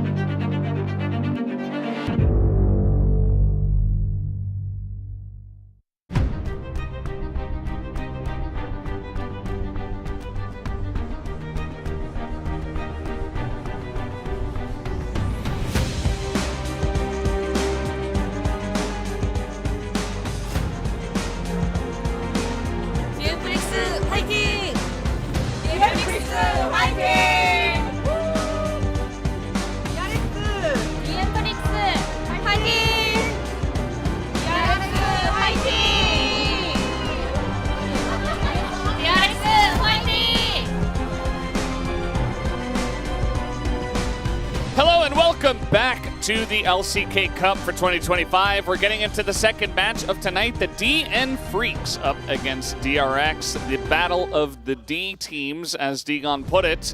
Funnily enough, as we are getting ready for this one, the first series we had was a 3-gamer. It wasn't necessarily a banger. It was more so just like one team would win very one-sidedly. BNK barely got that second game, and then DK did it again. What is this series going to look like, Chronicler? I'm afraid it's more of the same. Yeah, I need some time to think about it. I appreciate you checking up on it. Yeah, if you're paying attention. What do you mean if you're paying? Unbelievable. Already after a great start, I think we're going for 6 for 6 today, Veldas. That's been kind of the tendency, particularly between these two teams, both of which are 1-1. I gotta say though, DNF, they have actually positively surprised me. I think DN Freaks are looking a lot more well-rounded than I initially expected. But now there is still some inherent flippiness in any team that has Pyosik and Bulldog. I think that Pyosik, you know, his coin flip tendencies go back, what, like 6 years at this point? Yeah. 2019, 2020 when he came around. And then Bulldog, this season, I think, has actually been consistent, but ever since his debut, he's had games that make you go, man, this guy can be one of the best, and then the next game is just off in the middle of nowhere. You don't know what's happening. As, yeah, battle of the two 1-win and 1-loss teams. But thus far, to me, DN Freaks have looked consistently better, and the main issue for me is that outside of UCAL, when DRX look rough, it looks really rough. Rich's game comes to mind in particular, but I think the whole team kind of suffers from that. And unfortunately, Teddy hospitalized from the flu. Hope he's doing okay. This does mean that Lazy Feel is in the starting lineup for now. And head coach Song has said that Lazy Feel has been excelling in internal scrims and is showing promising potential. So, you know, he had kind of an unfortunate moment his last time out, hoping that he can bounce back and have a good play. Today, as allies yesterday, enemies today. Very dramatic here. 2023-24, Guangdong is where Undale started to come up. Did obviously swap around a lot. We had Quantum, we had Moam, but is on the opposing team now as the DN Freaks hoping to get a win here, because let's be honest, Group Baron needs it. Veldas, they are not looking so hot. BNK just losing as well is definitely a tough one. Yeah. I mean, we're getting close to that. I'm pretty sure there was a Pikmin reference. Oh, stuff. Nice. Love that. Yeah. Very cute. Pikmin is one of those games that I actually did play back in the day. It's a good game. It's cute. It is. Yeah, it is. It's fun. It's great. Yeah, they really need it. We're getting close to the halfway points of the LCK Cup group stage, right? So if you get there and Team Elder's like 11-3 or something, you're not you're not really going to come back, especially with the form we see Genji is in and DK as well, undefeated. So we'll see how it goes. Anyway, as the players do come out on stage, they give the fist bumps here for the LCK Cup. Anything special prepared for today? Pyosik asks. And he says, all right, let's just do the normal. I absolutely love how in these, it's like Pyosik's like, we're going to do it. And then Berserk is like, I don't get paid for this. What am I, why am I bothering with this? Yeah. As you're a little bit walking into one another. But DRX, they look in good spirits. Hopefully we can see Teddy come back soon. Not because of lazy performance. As you're saying, I think it's kind of similar to Diablo, where there's moments that make you go, wow. This guy's got what it takes, but then in other moments, very obvious that they are still a new player that are currently feeling out their way. And that's, outside of mid lane, one of the biggest things for me when you transition as a player from challengers to the LCK level. For jungler and support, you're basically playing an entirely different role. For mid lane, you go from playing against other kids to Faker, Showmaker, Shovi, BDD, and Zeka, which is just... It's the other not children great. over there in Challenger League. And then for AD carry, it's specifically how much space you get. The team fighting in the LCK is on such a different level compared to where Challengers is. So you see a lot of players in Challengers that are like, man, I'm such a great team fighting AD carry, and then they get to the LCK and they just die in fights consistently because there's just so much less margin for error. Yeah. Or they have great moments and we're like, wow, this kid is awesome. And then they have, I'm going to stand next to Sion as Callisto. That one got me, man. Yeah, I know. I'm like, I don't know. You know, you were losing the fight, but that didn't have to happen. It was rough. But I mean, Diablo, I still think he's actually very good. This man, though, I agree with you on that. That man, though, Yukel, has to me, I completely misjudged him. Because obviously for us, it's hard to watch LPL. I did hear some good things, but I just wasn't really excited. He has been such a standout for DRX. Even in the games where it feels like everything is falling apart, I think he individually is really showing a level of performance that should make us really happy that he's back in the LCK. And he will be going up against Bulldog, who kind of similar to what the development we saw from Lucid, but not as extreme because DNF have looked a little bit more up and down, is that I feel like Bulldog is looking to finally lock in that consistency because that is something that he did actually have, I think, back in Challengers, or at least more. Him and Ilima were kind of the core of what made that roster work way back. And that's just not what we've seen over the last 2 years. It's been very hit or miss in many of these games. I think he needs to step it up here today if the DN Freaks want to take a convincing win. Yeah, Rapid Star, he's back. He's coaching this team and trying to help them along their way. And we'll see how that does go. And talking about some of the Korean talents on this side, pretty cool there, as we do have Coach Song here with Frozen, hoping to get DRX across the line. DN Freaks, this is, I'd say, a pretty good opportunity for them to get a win for Team Baron and for themselves. Yeah, I believe they should be the favorites in this match. And with how they've looked so far? Yeah, I wouldn't be surprised if we did all go for the prediction on DNF, but might not be just an easy walkover by any means. Also, as a reminder, because you already mentioned for themselves as well, whoever in what most likely, with how it's looking now, will be Group Baron, whoever is 5th in that group is just out. No play-ins that get to be played, no chance to redeem yourself in the LCK Cup. That'll just be the end of your LCK Cup, and you won't play until the LCK starts proper after the first stand tournament. So even though the groups are cooperative, there's still a big incentive to play well for yourself and your own fate in the tournament. There's a scar on our band. This time we do pass the test. That's very nice. And the more that I think about it, if you're playing like a fearless best of 5, maybe you do at some point just leave that open to open up a ban slot. You know, that can be a legitimate strategy. Best of 3 though, I just don't think we do it. I think we just keep it in the locked box where it belongs. Don't let it out. Yep. Don't let the poor Scorpion out of the box. I have no mercy for the Scorpion. I've seen the things that the champion does. What about Seraphine and the whole lore arc? You don't care? Well, No that's sympathy? not a thing anymore. Oh. Yeah. With his new lore, I don't think that's a thing anymore. Which is nice, because I like Seraphine the champion, and obviously the... Wait, the lore changed? I know. I'm surprised. Every now and then. Yeah, occasionally. Vi is left up and will be first picked for Pyosik. Jace immediately locked in here for probably Rich, but could technically flex both of those mid-top. So Aurora actually seeing some prio here in this series. Yeah, actually, now that I think about it, made it through most of the last game without really getting touched. Champion is insanely strong. So far, it does really feel like we are doing just some pretty solid tier list drafting.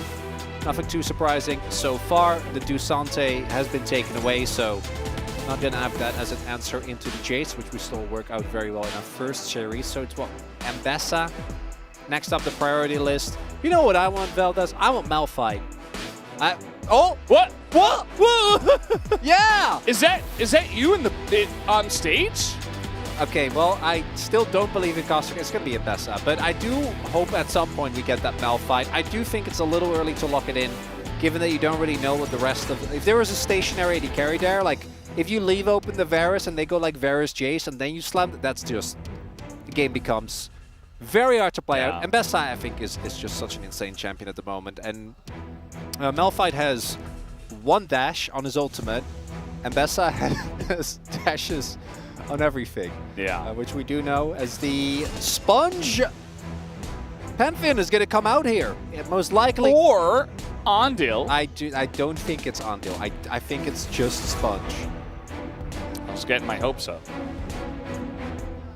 The Ondil Pantheon. We saw Barrel, such an inspiring performance in make game it 2. Work. Maybe we just let it go. That's okay. I watched that game and I said, I want to go home and try this. It just looked so good after they lost. Okay, look at me. Look me straight in the eye and say that again, Valdez. I don't buy it. He's not doing it. Well, I'm glad they banned Xayah. That's a very powerful champion. It at least keeps us from malding about it too much. No, so far I think this is actually a fair Xayah spot. Like I think the Xayah here, we've talked about this a lot, right? Into only Vi as guaranteed lockdown. I think the Ambessa makes it a bit trickier. Like if it was Wukong, I'd be like, no, just leave it open. As the Ashe also taken away. So for both teams, we could theoretically go for Ziggs. Depending on the build that Rich goes, that's not going to be too much of a problem here. But it's going to just be the MF. I do kind of love Pantheon MF. Well, this is a Berserker had an incredible performance on this pick. See what is going to be locked in here. I think the Kai'Sa Vi, that's a classic.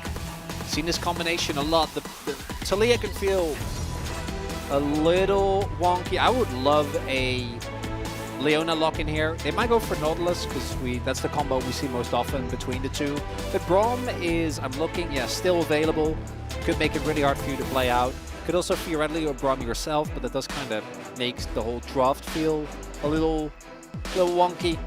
Only leaves you with the engage of Leona or Nautilus, I think, are most likely. Rel also fits the bill as a solid engage. But Alistair, most likely here for Ondil. Given that is... What do you mean? He's playing Pantheon. He's playing Pantheon. watch Spawns just lock in like something insane. Yeah, he's not playing Pantheon. As he shouldn't. Leona is pretty interesting. Yeah. As you mentioned, the Alistair always felt like the way. Yeah, I like... so it's both the matchup into Rel, plus the fact that the value of Mercs when you just run both Leona and Pantheon goes up. I think with Alistair you have a little bit more leeway with the knock-up. It's not the end of the world. I don't think those boots are going to be feeling too insane outside of that. You have a good mixed damage profile. Lazy feel on the MF. The MF has been fine so far. I think we've not really had a lot of performances that made us really excited about it. Looking at these two compositions, really could go either way. I think this is going to be very execution-based. The Taliyah is the one thing that I'm a little bit worried about to see how it'll actually play out. But we'll see. Bulldog has generally excelled at playing these type of mages, so can't wait to see, as there is pretty sure just based off of that Bullmom. Bullmom is also in the building. Yeah. DN Freaks be looking to get a second win here, which put them 2 wins away from both. SpongeBob. Yeah, I'd love it's actually the fact that it is also the P in Korean. Actually, it's really well done. It's very cute. Really good fan sign there. Thanks for pointing it out, Velda. Yeah. You were saying something, but I saw SpongeBob. No, you have to call it out. It's fine. I really wanted to talk about SpongeBob, so sorry about that. You see the comps here. Definitely a lot of damage on both sides. I don't think either side is really lacking all that much damage, so it could be a fiery and fun one. It should be a fist fight, Valdez. It should be. We'll see if it ends up being that as we hop on there for game 1.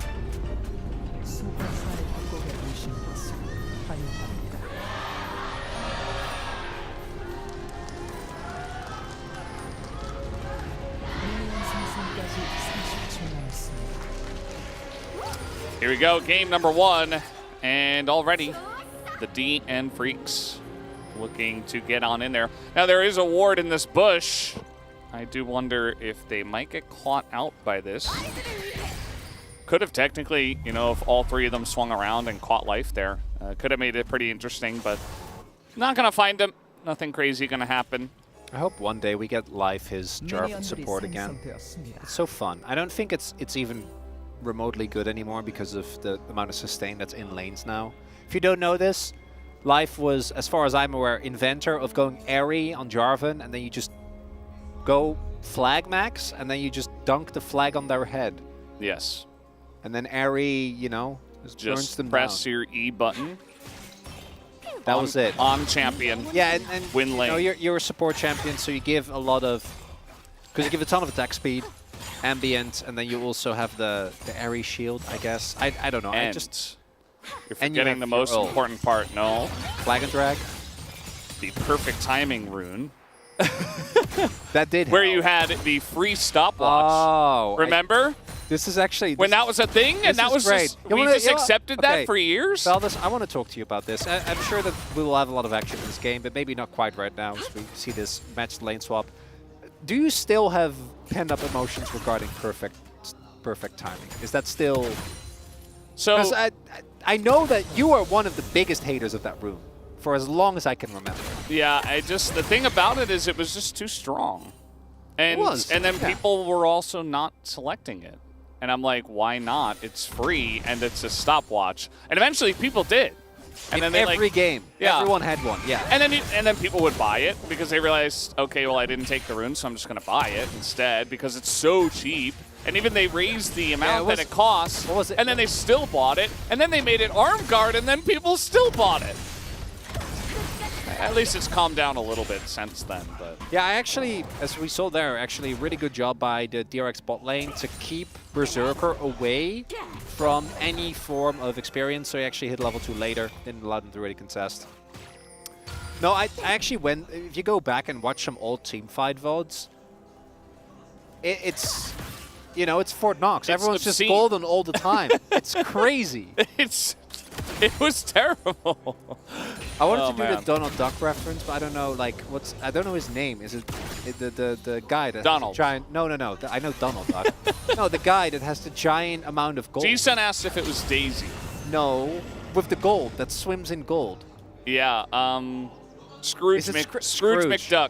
Yeah, because I know his Dutch name, but that's not really gonna.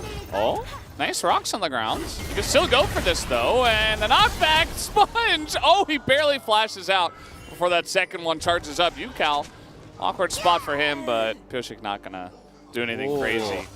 So I'm very curious. Unfortunately, we had some action. Yeah. What is the name of Scrooge McDuck in Dutch? Dagobert Duck. Ah, yes. Of course. How could I should have known. I don't think anyone would have gotten that reference, so I just did.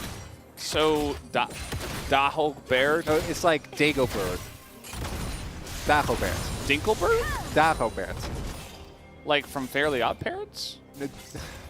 Well, this is why I didn't want to get into this whole conversation, because I figured no one would understand. But that's the amount of gold we used to have in old team fights, because everyone would, you know, go in and then bait cooldowns and then stopwatch.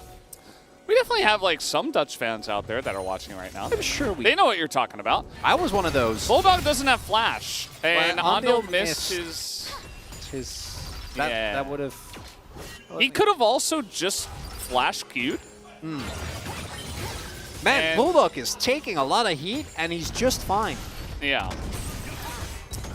Actually, I think the earlier play on Sponge was actually the best part, because if he preemptively tries to knock him into the rock, Sponge can flash over the W and then just kill him. Yeah. So, and there's a little bit of time as the dash is in the air where you can W, so actually really well done there.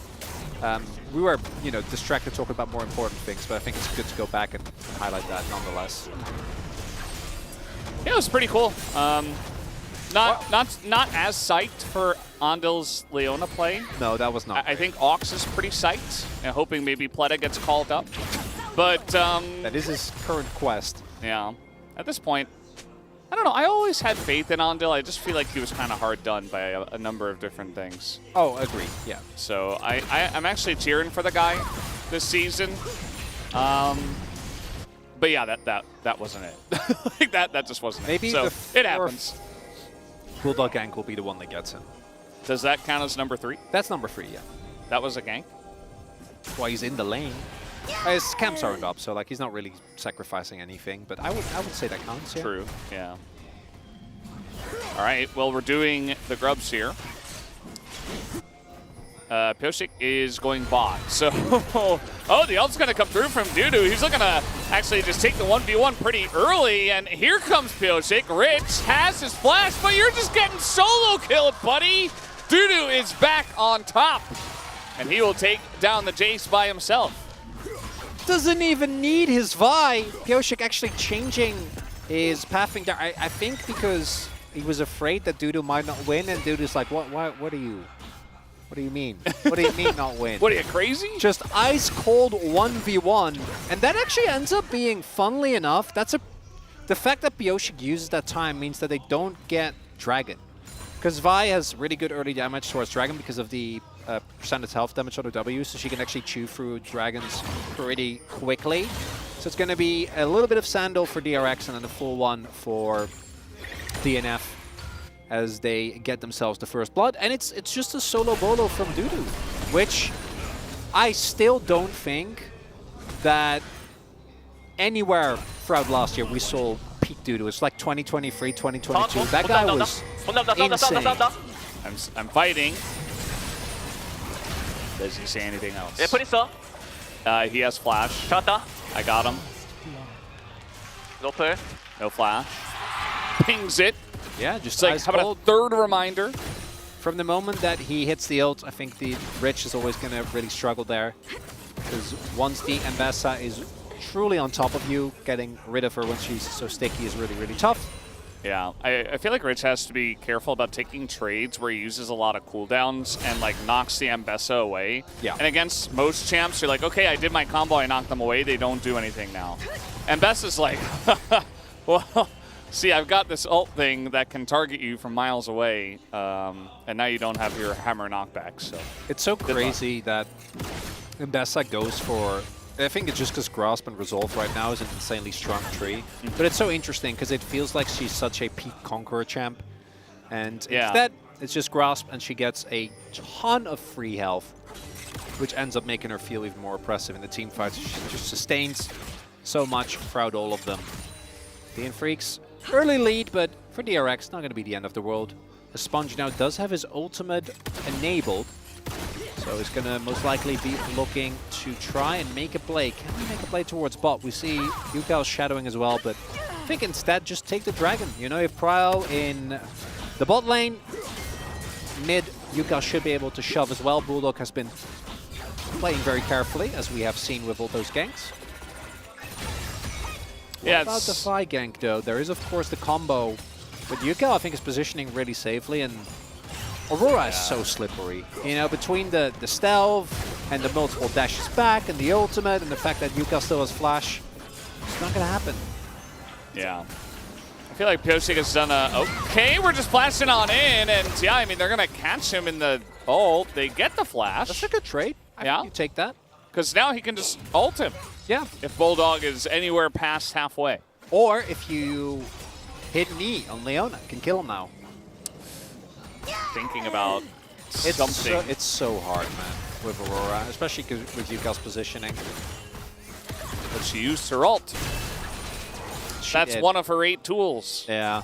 There are a couple of champions like that. The Akali's another one where you're like, I know it looks like they might, in this case it wasn't, but like that looks like they might be overextended, but I just know if you don't have guaranteed CC, they're just gonna flip-flop their way out of there. That's part of the reason why we've had some champions really stick around in the mid lane for a very long time in our metas. Think about Corki, Azir, right? Azir just have is another such a reliable example. Way to get away and multiple ways to get away. It's like, well, you just never get punished, and you farm really well. Because it's such a short lane. Yeah. So even with something that has lockdown as amazing as the Vi, it's not really going to happen.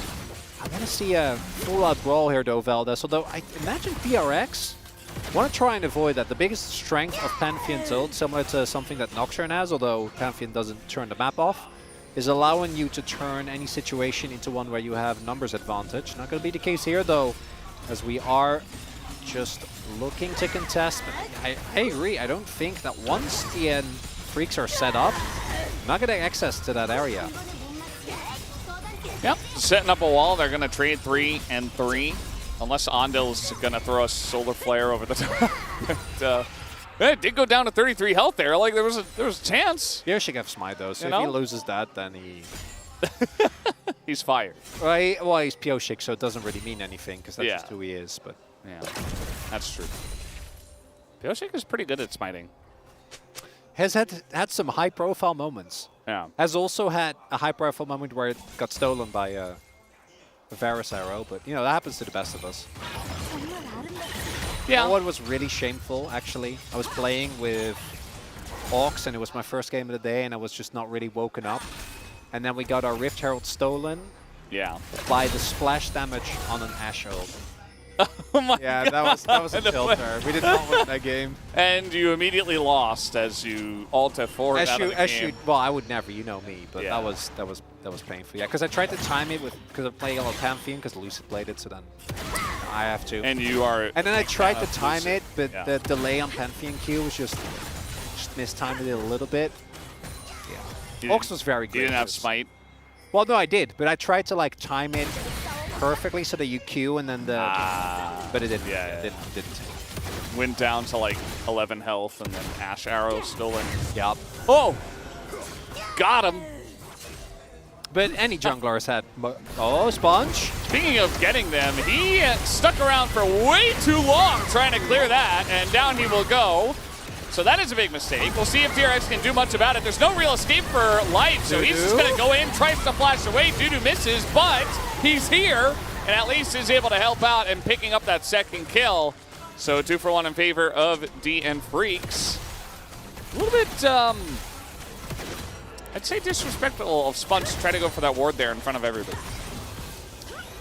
I appreciate DRX, their immediate response, which is go in with absolutely everyone, and you feel safe as Pantheon because you have your E, and you see he actually does tank a lot of the damage, but it's Berserker that's the big difference maker. And the TPs come in here, but I want you to look at Lazyfield, because even with Dudu whiffing the ultimate, Lazyfield at no point in this fight, I think, really is in a position where he maybe could have done it there, but Dudu is still right next to him, so he doesn't really get to do anything. And then Rich did invest a lot, also wasn't really able to make an impact in that fight. And probably should have just let Sponge die, and that was fine. Just Pantheon gets taken down, gets too greedy for a ward, as you point out. And that's just the end of it. Yeah. As you mentioned, very safe, because he also had Ondil right there, like literally right next to him in the brush, so it's like, you can't really blame him, looking back in the replay. I think mostly the Berserker damage that caught him off guard. That's only going to get worse, though, as we get level 11. And we mentioned the Pantheon global pressure. DN Freaks actually have two great responses, both to Leah ult and especially again, when we get to level 2 and further on for Kai'Sa, allow you to really easily get set up, and everyone on his team can proc Plasma for Berserker, which is kind of crazy. Doesn't happen often. Remember when turret plates were the big thing and we'd have like these big numbers, teams really playing to get a lot of plates and lane swaps and stuff? We had 2 plates fall, only one of them was collected in this game. 125 gold to the Aurora Yukal, who is in a little bit of danger. He's walking up to 2 people. Pioshik says hello, and Yukal hops. Oh, that was almost a nice knockup, but Yukal swift on his feet, going to dodge that one. And I think if anything happened under that turret, you would have Sponge look to maybe ult towards the top of the side. As now going to drop an ult here on a Bulldog, who will just try to flash away. Does get a nice combo down himself. Bit of extra damage into Yukal. And now Sponge is going to get caught out here by Pioshik. And Berserker did join in on that one, but Sponge is able to flash away. Berserker is one of the most aptly named pros that I think Viper is up there as well. Ruler is a good one, because that man will go in on every single ult. He will not hesitate. In that case, it did kind of feel like Sponge was right for the taking. Fortunately for DN Freaks, he was right on the edge. Bulldog also, yes, his flash goes down, but he survives yet another gank attempt. Man has just been eating continuous attempts on his life and able to get out. He is not going to be doing a lot of damage, though. This is... Oh, the replay, you can see. Oh, that makes sense. So he's trying to look for the ult play towards, I imagine, topside, and then just got caught off guard. I like the little picture-in-picture replays. It's really nice. To get, like, the little moments, right? Yeah. It's much better than, when we used to sometimes go to replays and stuff would happen. We have, like, kind of replay simulator. Replays and replays. Yeah. This is better. I like it. Particularly with how much more action I think we've had. I know that when it comes to kills, not necessarily, but I do really want to give credit again. I think, especially now that the boots aren't as broken, like the feed system, it does its job. People have been contesting so much more. You know, there's some tweaks to be made. Otacon is probably at the forefront of everyone's list. Yeah. Not even the, like, I think just having one type in pro play is inevitable, but we saw with Chemtech what I think there the can be a GA sweet did. spot. But the issue It's is hard. if you lower it, then it just becomes ruinous in solo queue. Well, that's what it which it already is. It already is. I've legitimately So- maybe seen like 2 out of I don't know how many games. Like Voracious. Yes. And solo queue just doesn't. High-level games. I mean, the high-level games is a bit better, but I'm pretty sure it's still. Is that ward not in the bush? Very. Is it not? They didn't see the bush because the pink ward, the control ward, is out of the bush. Rich is in a lot of trouble. That's an Ambessa ult over the top. Pioshik is taking a million bajillion damage, approximately. Rich gonna get the knockback as well. Berserker! Just not fair and not very nice to bully Rich this way. But, you know, it gets the job done, and they take down the turret. Well, I thought he was gonna live, man. I was invested. Actually, him staying alive for as long as he did is what ends up giving the feats over to DRX because they got topside turret as a result. As Rich, he tries his hardest. You see as well, Berserker, like how early he was clued in on this play. As initially they tried to just kill him with the 2 of us. There's the plasma stack. Dudu goes in. And then Berserk's like, okay, fine, I'll finish the job myself. Ends up getting the kill as well. But if they kill him immediately, if he just goes down, they can focus their damage towards the turret and maybe get it. Not going to be the case. It's going to be DRX picking up their sandals. And the game is still quite even because even though I think DN Freaks have looked way better individually and like the plays that they're making around the map, when it comes to the gold, they're not far off. And if DRX get a third internal Drake and start setting up for this soul point, I think DN Freaks are gonna have to be careful.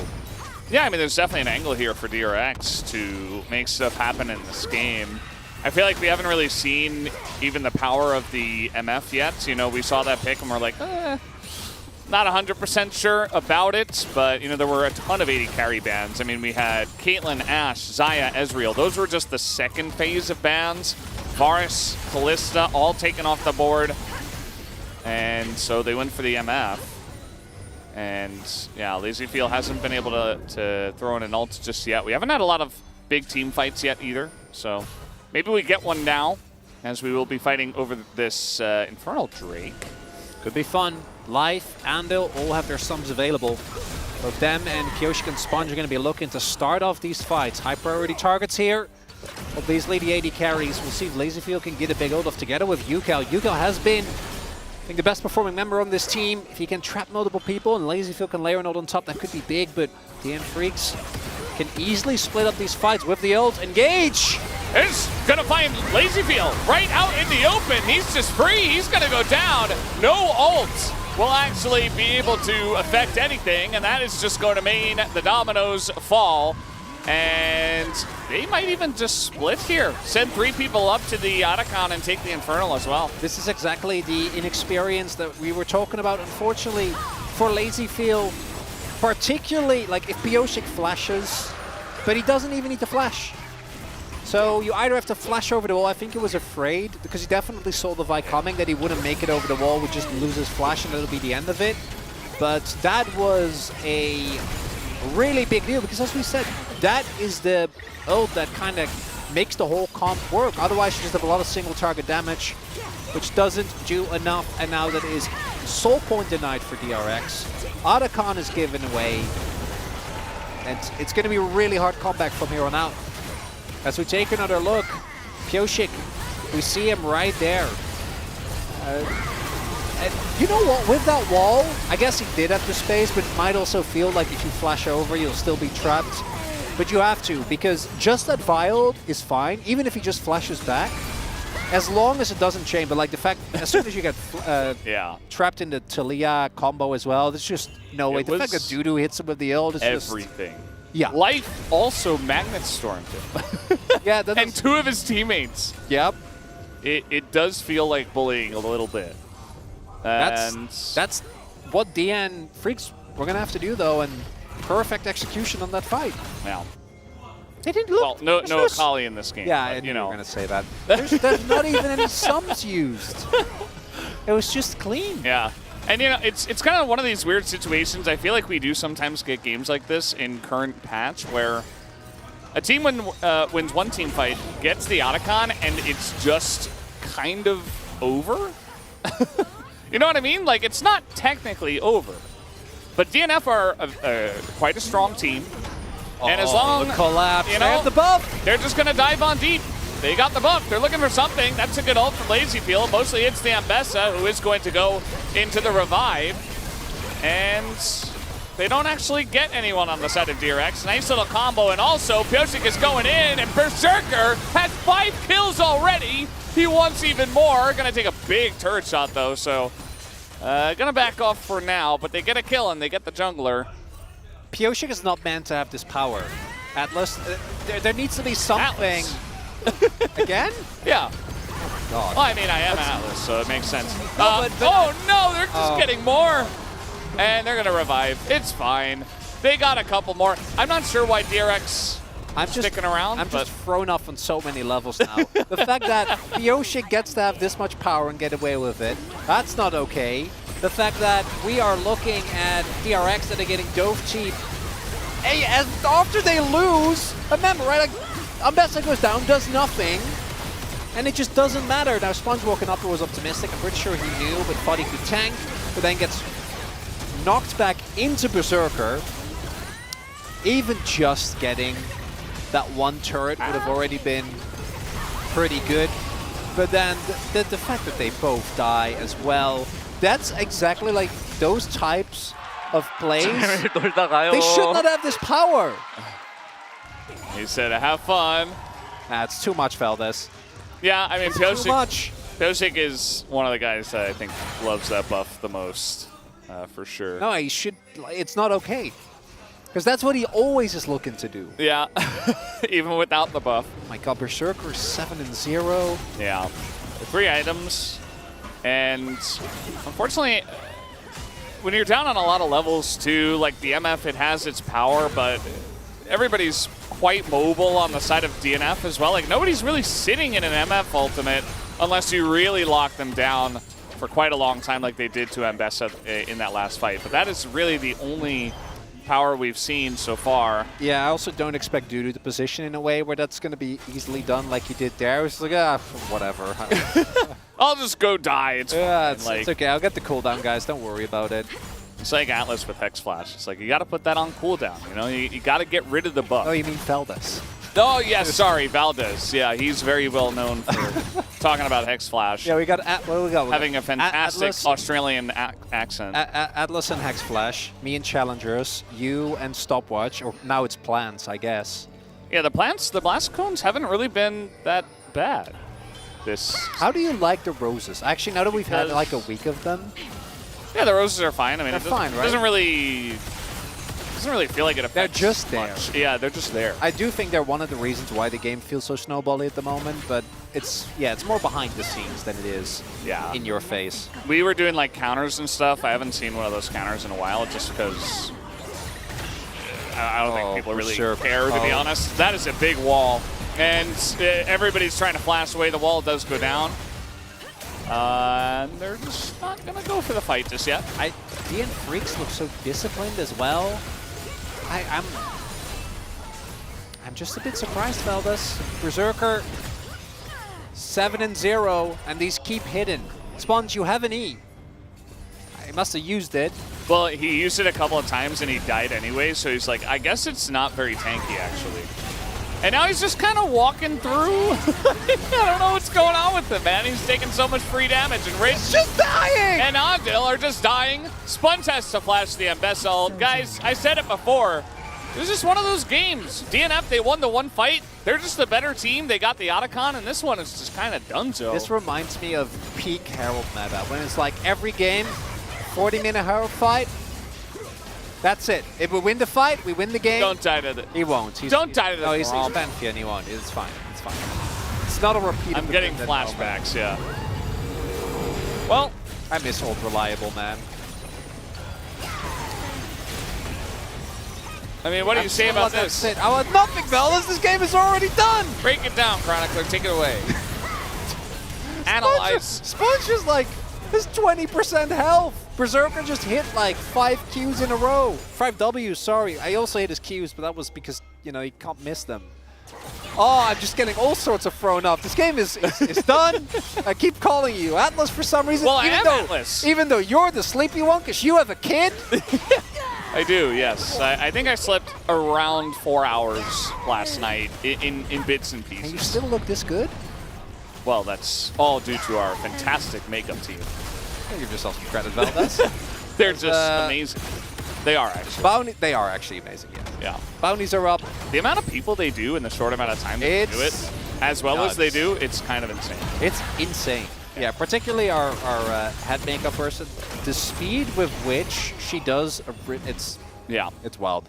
It's like, it's not in any percent either. It's like 100%, you know. No, it's, yeah. Glitchless. We're like, you know, full clearing. No major skips, nothing. Yeah. Every achievement. You can't even cutscene skip. All right, I don't know how she does it. It's wild. It's quite nice. This game is, we're just using it as to think about the next thing. It's just background noise at this point. I mean, you know. It kind of is, isn't it? You get to hear some of the projectiles being shot out and stuff. Who's your standout for this game? You know, we're doing a vote, but like we're doing POM scouting in this one. Who's your front runner? Sponge. Okay, can't do that. What do you mean? They might win. No. Maybe I'm seeing the future. You don't know. Okay, well, if we come back and Sponge, well, if I had to vote for someone for DNF, yes. Because I actually think there's a couple of interesting angles you can take. I think it's probably just Pyoshik. Although Berserker's gonna win. Berserker's definitely probably getting Pyoshik. it. Berserker will win, and I think that's also fair. Like big bomb of damage. A You know. Jonah strong vote for Bulldog. Yeah, surviving. Yeah. Well, I mean, he ate like what? 7 ganks, still hasn't died this game. Has a cool scoreline as well. He does. Very secret agent. I think his walls have been good as well. Have been. The one with the Voracious Otacon buff, too, was quite nice. Andel. He's Leona with Cosmic. Cosmic? Cosmic? What is the name of that thing? What I said Celestial. I said it right in the last series. It's Celestial. No, it's the same thing. Yeah. Cosmic, Celestial. I get it. Yeah, it's close enough. They both start with C.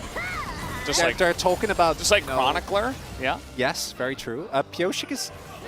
He doesn't know. They see him. So he has GA though. He's just dead, I guess. No, he has GA. Bulldog. Where are you going, man? He's just going all in. And he's got Berserker and the rest of the team with him. The mobility is kind of insane, but I don't know. This is a very broken up fight. Looks like it might not matter as the wallets are very heavy. Berserker takes a bunch of damage, but guess who's the real carry now? It is, of course, Ambessa, to the surprise of nobody. As eventually you just fire off enough Ws and you get the kills. 10 now for Berserker. And that should do it. If they could end on this push, that would be lovely. Most likely going to be the case. Yeah, I'm ready for game 2, fellas. I imagine the audience feels the same way with the way that we've been yapping. Oh, they're going to push all the inhibs. You gotta really. I know those death timers might look long, but really, when you think about it, they're not. We can't even get mid lane inhib. Okay, we gotta. Why are they so disciplined? They're 16-2. I just watched Pyoshik. I know that there was a full squad, at least a couple of people waiting for him there. Just ends up going down. Lazy Field still does not get to play the video game. Although I gotta say, you gotta be ready for those Talia Ws. Gotta be able to flash those because that's what sets up the whole combo, allows Berserker to take him down. Yeah. But let's be real. Even if they kill Pioshik there as soon as everyone else gets to join the fight. The wallets are just too heavy. Velvis, as you point out, Berserker is just... Atlas. further padding his stat line. I feel bad about it, okay? That was very nicely lined up, actually. Right down the middle. Lazy Feel. Yeah, he's got some feels after this one, that's for sure. And yeah, they're just going to continue bullying. Everybody going to get smacked by a giant safe of money. And now I think they can take down the mid inhibitor and hopefully the game. Yeah, call them Dagobert Duck, Valdez. Yes, the way that they're just taking everyone down. Hellfire's full. That was very nice. Max range W got him right on the edge. And Andil cannot escape the suffering either. As the DM Freaks come out, guns blazing, 21-2 in kill score there. And Berserker, yeah, he's gonna get the highlight. Tons of kills in this one, but really a nice team effort to get the job done today. Yeah, everyone had their moments. I think Life was like relatively the least visible, but he did a good job following up, which was fine. Even he had the couple of, the Magnet Storm, some engages. Yeah. But outside of that, Dudu had his solo bolo, Pioshik a couple of great engages. 1 on 5, by the way, which since Lucid, no one has been able to do. Bulldog ate like 15,000 ganks. Berserker showed again that he's just going to keep locking Kaisa and murder people. It's a good look for the DM Freaks. Yeah, it absolutely is. For DRX, I mean... Oh, yeah. You can see it on the faces as well. I don't really know where you begin. Because I think the draft was okay. The MF really got bullied. So that might be one place, but... I mean, besides that, they got like a lot of strong picks. Maybe like the early Pantheon can take a look. I mean, Sponge had a very weak game for sure. Like, I don't think it really mattered which champion he was playing, to be honest. I feel like everyone besides Yukel had a couple of... Like, Sponge was definitely the front runner, but like Rich getting solo killed would have died at the gank, but just the fact that that happened. Lazy Feel, as we pointed out, unfortunately, just not quite sharp enough on the flashes in a lot of plays. We'll have to see if DRX can bounce back. They've done that before. I do think this team has shown a level of resilience, but I don't know if that's going to be enough, Valdez. Well, we're going to take a break and come back. We'll be right back.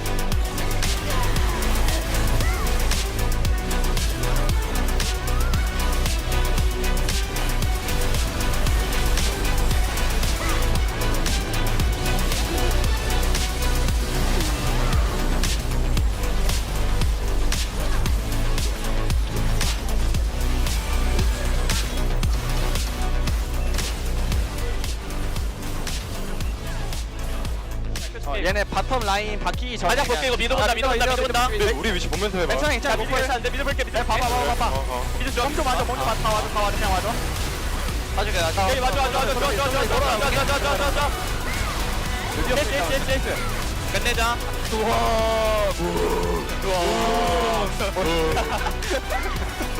아 근데 우리 초반 잘 버텼다. 컨트 잘한 듯? 약할 타임인데. 안돼 노플. 안돼 노플. 그래? 그럼 죽여. 안돼 노플. 그렇지. 아니 근데 이거 라인전 하는데 이거 계속 미포큐를 쏠고 와 정민이 형이. 야 근데 왜 또 싸워?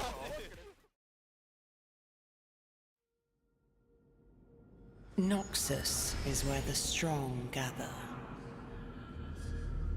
It seeks the fearless and defiant, calling them here to answer one simple question.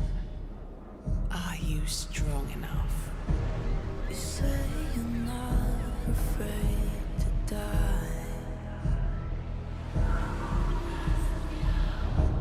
but take off the armor around your chest. What's left inside? Lying, licking your blade. Do you really bleed if it washes away? Take a ride, rough as you can. Tell you a secret, bright as your dogs are closing in. I like it when the bite marks cut through the skin.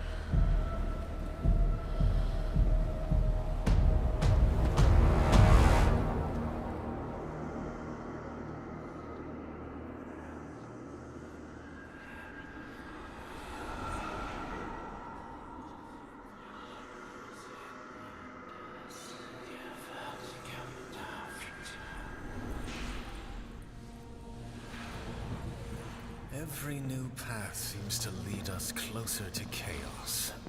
Perhaps we should focus on the opportunity that's washed up on our shores. Unforeseen turns are simply part of any path. Yes, but that, darling, is a step too far. Even for us. Piltover was a lesson, Vladimir. Calamity is always approaching. In some moments, its arrival is more imminent than others. Our next move must be bolder, not safer.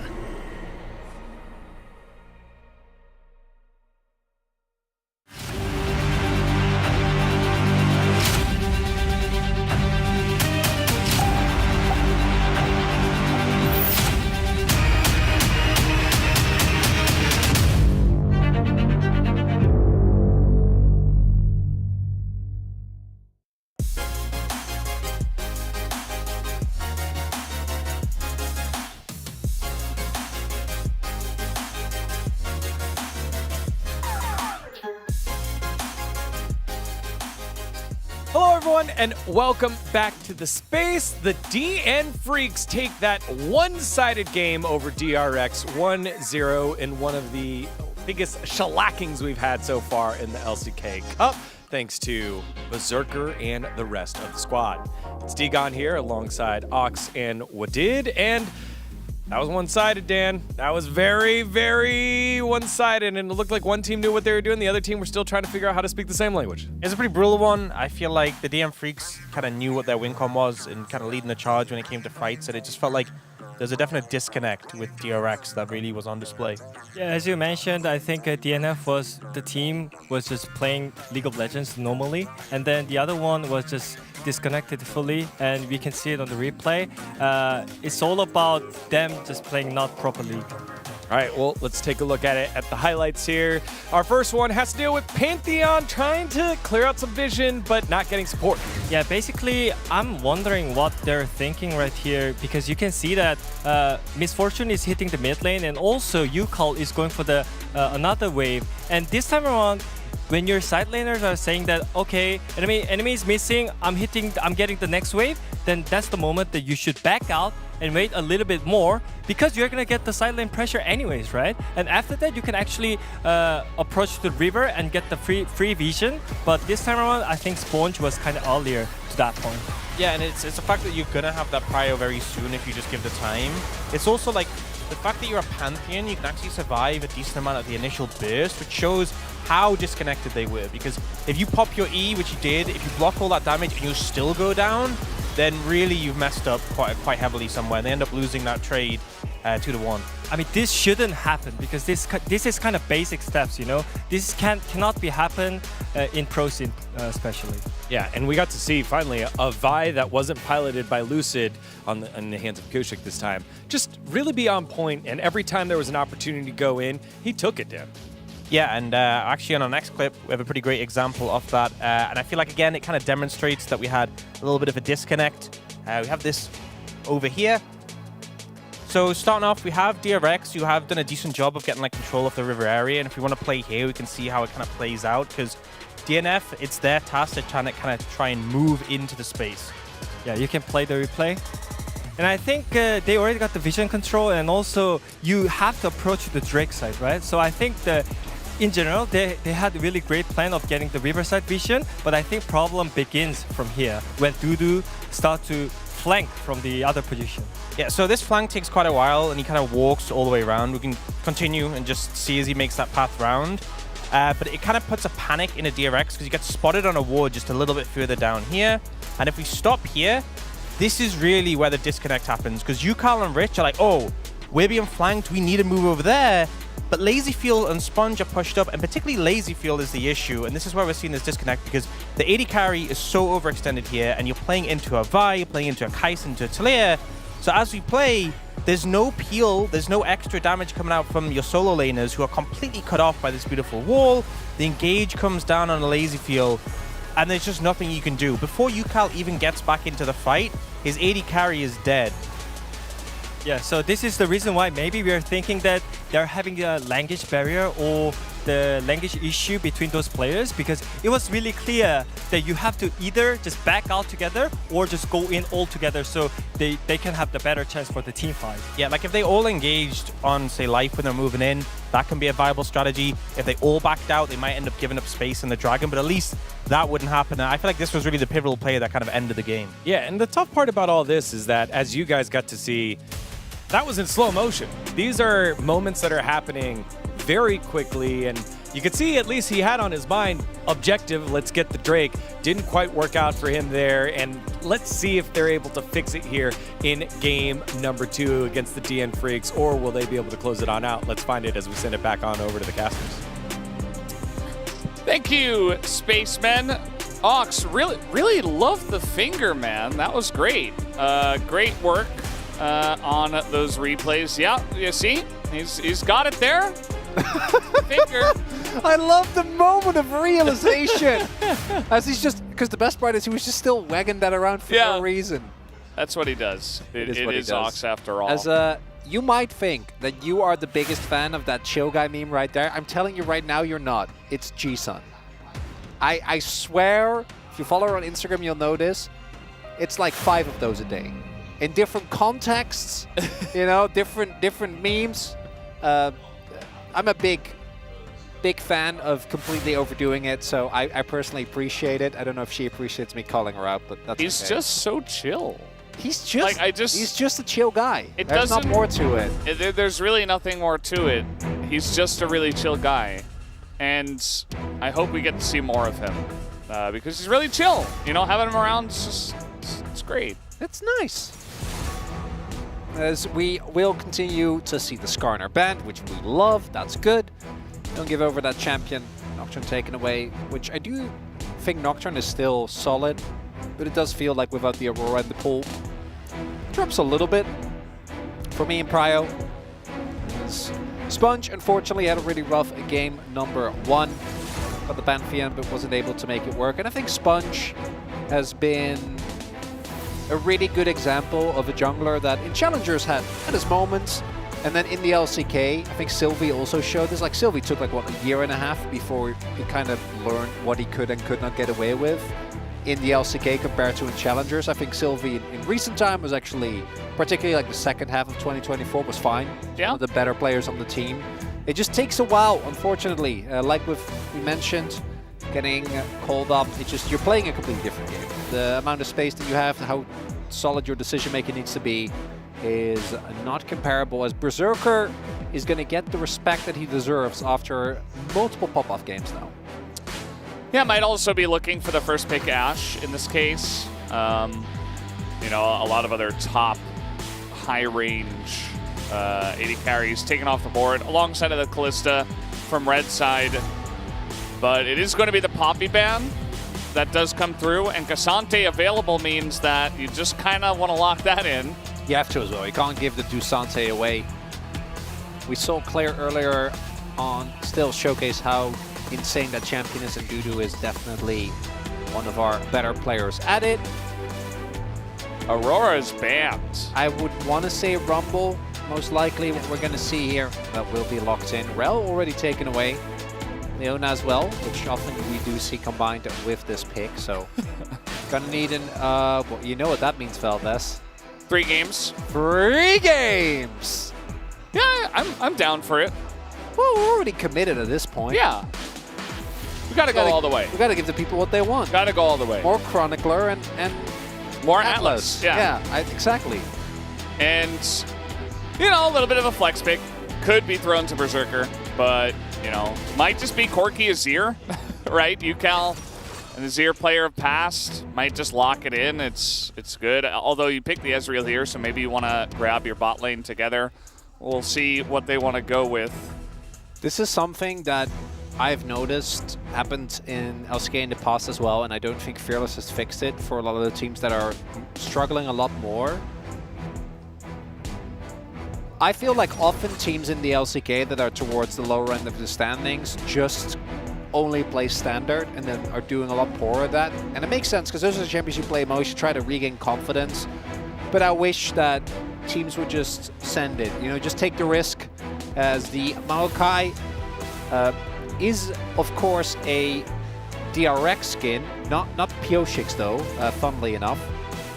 The Ashe, I think, makes a lot more sense. I think the Maokai, if they ban it, it's actually a huge win for you. I know you need AOACC for your Rumble setup, but does give away what they're playing, but at this point I don't think it matters that much, as the Corki Ashe is locked in. And if they play a no CC comp with Corki and Rumble, I'm gonna be a little... You're gonna be really happy because then we get game 3. I like how you turned that around, Valdez. Yeah. I appreciate it. Yep, you're right. Did they like ban Victor Azir here? Maybe. You know, lock a support. The problem is you need CC, so you want to go engage, but you're playing into Braum Ezreal, so you don't want to go engage. Yeah, Sejuani seemed like the most obvious from the jungle. You know, the Maokai that was hovered could also be looked at here. You think about like other stuff that has a lot of CC from the jungle that we see often. That you see often is not a lot. Like, well, there's plenty of jungle champions, right? You can go towards like things like Zac and I mean, Pioshik has played multiple games of Rammus. I feel like Zach is a great call, actually. Well, the problem, I think, playing Zach into Cassante, Ezreal, and Braum feels kind of bad. Well, you just jump over the Braum. Yeah, but then... I mean, if you're considering between Zach and other engaged junglers, I'm talking about. Oh, yeah, no, I would agree. I mean, yeah, even if things like that are kind of the hybrid area, like Jarvan, but like playing that into Ezreal... That's what I was thinking about. It's like, sounds awful. Not it. But you need CC. Otherwise, people are just going to leisurely walk off of the Rumbles, and it looks like it might just be the Maokai. Champion has not felt great thus far. It's very low on the priority list. But it does what you need it to do, which is lock down a lot of people. And hey, might be support, might be live playing it. Maybe we're getting... True. Maybe, you know, Pioshik or, Pioshik locks in Kindred or Hecarim. I don't know. This guy is... Hecarim? Guys... Two deer? I can see it.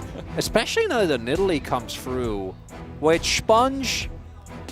You need a permit for that. You don't have the permit. I'm very sorry to tell you.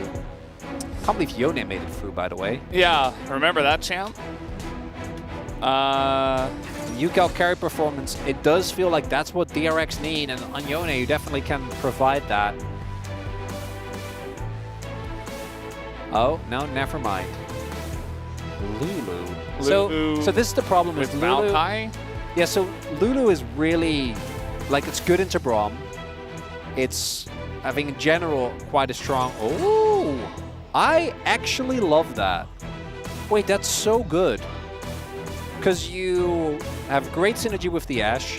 You don't fall into the trap of picking Engage into Braum. It's a champion that we've seen live play a good amount of before. It gives you the AoE CC and setup that you need.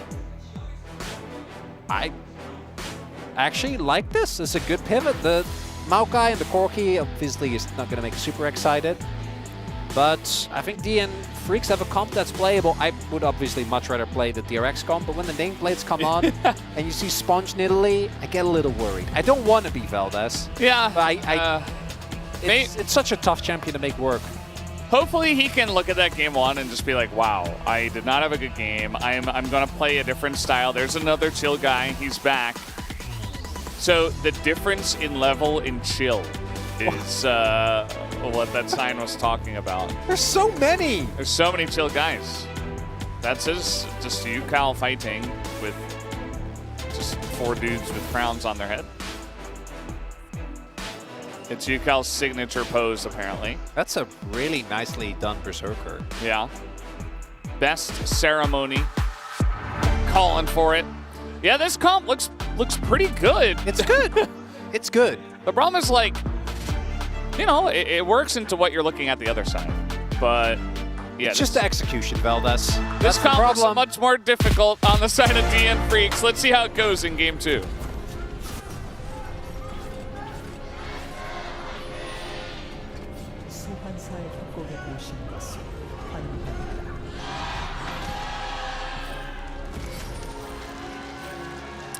I'm pretty sure the, I don't know if you guys could really hear it, but I think that the cheer that the fans do for the DN Freaks is DN fighting. Yeah. Yeah. Sure is. Which makes sense because, you know, instead of DN Freaks, it's like DN fighting. It's too long. You just replace it. You don't want to say like DN Freaks fighting, that would be too long. And then you just replace it with a different F word. Yeah, no, it makes sense. Yeah. So that's pretty cool. I love the fan chants. I'm so happy that they're always here. And then, when they weren't for a little bit because of the DDoS, we did them ourselves. Remember when I tried to do them for the season opener and Ox and Wolf just left me hanging? Yeah, I can't believe they did that. They're just like, no, it's not a thing. I'm like, what do you mean it's not a thing? I would have committed right alongside. It's because there were fans and they didn't do the chants. So it was like kind of a gray area. As UCal misses his Q on the Raptors. Not a good start here. Even though it doesn't really matter at all. But still. What are we divining now? This is the signs are bad, Valdez. We're reading the one play. It's a bad omen, man. I don't know what to tell you. You miss your Q on the Raptors, like, just go next. Like, just, what do you mean? Just FF15. Okay, that's the solo queue way. It is actually, yeah, unfortunately. Man, I've had a lot of people go 2 and 15 in my games recently on either side, not just for me. You know, that unfortunately the odds obviously are lower because you're on your own team. Dudu, yes, you have help coming. I don't know about walking up there. I did get an okay amount of experience. So DRX, I think rightly so, go for the lane swap. Great choice. I don't think you want to play the 2v2 against S Seraphine. That's very obnoxious. If you don't know, the biggest thing that makes that lane super obnoxious outside of the sustain and the fact that your poke will just kind of get shrugged off because of the W. Awkward spot here for Bulldog, but UCal does not use his Q3. I think it timed out. He's just ice cold, man. What's going on? He's not, you know, he's playing the 9 loss streak Corki, which isn't ideal. But outside of that, no, going back to the Ash Seraphine interaction, because I think it's a while since we last saw this. Whenever you slow Seraphine E's roots, and Ash obviously there's a ton of slows in her kit, most likely, or most notably for W, so it makes for a really oppressive lane. And Ash is already one of the stronger lane bullies that we have, so you don't want to deal with that. Berserker just in his 1v2 as Ondo and Lazyfield with the level up, really showing a lot of power here. You love to see it not backing down after what was a rough game number 1. And hey, you know, Lazyfield in the last game, he didn't have a built-in escape. Guess what? Now he does. Yeah, Ezreal feels perfect for him. Although there were times where he could have flashed as well, but... Oh, for sure. Yeah, that's kind of what I'm... But now you have a flash on a, like, what, 10-second cooldown? It's nice. Yeah, you know, game 1 jitters out of the way. It happens. And also, again, he's subbing it, emergency sub. We're never going to go too hard on him. Just keep in mind that, you know, Teddy is on the team. Yoshik, that's Nidalee. Yeah, I'm not really sure. Maybe because the Corki is closer, but not really. I'm pretty sure he did get the big Raptor. Gives the thumbs up. Rich is losing to Berserker's Ash, which it is range versus melee, but that is Cassante. He doesn't lose to anyone. Taking a bit of a beating here. Lethal tempo. Berserker very happily just bullying Rich. Yeah, I feel like pre-first base, you're pretty good. Once the steel caps are done, that's when that gets a lot more on fun. Post 6 in particular, you're really going to struggle. But by that point, I imagine the lanes will be back to where we expect them to be. So we see Sponge heading to... Oh, Dudu! Yeah, going on in. That's the stun landed. He's in a bit of trouble. He does have his flash, and you can see Life is trying to block for this, but he takes a massive chunk! And I want to know right now, did Ondo level his Q? Because he's level 4, and if he has level 2 Q, we'll talk about it in a little bit. Sponge has to flash away. If he doesn't have level 2 Q, but he could have taken it, that would have been a kill. So it was that's that close. Finally the proof we're looking for, that Ox was strong all along. We need it. We need the proof. But to be honest, Lazyfield could have flashed as well, but he didn't want to run the risk of getting stunned down on the turret. Still though, Lazyfield and Ondale not taking that as we do have confirmation that he did in fact go level 2 in Q. Still wasn't so enough. It still wasn't enough. So Ox is right! Ox wins again! Oh, why is he always right? It's so annoying. Yeah. Now he has an extra finger to waggle as well. No. He always wags his finger at us. Yoshik playing with reckless abandon, as you would expect from him. And now we have DRX answer UCal into Berserker and Life. He's gonna catch this wave. Yeah, you got to go on and just dip. It's fine. Don't have to keep fighting unless they can isolate a target. Dudu does have flash, but Bulldog. They want the Corki, the flash stun. It should be enough, and it is. The Q3 gets the job done, but the double root comes in. Bit of trouble are the rest of the members of DRX, but it's 5v4, and it's actually DNF that has to flash away the Yone Ulta. It comes in and lines up 2, and it's actually DNF that comes out ahead. I was so excited for them, and it just led to nothing. They got the flashes, though, of the 2 DNF members. They got the first blood. Yeah. That's something. And they'll get these grubs now as well. Not bad. Good enough. Well, it's not because they have Nidalee, but, you know, we'll take it. Kill going over to Dudu is unfortunate. Rich dying there is quite painful as we are keeping a running tally. It's 3 Qs at the moment. Levels for Ondil, but you are allowed to go free and then Emax, but we'll see whether that is going to be the case or not. I'm not holding out any hope. And yeah, Bulldog, after what was, I think, a really clean game number 1, where he didn't die at all, ends up overstepping crucially, just gets tagged there by the Cassante W, and then just a second too late on that flash. That was a Sooning. I'm pretty sure that was Lazyfield, maybe shouting out his fellow Vietnamese player in SOFM. And then here, that's a really good ult from UCal, and then Rich is like, I'm Cassante, I can tank anything. He's right. He wasn't right, by the way, because he died. Even though he couldn't do it in that moment, he's still right. No, because he's Cassante. He died! Yeah, but he can still tank anything. Because he's Cassante. He's not quite Skarner, which I'll give you that. Like, he's not quite Skarner. But he still can tank anything. If they play that a bit cleaner, they don't have to give up the kill, though. Because now, you know, you have Dudu, who is the sole IP source on the team, gets a freebie. Yeah, and a Fed Rumble is a problem. Yeah. You have like Nidalee heals and stuff, but there's not a whole lot of MR that's going to be built on Nidalee, Yone, and Ezreal. What's Piyushi going to build? I'm kind of wondering as well. Is it just tank Maokai, or are you going to go like support items? Because you're not going to be able to keep pace with Nidalee when it comes to farm. Let's see. Lazyfield also, thus far in that fight, looks a lot better, you know, actually gets to play further forward, not be worried. They are losing a ton of blades to this 2v2, and Rich is trying to answer it the best he can. Yeah. But it's as Sharaphine, like, what are you going to do? Not a whole lot, unfortunately. Lose turret plates, I guess. There you go. Yeah, it's Locket. So it's just going secondary support. Oh, like this. There's no vision towards the top side. Dudu knows that there might be an imminent Nidalee gank and just says, I'll just go up the wave. It's fine. Yeah. I mean, it's... Oh, Bex gets cancelled, though. That's big. He doesn't have TP just yet. Yeah. It's a pretty low cooldown. It's not, like, incredibly low, but it's pretty low. Yeah. And you just know you're winning elsewhere, so you might as well just try to not lose up here. Oh, Pierce gets spotted. Spots Sponge as well. So we have both junglers with world skins here. Very cute. Man. What if we keep going with League to the point where every single champion has a world skin? That's going to take so much time. Yeah, but like we have like the next 2 years at least planned. You know, like. Yeah, but it's only five at a time. How many champions have a world skin?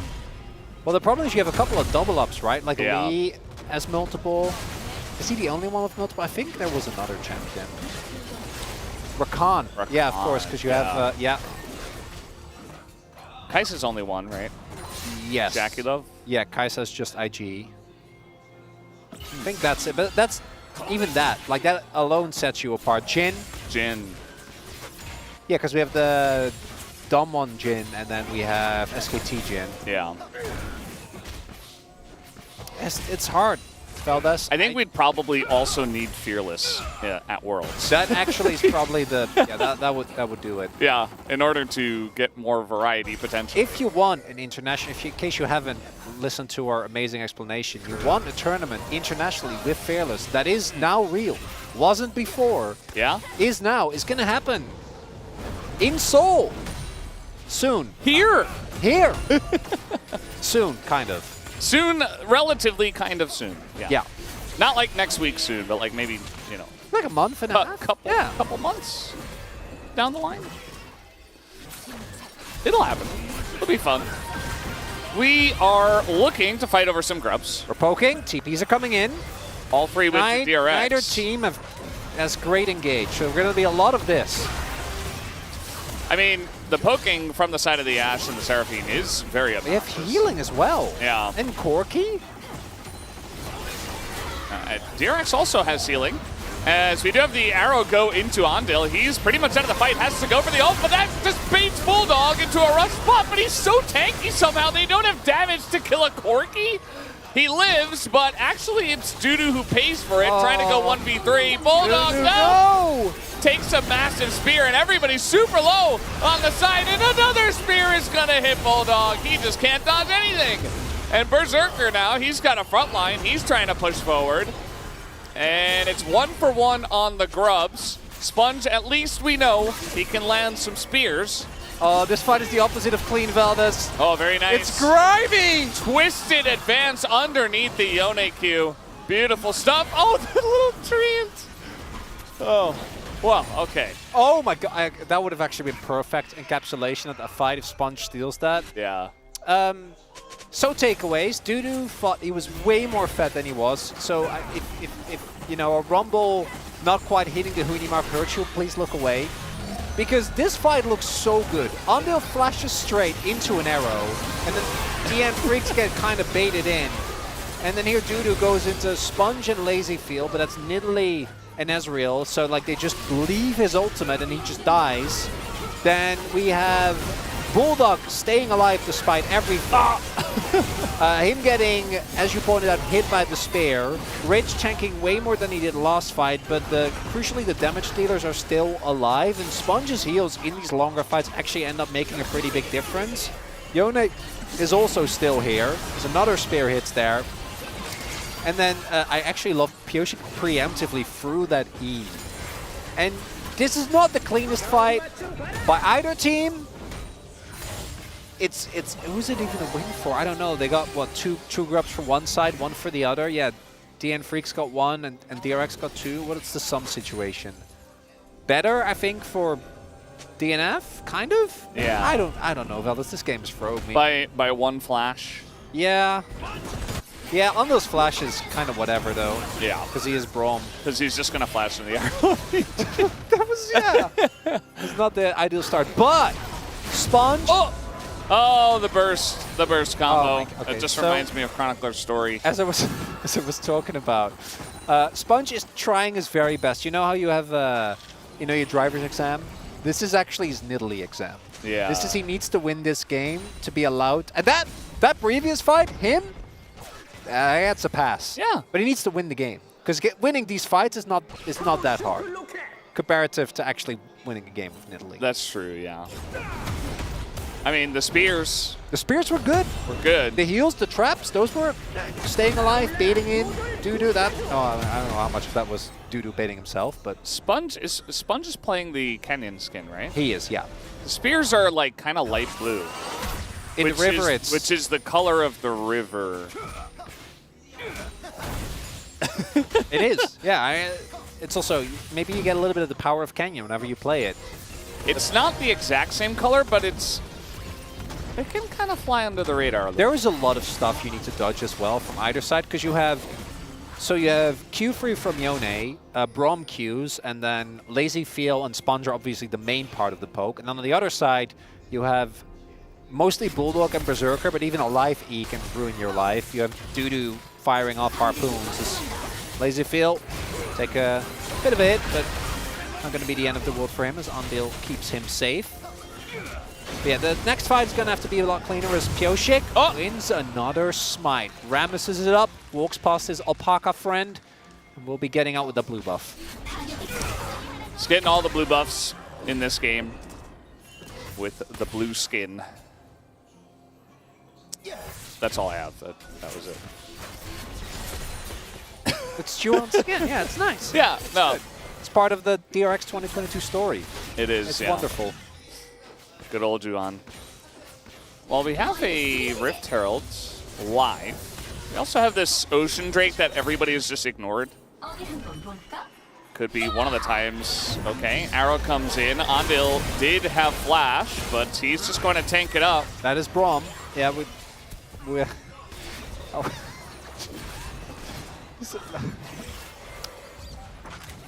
Even without, and actually he has the flash now. As far as engaged targets go, it's just not ideal. It's just not what you want, Valdez. Yeah. That's the problem, though, as I was saying earlier. I think as good as Ashe is, you have Lazy Feel who can buffer Hescalance, you have Ando who's Braum, and then you have two hypermobile carries, and then you have Cassandra who can just straight up face tank it. So it is hard to get value. neither team has great engage, which is why these fights, I think, look so deeply funny, as they just stand there both looking at each other going, my poke's better. It's like Engage Braum versus Engage Maokai. It's like so cursed.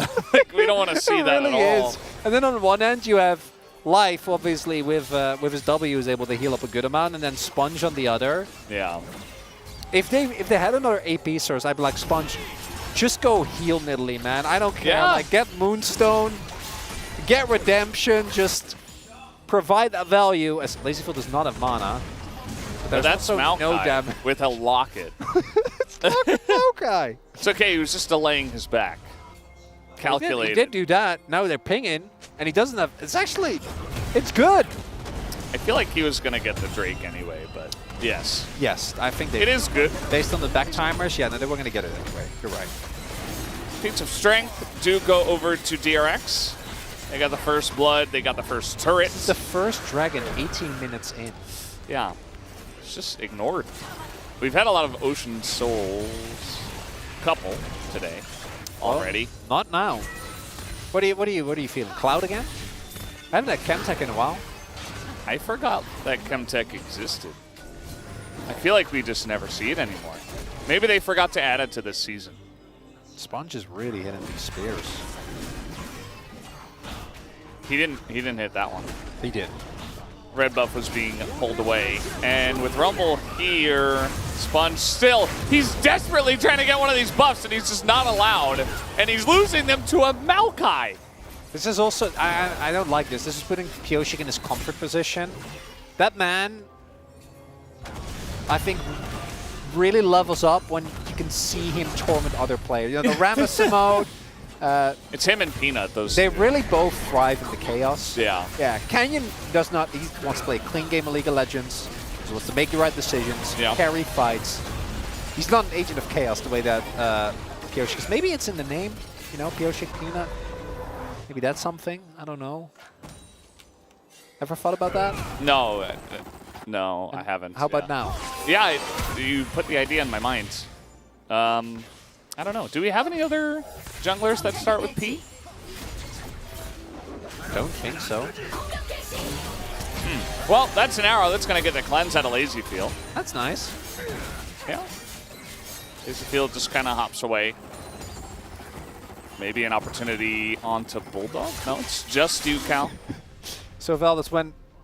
It's the age-old question, right, of immovable object versus unstoppable force.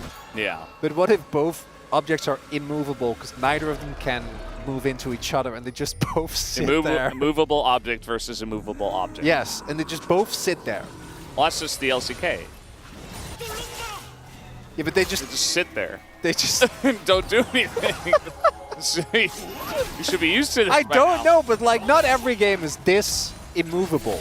I think a lot of games we meme, but are actually very movable. I just watched DNF. Got what, like 20 kills? Just massacred our opponents. They did do that, yeah. It was like 23-3. Yeah.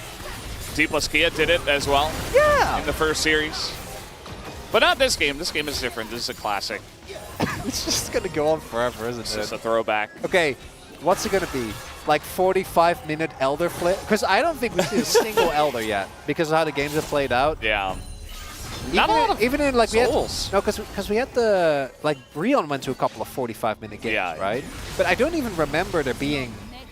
They might have gotten Elder, but I don't think there was any flipping happening. No. Which we have. We do have. We have seen Elder before. Like a team has gotten Elder buff. Yeah, but it felt like at that point again, like it was after a fight when they'd already won the game. But I think that's where we're heading. That's how this game is feeling. Watch as I say that Voracious Otacon just getting taken by a team for free and then they just win the game. That could happen as well. They're behind, but it doesn't matter because they have double lives and they dive, they kill the jungler, and they force Baron at 25 minutes. I like that. Could see it happen, Valdez. Could very well be the world that we live in. It could definitely happen. I mean, you know. You catch Maokai at a position or a Nidalee, and you're just like, well, we're going to 3 games. So in this case, it's a Maokai. You catch Pioshik at a position after all 5 of you dive the turret. So obviously, on one end, we have do not fight. But the X is really throwing me. Because if it was like a C, you could do doesn't really care about Definitely fighting. restricted xylophone. We're gonna hit me with the xylophone, man. Because this is the only word that starts with X. You didn't, I guess maybe your kids' books were a little bit different, but you like have the alphabet book, right? And X is always xylophone because it's like there's not a lot of that's just not a lot of words that start with X. And Dutch is the same actually. Well, you pronounce it differently, but it's the same. Yeah. How do you pronounce xylophone in Dutch? Xylophone. Xylophone. Okay, that one's good. Due to actually, Flash was forced. Yeah. That's big. Turret down. Some gold into the pockets of DRX as they slowly but surely pick apart the map with their insane macro ability. It's all calculated, Valdez. It's calculated. We are following a strict game plan that shall not be deviated from. Especially when Dudu just came out of his own jungle and was like, oh no, there's a Yone there. I guess I have to flash. But we're 23 minutes in and we're on dragon number 2. Yeah, there's so much time for more dragons. We have so much extra time. Watch it be Chemtech Drake as well. So neither team It like, definitely we don't really should care be, that because much. Ox fell asleep already, and He's not paying attention. We're going to game 3. It just feels inevitable, doesn't As it? we know, yeah, of course. Trying to actually fight for this Mountain Drake. I'm just still thinking about what joke we can make with DRX. I thought mine was Doesn't really explain. I don't know why they not fighting. Yeah, we need better X words. I don't have any. I really can't. I'm trying my best. I'm sure there's one that we're not thinking. I mean, if you go into like a dictionary, there's definitely a lot, but it's just not colloquially used, right? Okay, wait. I'm gonna wait for this dragon. Even xylophone. And then we're gonna give it some thought, and I'm sure we can come up with something. The only other word that comes to mind is the name Xavier. That's it. Yeah, okay, but we can do explain, even though it's an E. It starts. Oh yeah. Okay. You could. Yeah. Right? Like, we need to do something here. We're going in. We're going in. Oh, he just moved out of the way and let the arrow hit Lazy Field. Adil, you're Brom. Just eat it. He's like, no, I'd rather just burn your cleanse instead. That's fine. They don't need that cleanse. Pixel? Oh, it's Infernal. Wait, that's a relevant dragon. It is. The issue, I think, is, though, that they each got a dragon apiece, and the teams aren't really fighting big-time over dragons so far. We'll see if they actually fight over some Infernal Drakes. Hopefully we can create some action. We have, now, Baron spawning, right? 25 minutes. So there is still the chance that you just rush down an Otacon into a dive, kill the jungler, and take the Baron play. That's still on the cards. I'm still thinking, Veldas. I'm sure there's something that we can't quite... I'm like, what about excommunicated? You know, can do something dramatic with that. I don't know. But... like like something with an R. Yeah, but they're definitely not diving. That's my point. They can't be diving. But a diving is what's excommunicated. Yeah. Or maybe, you're not allowed to dive. Yeah, that's true. Diving, restricted, and excommunicated. Boom! There you go. Easy. That's it. Yeah. I knew it was there. We found it. They're going to do it. They're just going to do the... Oh, wait. No, they're playing against Ashe. Okay, never mind. Wait. Or maybe they're just still going to do it? No, they're gonna spot them on the wards and the traps, and they're gonna peace out. There we go. Shoom, says Ashe as he throws it. Wow. That's a big spear. Ow. Wait, he walked back into it. You walked the wrong way. That's fine. We have redemption. We have W on life. Yeah, He'll be okay. He was definitely walking that way to get into redemption. No, he wasn't. No, he was. Like probably was? on comms. They were like redemption. He like tried to get close to the Seraphine. You know? All right, Yukel. This time does hit the Raptors. Why do Pyoshik tank that? He's just tanking it for no reason. The spears have been great. Well, but like, you have a Seraphine. Yeah. The sponge Nidalee test. All right, yeah, has just been going DRX, well. Just force it. Just force it. They don't fight. He's going in. Engage Maokai. Oh, the encore is beautiful too when the roots come through, but where's the damage? They're not there, and down goes Pyoshik. He is nowhere to be found. And more roots though out till no! He is going to get rooted up and equalize. Are you telling? No. And now it's 4v4. There's no way. They're just going to have to give it up. Wait, the TP? Risk and TP behind them? No, they're going to keep going. Yeah, I mean, there's no jungler here for DNF, so... Oh, Amdale is a lot of their safety, though. Oh, yeah, they're going to try and play for the fight. They have to, I think. A lot of damage coming through. Lazy? Oh, he went in as some roots coming in, and that's Cassante. Rich trying to do his best. He will get on top of Bulldog, and that should be enough to take down the Otacon. DRX will pick it up, so they've got the buff. And maybe it just do the Baron as well. Diving is no longer restricted, Valdez. They went in there. And now DRX get themselves the Otacon, get themselves Baron, and this is why we haven't seen Elder Soul in so long. Elder Soul. Yeah, Elder or Soul. As we take another look here. Yes. So this is the problem, is that that's probably the best engage that you have. But even with the charm hitting, there's just not enough damage. He kind of ulted the wrong way, too. It just... But even then, like, actually getting on top of Lazyfield when Braum is anywhere near him is just so hard. And also, what's the actual follow-up from the rest of the team? It just isn't there. Dude, wasn't there. Exactly, because he joins as the play is happening. So just not quite with the right time. And then I think this is great from Rich. Just start the fight. You're a member up. They don't have their Maokai. They don't have the CC that they need. And now DRX, they're doing what we wanted, Valdez. They are bringing us to a game number 6. It's happening. It was always meant to be, as it was foretold. Sponge, he's earning the Italy card. Let me tell you. I love it because they have the buff, so just trying desperately to force some kind of fight, and DNF. Take that cone! Take the cone! He's not taking the cone, Valdez. He might. Yeah! He has his Arcane Shift back up, so you can. And all you needed was Otacon, and I guess Baron too, that helps. And it looks like they might just look to end the game. 47 seconds on this Otacon buff. Little engage onto Cassante, as Kosik remembers that champion can tank literally anything. Engage now on a Pyosik. Yeah, he's super caught out. Just nothing he can do here. That Maokai not tanky enough. And DRX looking good in a slow and a bit sleepy of a game number 2. 20 seconds still in the buff. But even if they don't end the game here, the gold lead now completely insurmountable. I don't think there's a way for DNF to really do anything. They can probably get some of these revives. The Nexus turrets might respawn. Yeah, we might get to see that. Maybe. No, we won't. Not happening.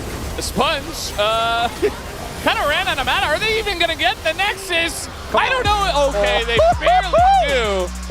And they had revives. They were fine, but like that could have gotten a little bit dramatic. DRX will pick up game number 2 and prove that they are here to play, and they will not just go down as an easy win for the DN Freaks. Truly one of the games of League of Legends of all time. I think that expression of that fan sign actually does a really good job. Love the little mischievous looking. I think it was UCal there. Yes. If we take a look at DRX, happy that they got the win. And I want to remind everyone, even if the team ends up losing the series, these game wins are a big deal. Getting game wins might be the difference between you being 4th and 5th. And really, there's not a lot of leeway. There's not nearly as many games as there normally are within the LCK, because of course we're here in the LCK Cup, so you don't get quite as much ability to fight your way back. And here, it really does feel like both of these two teams just kind of sat there, and then one of them lost the patience battle, engaged and lost. That's exactly what happened. That's it. That's a great summary. That's the whole... Because you can't engage into any, because if you turn it around as well, imagine trying to engage into Maokai Seraphine with Braum, with Corki. Yeah, can't do it. I'm very curious what our space is going to break down from that game too, guys. We're going to take a break and have the space. We'll be right back.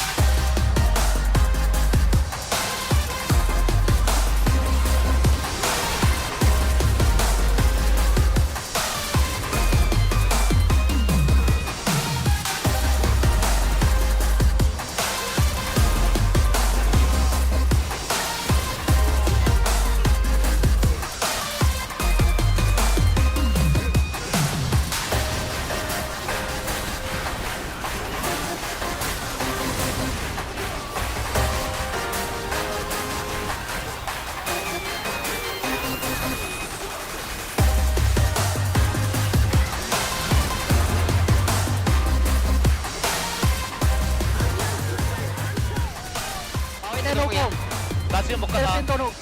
세빈 뭐라. 나 노플. 나 아타카 한번 따이고 진짜 이거. 야 타워 쳐봐. 노플. 나 힐한데. 끝내만해. 나 아예 노마. 나딱 힐만 한번 돼 이거.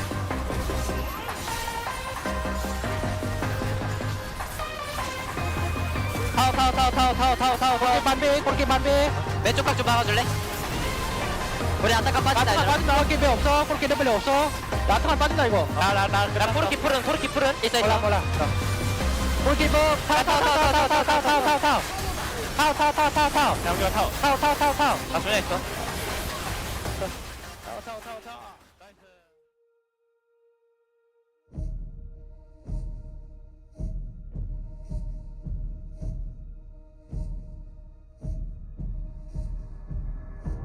You say you're not afraid to die, but take off the armor around your chest. What's left inside? Lying, licking your blade. Do you really bleed if it washes away? Take a ride, rough as you can. Tell you a secret, right as your dogs are closing in. I like it when the bite marks cut through the skin.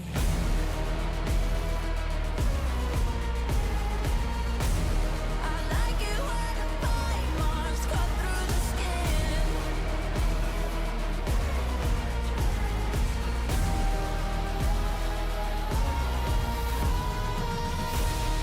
Tell me the walls are closing in.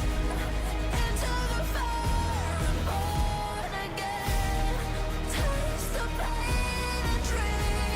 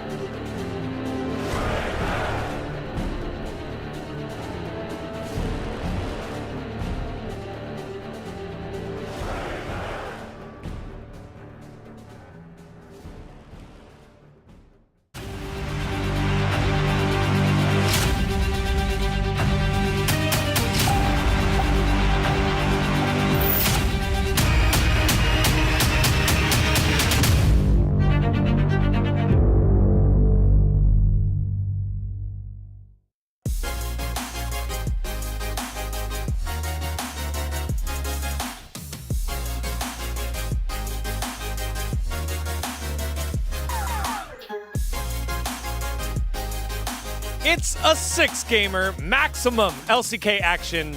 Well, maximum LCK for you today here as DRX find a way to tie it back after the least amount of kills in the cup so far with only 10 in this one. But it's still tied 1-1. Welcome back to Space. Digon alongside Ox and Wadid, and Ox has something to tell you. Yeah, I feel like, there's only 2 Atacans. I feel like they were trying to see if there's another one. Like, you have Ruinous, Voracious, maybe like Starving Atacan, Fasting Atacan. But yeah, not many kills in this game. Bit of a slow burn. Yeah, I mean, on a serious note, we were talking about how disconnected DRX, but I feel like this game, it's kind of opposite way. I feel like DNF was really kind of off when it comes to the team fight, so that's what happened at game 2. Yeah, we brought up some communication issues earlier for the side of DRX, but in this one, it felt like the Freaks had an opportunity to go in and no one took it. All you need to think about is Rumble's equalizer. Just look at the sapling from the Maokai, and then it's gonna proc it perfectly, and it's gonna set up perfectly for the equalizer. They're all clumped. They're all together. And then, if you think, oh well, I didn't recognize the opportunity. A root comes in. You could have also equalized then and hit 3 people. Like the setup was perfect. And I feel like this team is struggling, not having something like a rel that Life was on before. I feel like they're just not working around that well. And we also see Judo makes another bit of a mistake here because he lets his heat wind down quite a bit. And then he ends up flashing in here. So he equalizes, not the best equalizer that he ends up dropping here. And then he flashes in aggressively, but he just like gives up so quickly. Like he's trying to burn the grass or something. He's like, he could have easily gotten a kill then. And if his heat management was better, I think he would have got 2. I mean, I think at the beginning of the team fight sequence, it was just a free win for DNF side, but I think the mastery of the Rumble was not on point. Right, but that wasn't it yet. The game was still close. There was an opportunity to come back and win, and this one happens at Otacon, and this one should have its own award. Longest replay of the LCK Cup. Take a look. I mean, once again, when Maokai flashes in, just look at your Rumble position! No way, this cannot be happening. I don't know the range, the exact range on equalizer, but that's I think it's a bit beyond that. I think that's a little bit out of range. It's really close. Yeah, maybe if they'd waited like a second scratch you there. Maybe like another minute of walking and he would have been there. But they go for the engage because Lazyfield has no cleanse, but he still gets the arcane shift off, and then there's just no doubt. Like look at his health. Yeah. He's still basically full HP. Your Rumble finally shows up. This equalizer actually gets a decent amount of value. Yeah. But unfortunately, that jungler's down, and DRX just make the call. Well, we have a jungler. We have sustain from the Nidalee. Let's start on the Dragon. Also, Life is doing this kind of weird thing where he was like holding his passive. It felt like he was waiting for a root.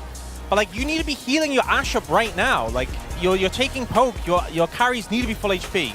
Yeah, this is the reason why whenever commentators are saying that maybe this comp is not really easy to play because you're not having you not having a 2 front laners and your support is playing utility champion means that you have to play smart. You have to play smart about it. But I think DNF side they were not really smart about it. Also, that fight was so long. That was the second redemption that we saw in that fight. Yeah. I mean, whenever they play utility supports, I really feel like you really need to play on your skill cooldown, and also you really need to be really smart about your range as well. And you having only one front line means that you really need to think about what is your timing. And the thing is, especially when we have Fearless, especially as we start looking towards the best of 5s we're going to have later in the cup, it's going to be more and more important because you might end up getting locked out of a lot of your melee engages. The best option might be going to these utility picks, and then if you can't play them, if your team can't play around them, you're going to be so much weaker than your opponents. Yeah. Well, speaking of weak, let's see it. Double-digit losses for Corki. Face down, booty up. It is W0, 10 in the losses for the Corgi there. This pick is cheeks.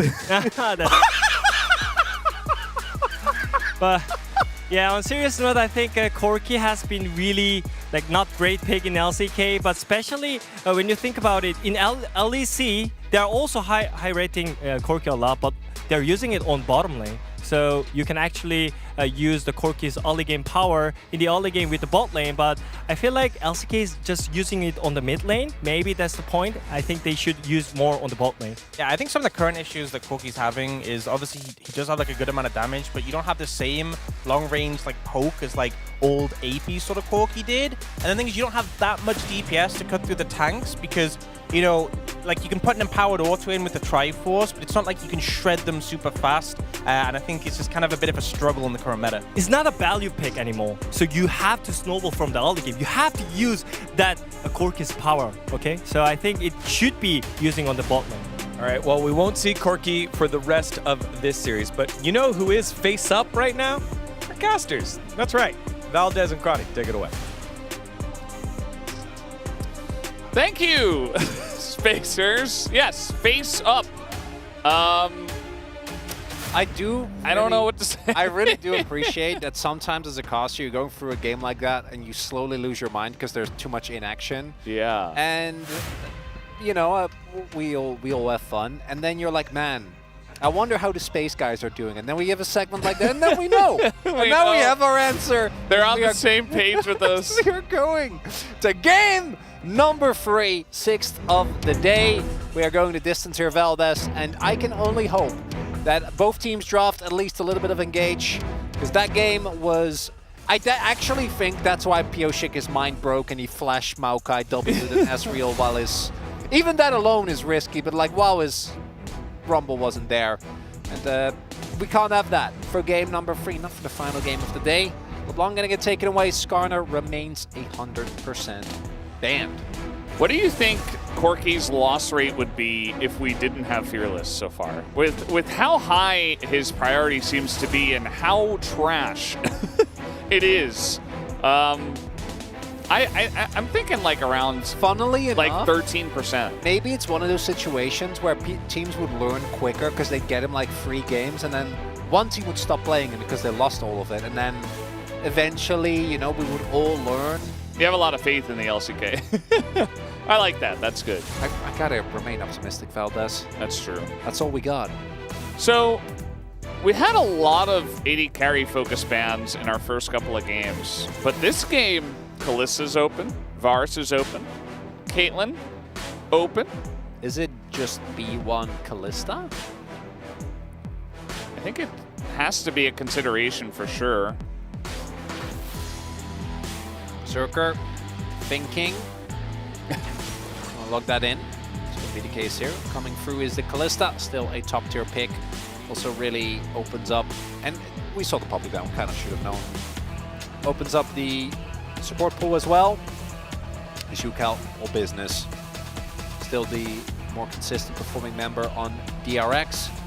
Although Sponge, exactly what I was talking about, right? I feel like we saw this with Sylvie as well, where some games, when they're losing, they just keep going down and down and down. But then when they're having a better game, don't be feeling too bad, as you're always going to feel good about getting Jax into something like the Kalista. She needs to be close, and Jax punishes that very well. You gotta imagine, right? Jax Sejuani is a old 1-2. Sponge is a big Sejuani guy. Seems like a no-brainer. Maybe they want to pick up something else, but I think you just go for this. Yeah, We're locked in. The Kalista made a lot of sense, and then once we saw the Jax, the Sejuani makes a ton of sense as well. Now, what kind of support are we thinking about for the Kalista? You don't have to pick it here. There are a ton of different things you can go for. Nico, though, most popular, will be locked in now, and Xin Zhao alongside of it, which was banned in second phase of the second game. Lazy Pool's champion pool might really get tested here if they don't lock in. I think you lock in for Xiuqiao here. Are you going to pick something melee to try and go with the Sejuani? Probably not. Might be just something like an Azir. Yeah, something that can go in a lot of situations. I'm looking at Victor, who I think is, yeah, still available here, but it's going to be the Varus lock-in. Not going to be feeling bad about that. It's a champion that is still quite strong. You can go Lethality and kind of negate the laning phase. It's the Gnar, what is it, Gnar Gragas bans, I'd say. both of those, and then everything else as Jax you're going to be completely fine with. Yeah. I do really want to see them grab Gragas, because like Gragas, not only into Jax, but also into Varus, who doesn't have a way to escape the casks. I'll have that. Can't have that. Not allowed. Even Bulldog, Life, the Nico rather, would be, I think, having a tough time with that. So why are we banning Azir or Victor when Azir is open? It's fine. I've seen that matchup so many, and I keep thinking it's different, and it's just never different. Well, they might just ban both. And be like, well, you're not allowed to play either of those, and Bulldog doesn't want to play either of those either. So you ban what? You're not going to ban Renata. So they're going to ban Azir. They're going to ban Azir. You're not going to ban Renata, I don't think, because you picked Nico. Well, also Renata's banned. It's already banned, so I don't even. Yeah. Yeah. So one of those days. Well, how many 6 gamers have you cast so far? All of them. Every single one? I'm pretty sure, yeah. Because the one day where I was wasn't. The recent one, didn't you do Sunday? Well, the only day I was off was when it was a 4-0 day, which was on Friday last week. And you cast on Sunday? Oh, I don't know about. No, not casting. I was there for every single. I think I casted 2 of them. I see. Okay. But I've always been. There was a Nautilus. Well, we know Renata's banned now. I do still worry a little bit. The thing I do really enjoy about the Nautilus is that it's guaranteed lockdown for the Kalista, which is something I think is always valuable. A lot of other CC champions you might run into some issues. Who could have known? Yeah. What a shocker. The Azir ban was strange for sure. The Gnar ban makes a lot of sense, especially if you're considering playing Sylas as well. You know, that's like a double down, right? You don't want to give them better Gnar. Well, but they pick Sylas. So why are we even betting Gnar? Wait, yeah, no, I had that backwards. Whoa, what's up? We're totally cooked. This is just over. There's the extra bans. There's teams making decisions to just. I'm so confused. Just picking champions, just clicking buttons. So Varus, I do really like the setup from DRX. I really want to highlight that. So the issue is that you are playing into Xin Zhao, Orianna, and Gragas, who can create so much space in team fights. Because when you look at this in isolation, you have a full melee topside with amazing CC, mixed damage profile, you have guaranteed lockdown with the Nautilus, you have great engage, like this comp kind of does it all, but then you look at the other side and you're playing a full melee comp outside of what I assume will be lethality Varus, although with Nautilus sometimes we see the on-hit, into so many champions that just warrant you respecting space in one way or another. There's the Gragas, who can easily break up a team fight, and actually is quite beefy. You have a Nico that, if the combo goes well, gets thrown into your team with the ultimate up. Yeah, I hope so. Well, which I hope so, because if you're wondering why, we saw earlier today that combo can be harder than you might think. And then we also have the Xin Zhao, who is also great at creating space in these fights. This just says 2-1, the scoreline. They crossed out the another word for 0. Yep. And put the 1 there. This Bull Mom, the present has arrived, and it's Bulldog. He is ready. We'll see how it works for him in this game. As a couple of, I do feel like both teams arrived at very good comps in Game 3 of a Fearless Draft. Pretty cool stuff. I'm with you, Veldas. Very nice. Let's get into game number 6 of the night.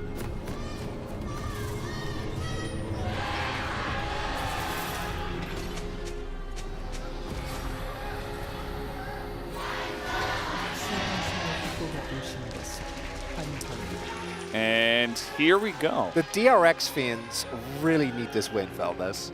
Yeah. Like, they were... I feel like you mixed Fan and Fiend, and it worked perfectly. I don't know. Because of how...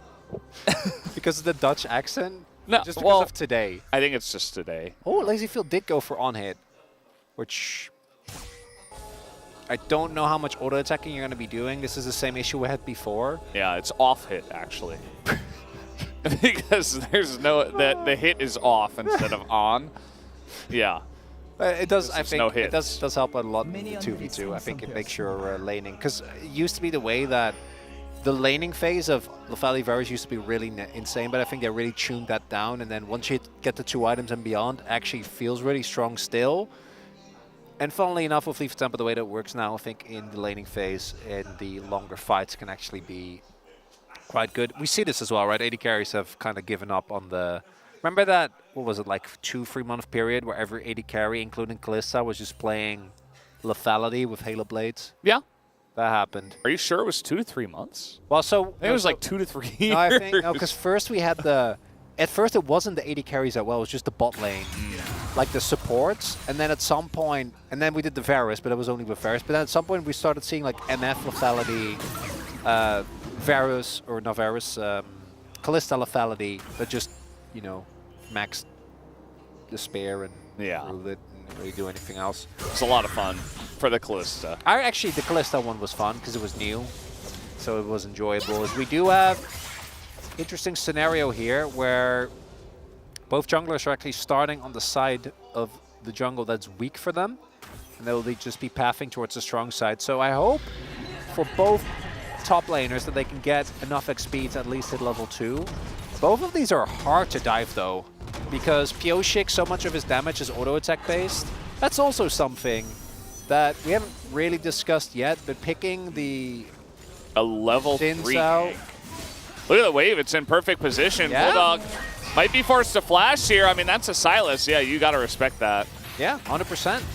Sponge, nicely done. Actually, the weave there with Pioshik being on his Raptors, really nicely done. But as I was saying, like Zinzao is also a champion that's so reliant on auto attacks for setting up, and Jax just has Counter-Strike, which just goes really hard to not get murdered. Yeah. I'll let that statement sit. Yeah.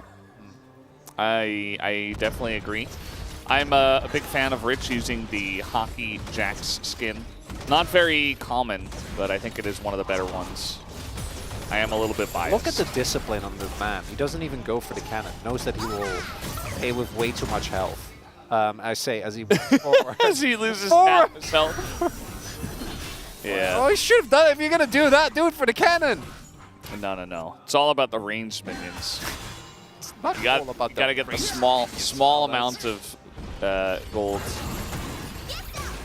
It's pretty difficult to dodge skill shots when you get rooted by Nico as well.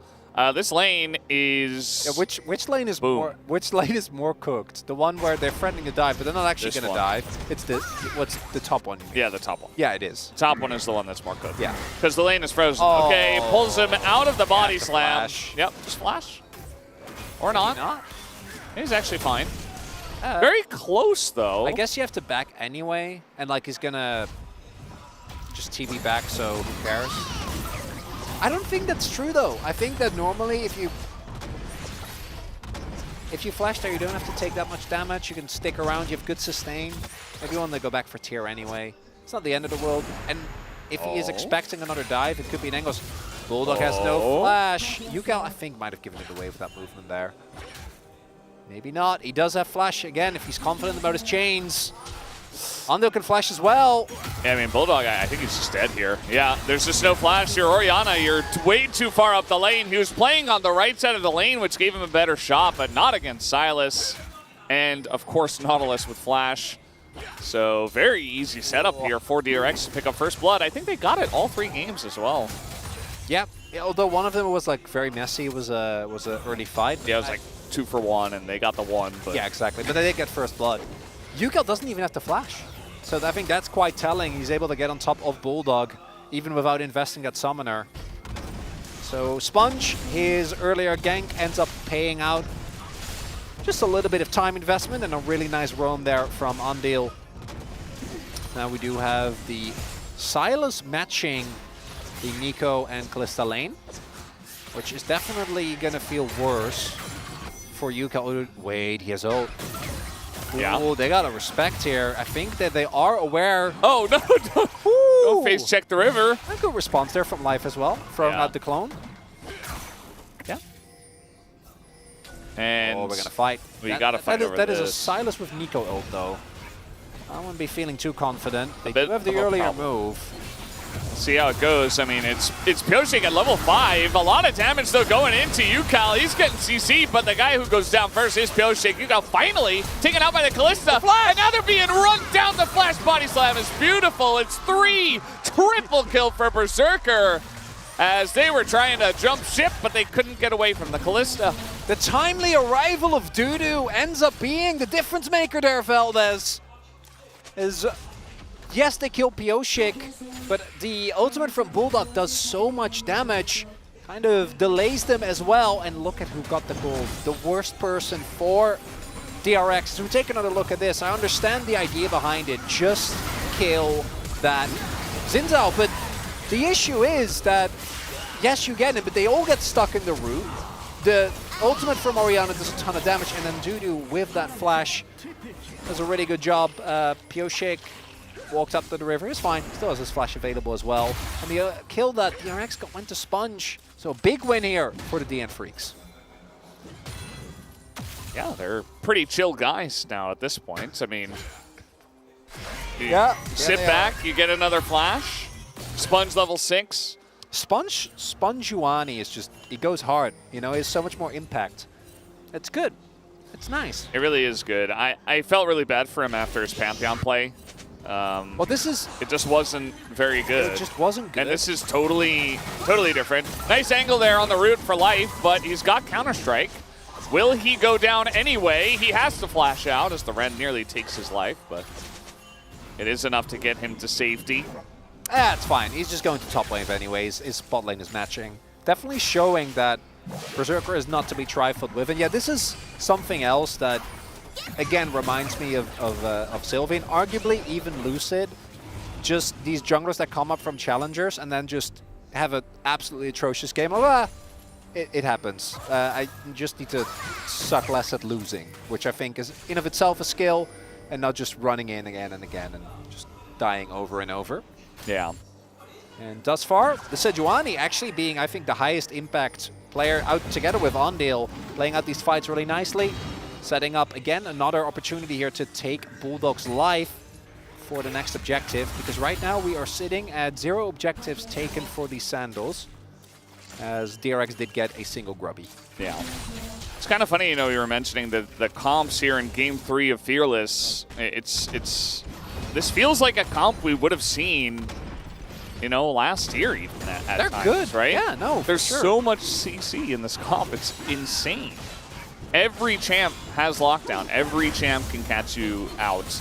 And when you're playing Orianna into that, doesn't feel very good, especially in the laning phase. Like, as you mentioned later on, you know, you're going to have your front line. You're going to have a lot of space-making abilities. You're going to have the Xin Zhao with his ults, the cask, stuff like that.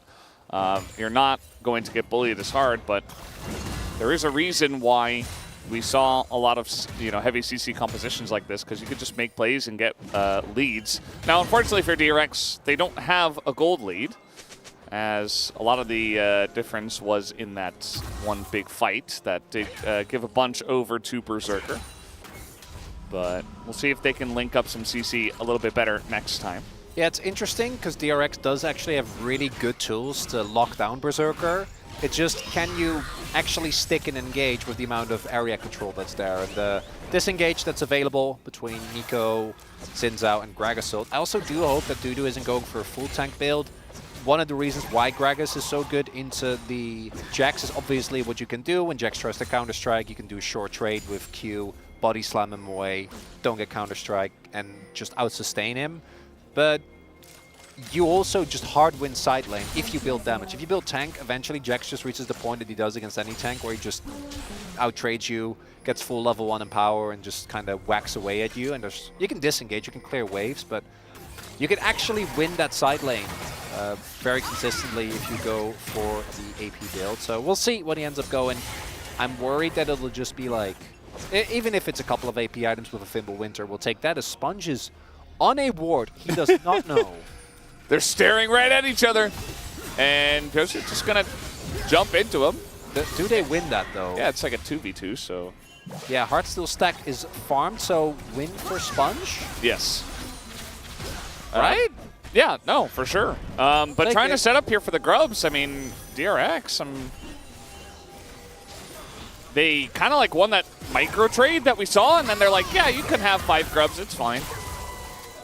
Final grub here. Yeah, the problem is that UCal's still pushing out the top wave, and they also don't have Axis, and I think that trying to get into a choke win, this is going to be a consistent issue later as well, by the way, because the DRX engage and CC as strong as it is, you do need to actually get in range of the opponents, and there are just so many skill shots that can ruin your day, right? There's we do have a TP coming in, but I think Dudu is just no, we got Ondil, but he's alone.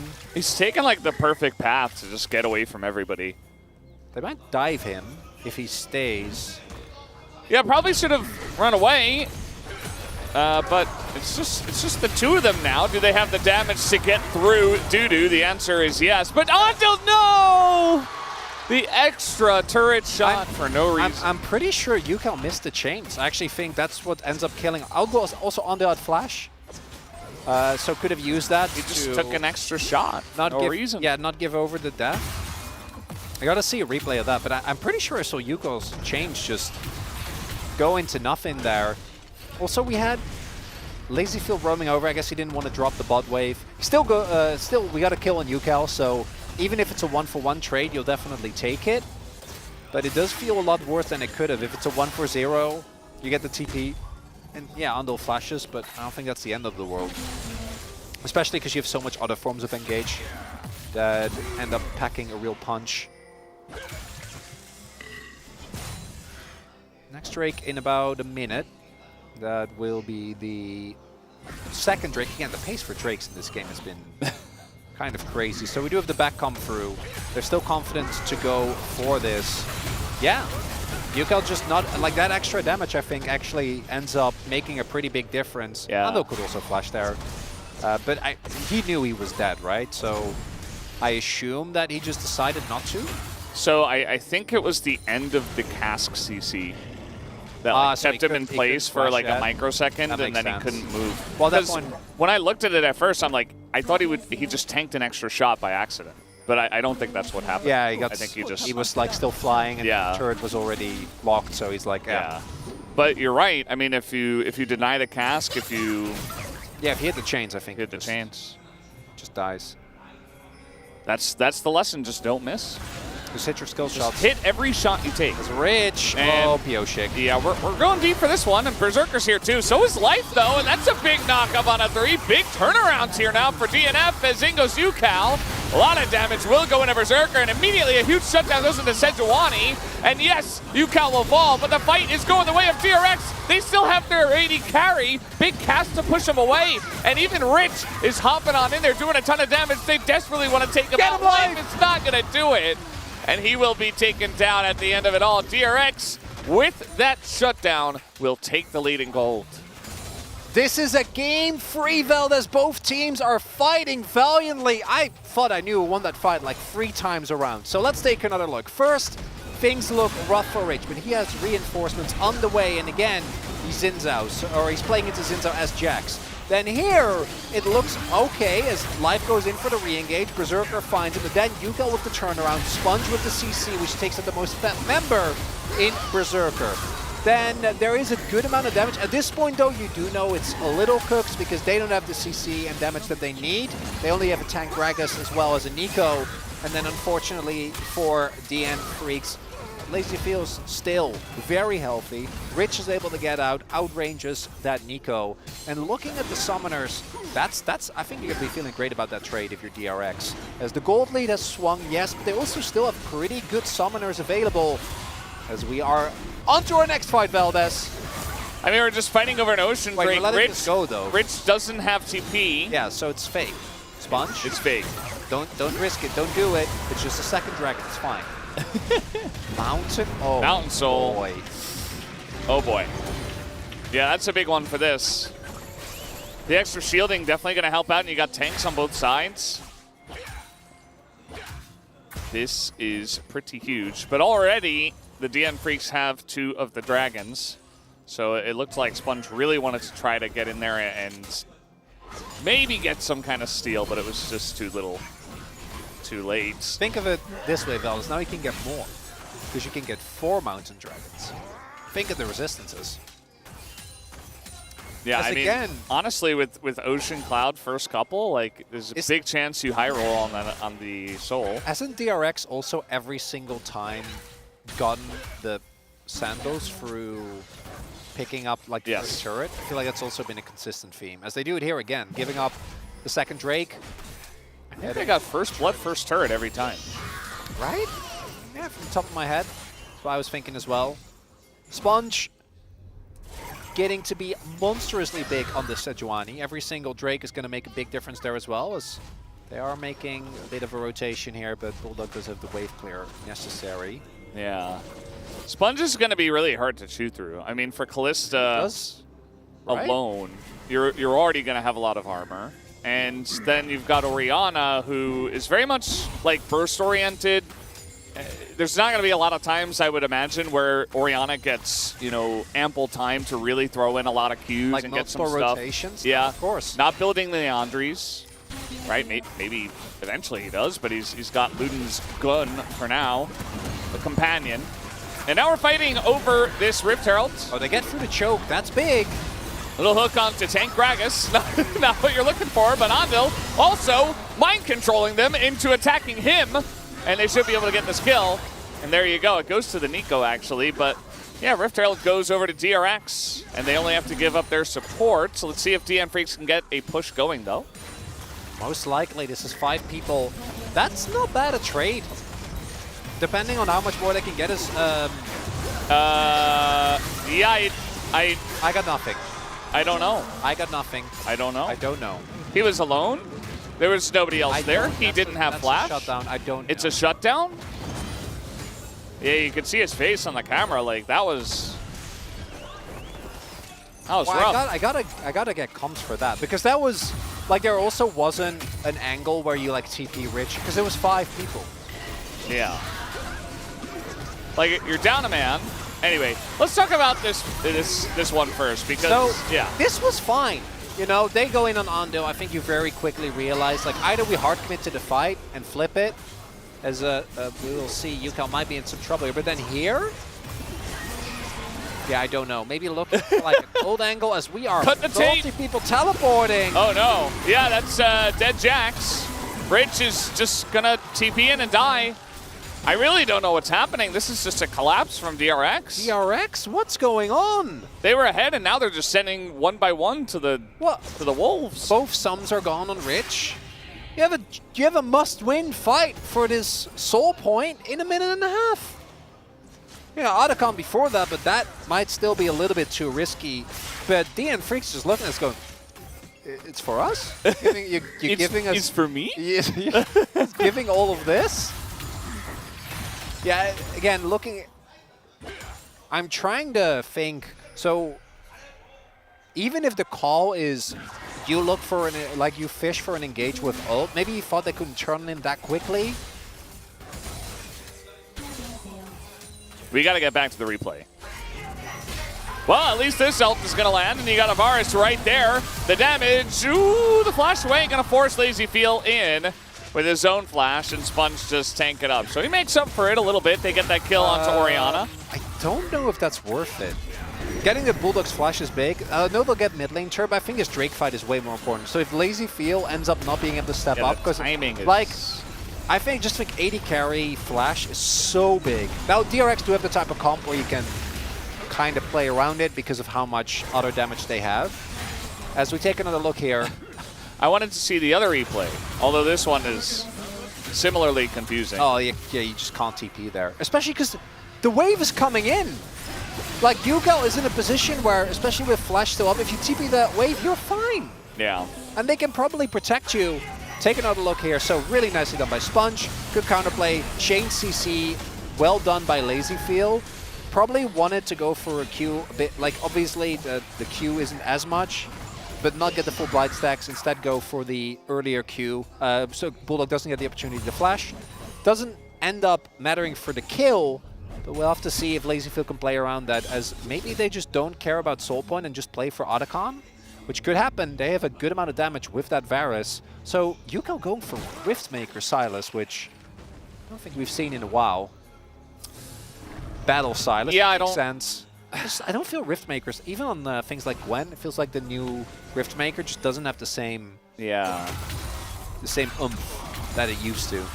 The increased damage is nice, but compared to the true damage, as this is pinked, but that ward is not spotted. Oh boy. Here we go again. Well, they should know. They see them coming. Wait, I think they can. They're moving so slow. Wait, no, they got this. Yeah. Unreal, just give your life. They're moving so slow. They're just gonna give it up. What? They're just gonna give just give it away? I know they can get the dragon. Just give it away, Otacon? Well, at that point, they're too late, I guess. Okay, so DRX is still going to give them Soul Point. That's fine, I guess, if they get done. I think they still have the time. Well, now they don't. Wait, now you TP! I guess it's fine. It's fine. It's fine. It's okay. It's okay. It's okay. It's just going to get out. They're just delaying. Going to get a Grom first trouble. It's fine. They're just trying to play around the buff. They both get out. Yeah. You know, they get the dragon. Yeah. Clean game. I'm very confused as to which team is trying harder. I think to not win. Valdez, I think what we're seeing. It's very confusing. I always go back to this. What we're seeing here is pressure. Yeah. Pressure manifests. It really is. I'm not. You see some really confusing stuff. I'm not even memeing. Like, a lot of the things in this game, I think that both teams know, both for DN Freaks and for DRX, this win matters a lot. Because if you lose here, I think in case of, the... I got the paper in front of me. For DRX, they're in the safe group. Yeah. It should be fine. But even the then... Gen G group. The Gen G DK group. I feel like those two teams have been doing a lot of heavy lifting. Yes. But for DNF, it's a big moment because the deeper you get, the harder it's going to get wins as well. Well, DNF gave the Otacon away, and they said, well, we can't get there, so, not much we can do. And so DRX, we'll see how they can use it here. They're going to take down the turret. They're looking for more. The Orianna combo is Omega, and they're going to take down the 3 revives. 300 gold into their pockets immediately. And you can see that lazy feel and Ando like, what, we wanted to join in the diving fun. They don't even get a chance. We don't get to use our buff. It's very sad. The game is still afoot, Valdez. We are not done with this game. And last time we thought it was going to be a 40-minute game because it was do not fight versus again diving restricted. Restricted excommunicated. There you go. In this game, none of that. Both teams are obviously very happy to fight, but we didn't get the game-losing give up Otacon into Baron combo. We just had the give Otacon for nothing combo. Calculated. Which now they're going to be fighting around Baron, which spawns in 30 seconds. Both teams should still be very respectful because one lost fight for either of them could still spell a certain demise. And we can clearly see that neither team wants to have that happen. Yeah. Leandre's second here for the Orianna. Feels very good into this team. We talked about before. Oh, for sure. Even, not even just the Sejuani, but, everybody's going to have a decent amount of health. Silas has a good amount of health. Yeah, those items. Exactly. Jax will as well by the time we get to the higher levels. Nautilus even. I mean, a little bit less so because you're, support and you don't quite have as many levels or items, but still, he's building health items, or items that have health. So now we have Baron. This kind of feels like the old days where it's like, oh, it's a close game, Baron just spawned, we got like a little Baron dance. There's no Otacon because for some reason it just didn't really exist in this game because they got it and did nothing with it except get the one Mountain Drake. Yeah, that's a clone. It's okay, he almost hit his chains on the clone. It was very close. It was a great effort. I want to see an Elder Dragon. It's been way too long. And now we got a bunch of Challenger players in here. Although, realistically, only Lazyfield counts. Everyone else has been around for like a...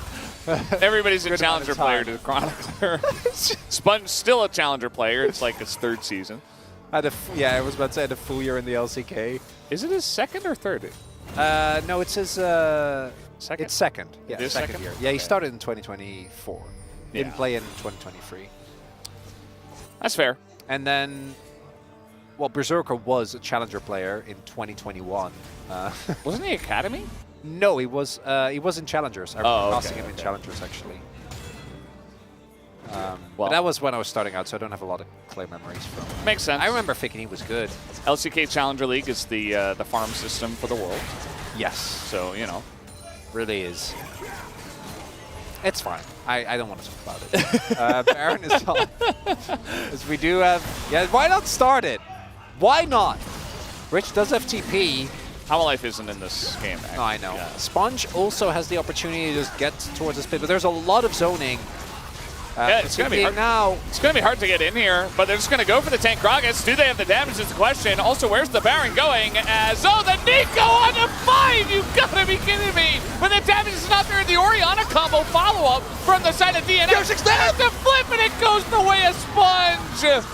Just like that, this is a disaster for DNF. Just so many low health bars. You see Berserker trying to hop around and save it, but it's not going to happen. DRX swoop in and take everything. We'll see that TPing towards top.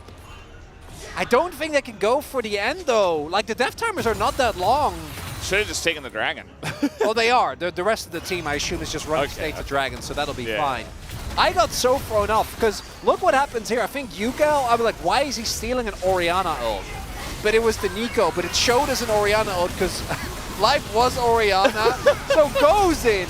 Gets the multi-man ult, then great follow-up with the other ult, but unfortunately the damage is already done. Baron is tanking this stopwatch from Yuko as well, plus the fact that Lazyfield throughout all of that, not bothered whatsoever. Got to auto down Pioshik, who's desperately trying to stay alive, and then Berserker tries to salvage it. In another world, maybe he gets 2 kills there. He got it! This is it. I know my POM vote is going to if DRX win this game. As there is the dragon now. No inips were taken though. I do think that the amount of gold that was now been put into DRX is going to be really hard for DNF to match. But we saw there a glimpse of, if it does happen, it looks like that. A multi-man combo, because even that fight was still quite close. Now though, the more Mountain Drakes are going to go over, the harder that's going to get. Yeah, it's definitely going to be really rough. Did we all go DNF on prediction? I'm pretty sure we did, yeah. Oh, and you see Pioshik. You were a 6 out of 10er though, right? I was a 5. I was a 5 out of 10er. 50% of the time. It works every time. It works every time. You guys were actually 60%ers. But yeah, it was a rough week for us last week. At least some of the Korean commentators got 7 out of 10. But I think it was like only 1 or maybe 2. And now with Baron, DRX maybe looking to take this game in the series. It's not over yet by any means, but I really like the split here, the 1-3-1. You see a fight. They're desperately trying to start it. They get Lazyfield, but the shields are coming in. In goes Pioshik, goes in behind him, and the combo is quite huge. They will be able to take down at least the 2. Sponge trying to get out of here. He's very tanky. They're not going to be able to chase him. He's too clean. Sponge is away. But we do get a big catch there. Lazyfield not having the flash available ends up being crucial in that moment. We take another look. Very straightforward combo, right? Get the knock-up. As it turns out, they do nail the combo of that Nico ult together with the Kalista every time. And then, without the flash, there's no way for Lazyfield to really respond. And this 1-3-1 setup doesn't end up getting more than just an inhib. Now, again, the gold still in favor of DRX. 2 dragons to zip. But these are the type of moments that we're going to have to keep an eye out for. Because now we don't have an objective for the next 3 minutes. So DNF are just going to be able to farm. This gold lead is going to probably stay about the same, which means relatively it'll get smaller. Looking at the item finishes, if we can get a Void Staff for Bulldog, that would be huge. If we can get Berserker with a 4th item, that'd be something great as well. Life will also have his flash available. If they can get another multi-man combo in that fight, like particularly with Life and Bulldog, this game is still winnable for DN Freaks, but I think the main issue is the Vision, because Vision should be firmly in control of DRX. And with that, we are teleporting and maintaining pressure on that top side, but you can see DN Freaks, they are looking Valdez.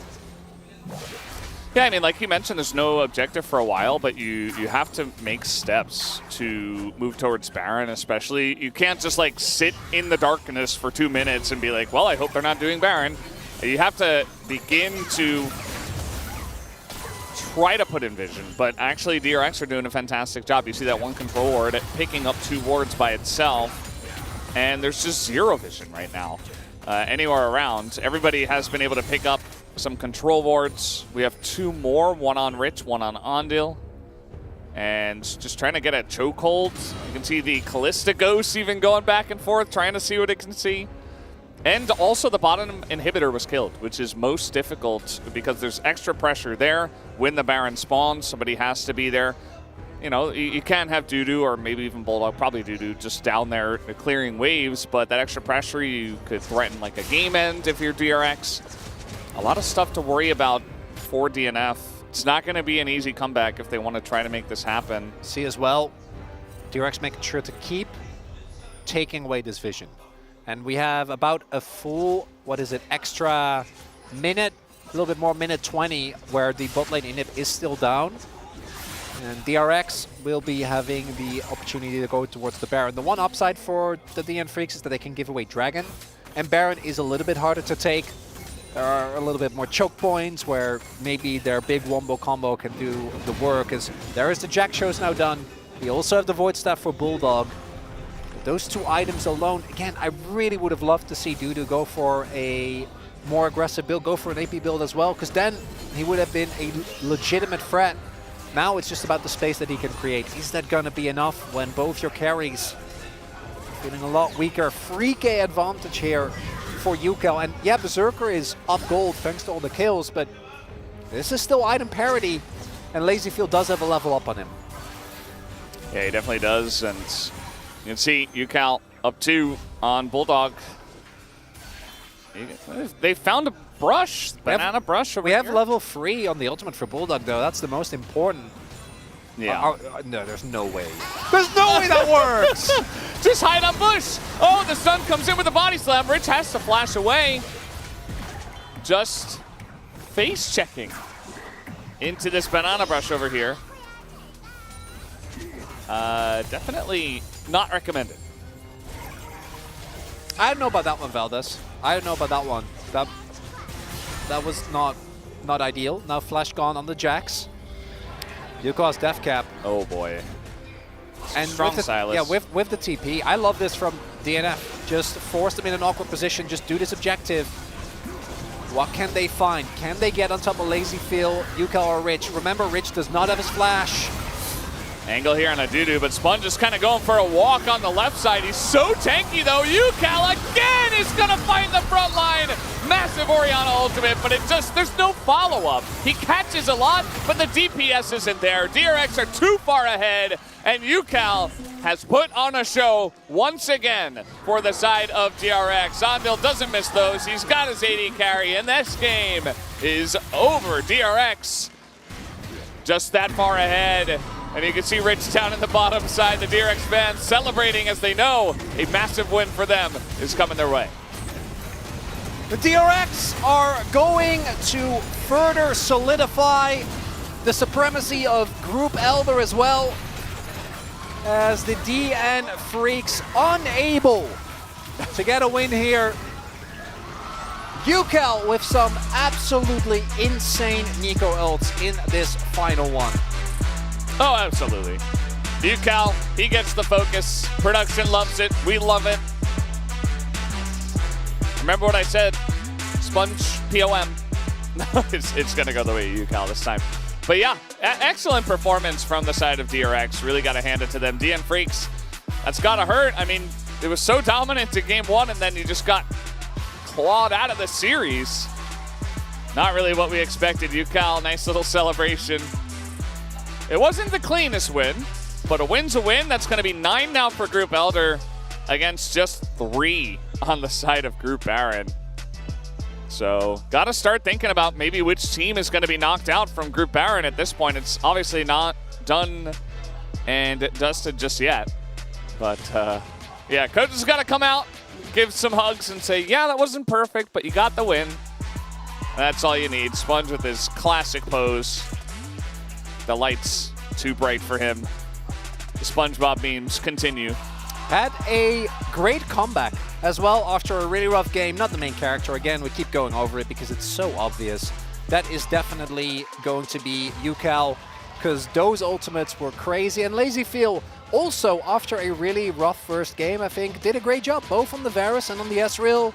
Stayed safe, was able to still output a good amount of damage without getting into too much danger. As I'm just putting in my POG... Your POM? My POM comment. Yeah. That's fair. I wish I had a POM comment. Well, nobody wants to know. You can have my next one. Nobody wants to know what the play-by-play is. I'm doing a movie reference again. I think that's just my thing now. That's fair. Yeah. And I also got... I forgot who it was. I think it was Ox doing a Joker voice last time, or was it... That was it you? I think it was you. Yeah, but it was you. Well, I did the comment it for you. Did yeah. Yeah, that was me. I did do the Joker voice.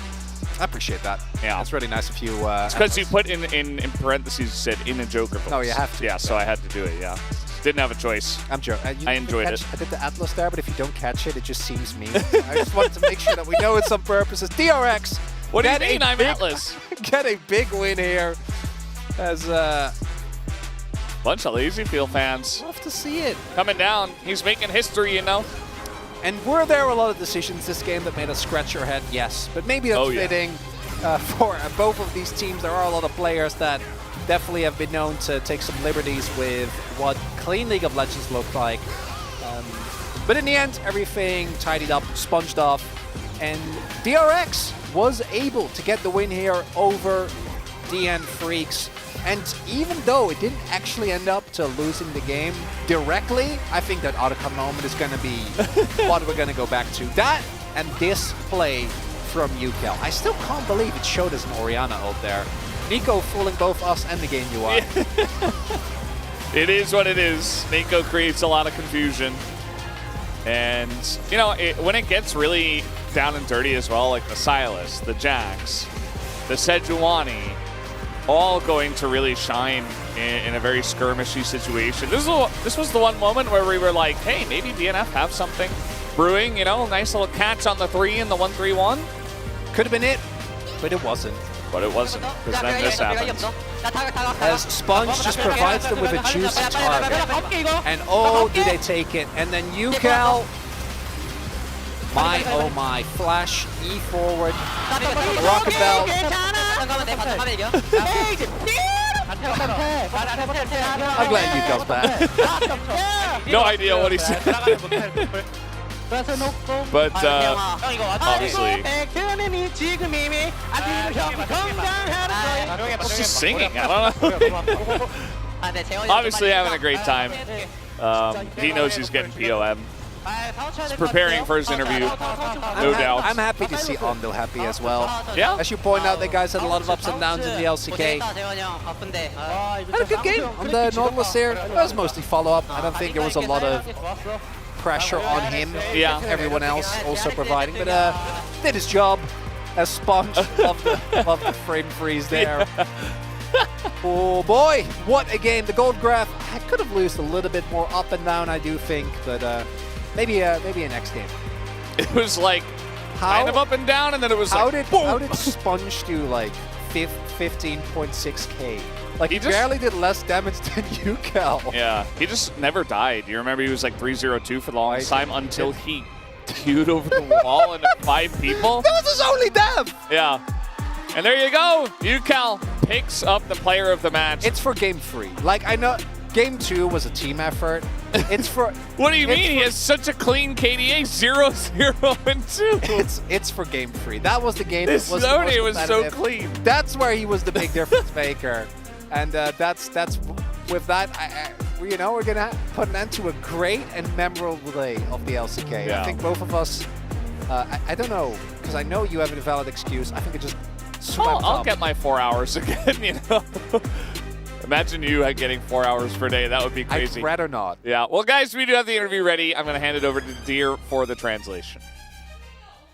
매치 6할 선수 만나보겠습니다. Thank you very much, guys. This is Dear for the POM interview translation, joined by Yukal on the side 오늘 of 정말 DRX. 중요한 매치였습니다. 1승 1패 What 팀들의 a 대결에서 crucial match it 승리하면서 was 소중한 1승 between one win and 챙기셨는데요. one 소감 loss teams. And 여쭤볼게요. in the end, 테디 you 형이 earned that 독감으로 precious 못 win. How 나오게 do you 된 feel? 상황에서 사실 저희 다른 멤버들도 좀 건강이 in the 좀 안 좋았던 circumstance 상황이었는데 where 근데 이렇게 Teddy is 승리를 챙겨오게 되어서 hospitalized. 너무 기분이 좋은 것 같아요. 지금은 다른 선수분들 Other teammates were actually also struggling 지금도 이제 with 목이 좀 health conditions, 가버렸는데 근데 but 이제 오늘 I think 승리를 했기 we're 때문에 좀 so happy and 치료가 proud of 될 것 ourselves 같습니다. for making it through. 알겠습니다.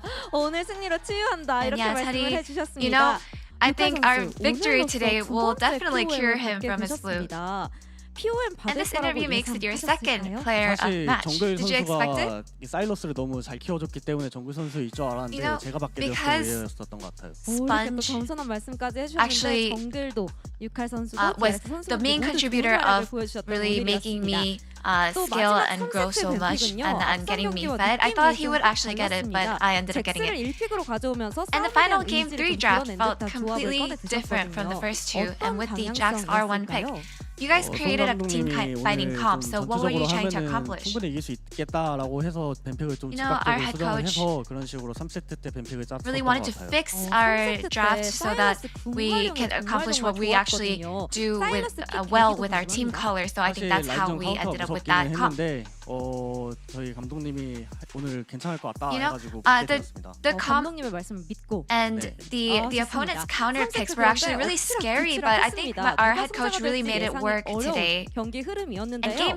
3 was so intense and neck and neck that it was 사실 absolutely 초반에 unpredictable. So 오리아나가 at which 플래시가 빠진 moment 순간에 그냥 were you 이제 sure you would win? 사일러 미드고도가 좀 끝났다라고 생각을 했었어가지고 그때부터 좀 게임을 Yeah, early during the game when Oriana didn't have a flash and we were able to get a pick, I think that's when I thought that we had an advantage that would allow us to win. 그리고 만개가 여러 겹이 겹치면서 정말 멋진 장면들이 많이 나왔습니다. And with the Nico 팬분들도 ults 웃음이 만개하지 overlapping, 않으셨을까 생각이 드는데요.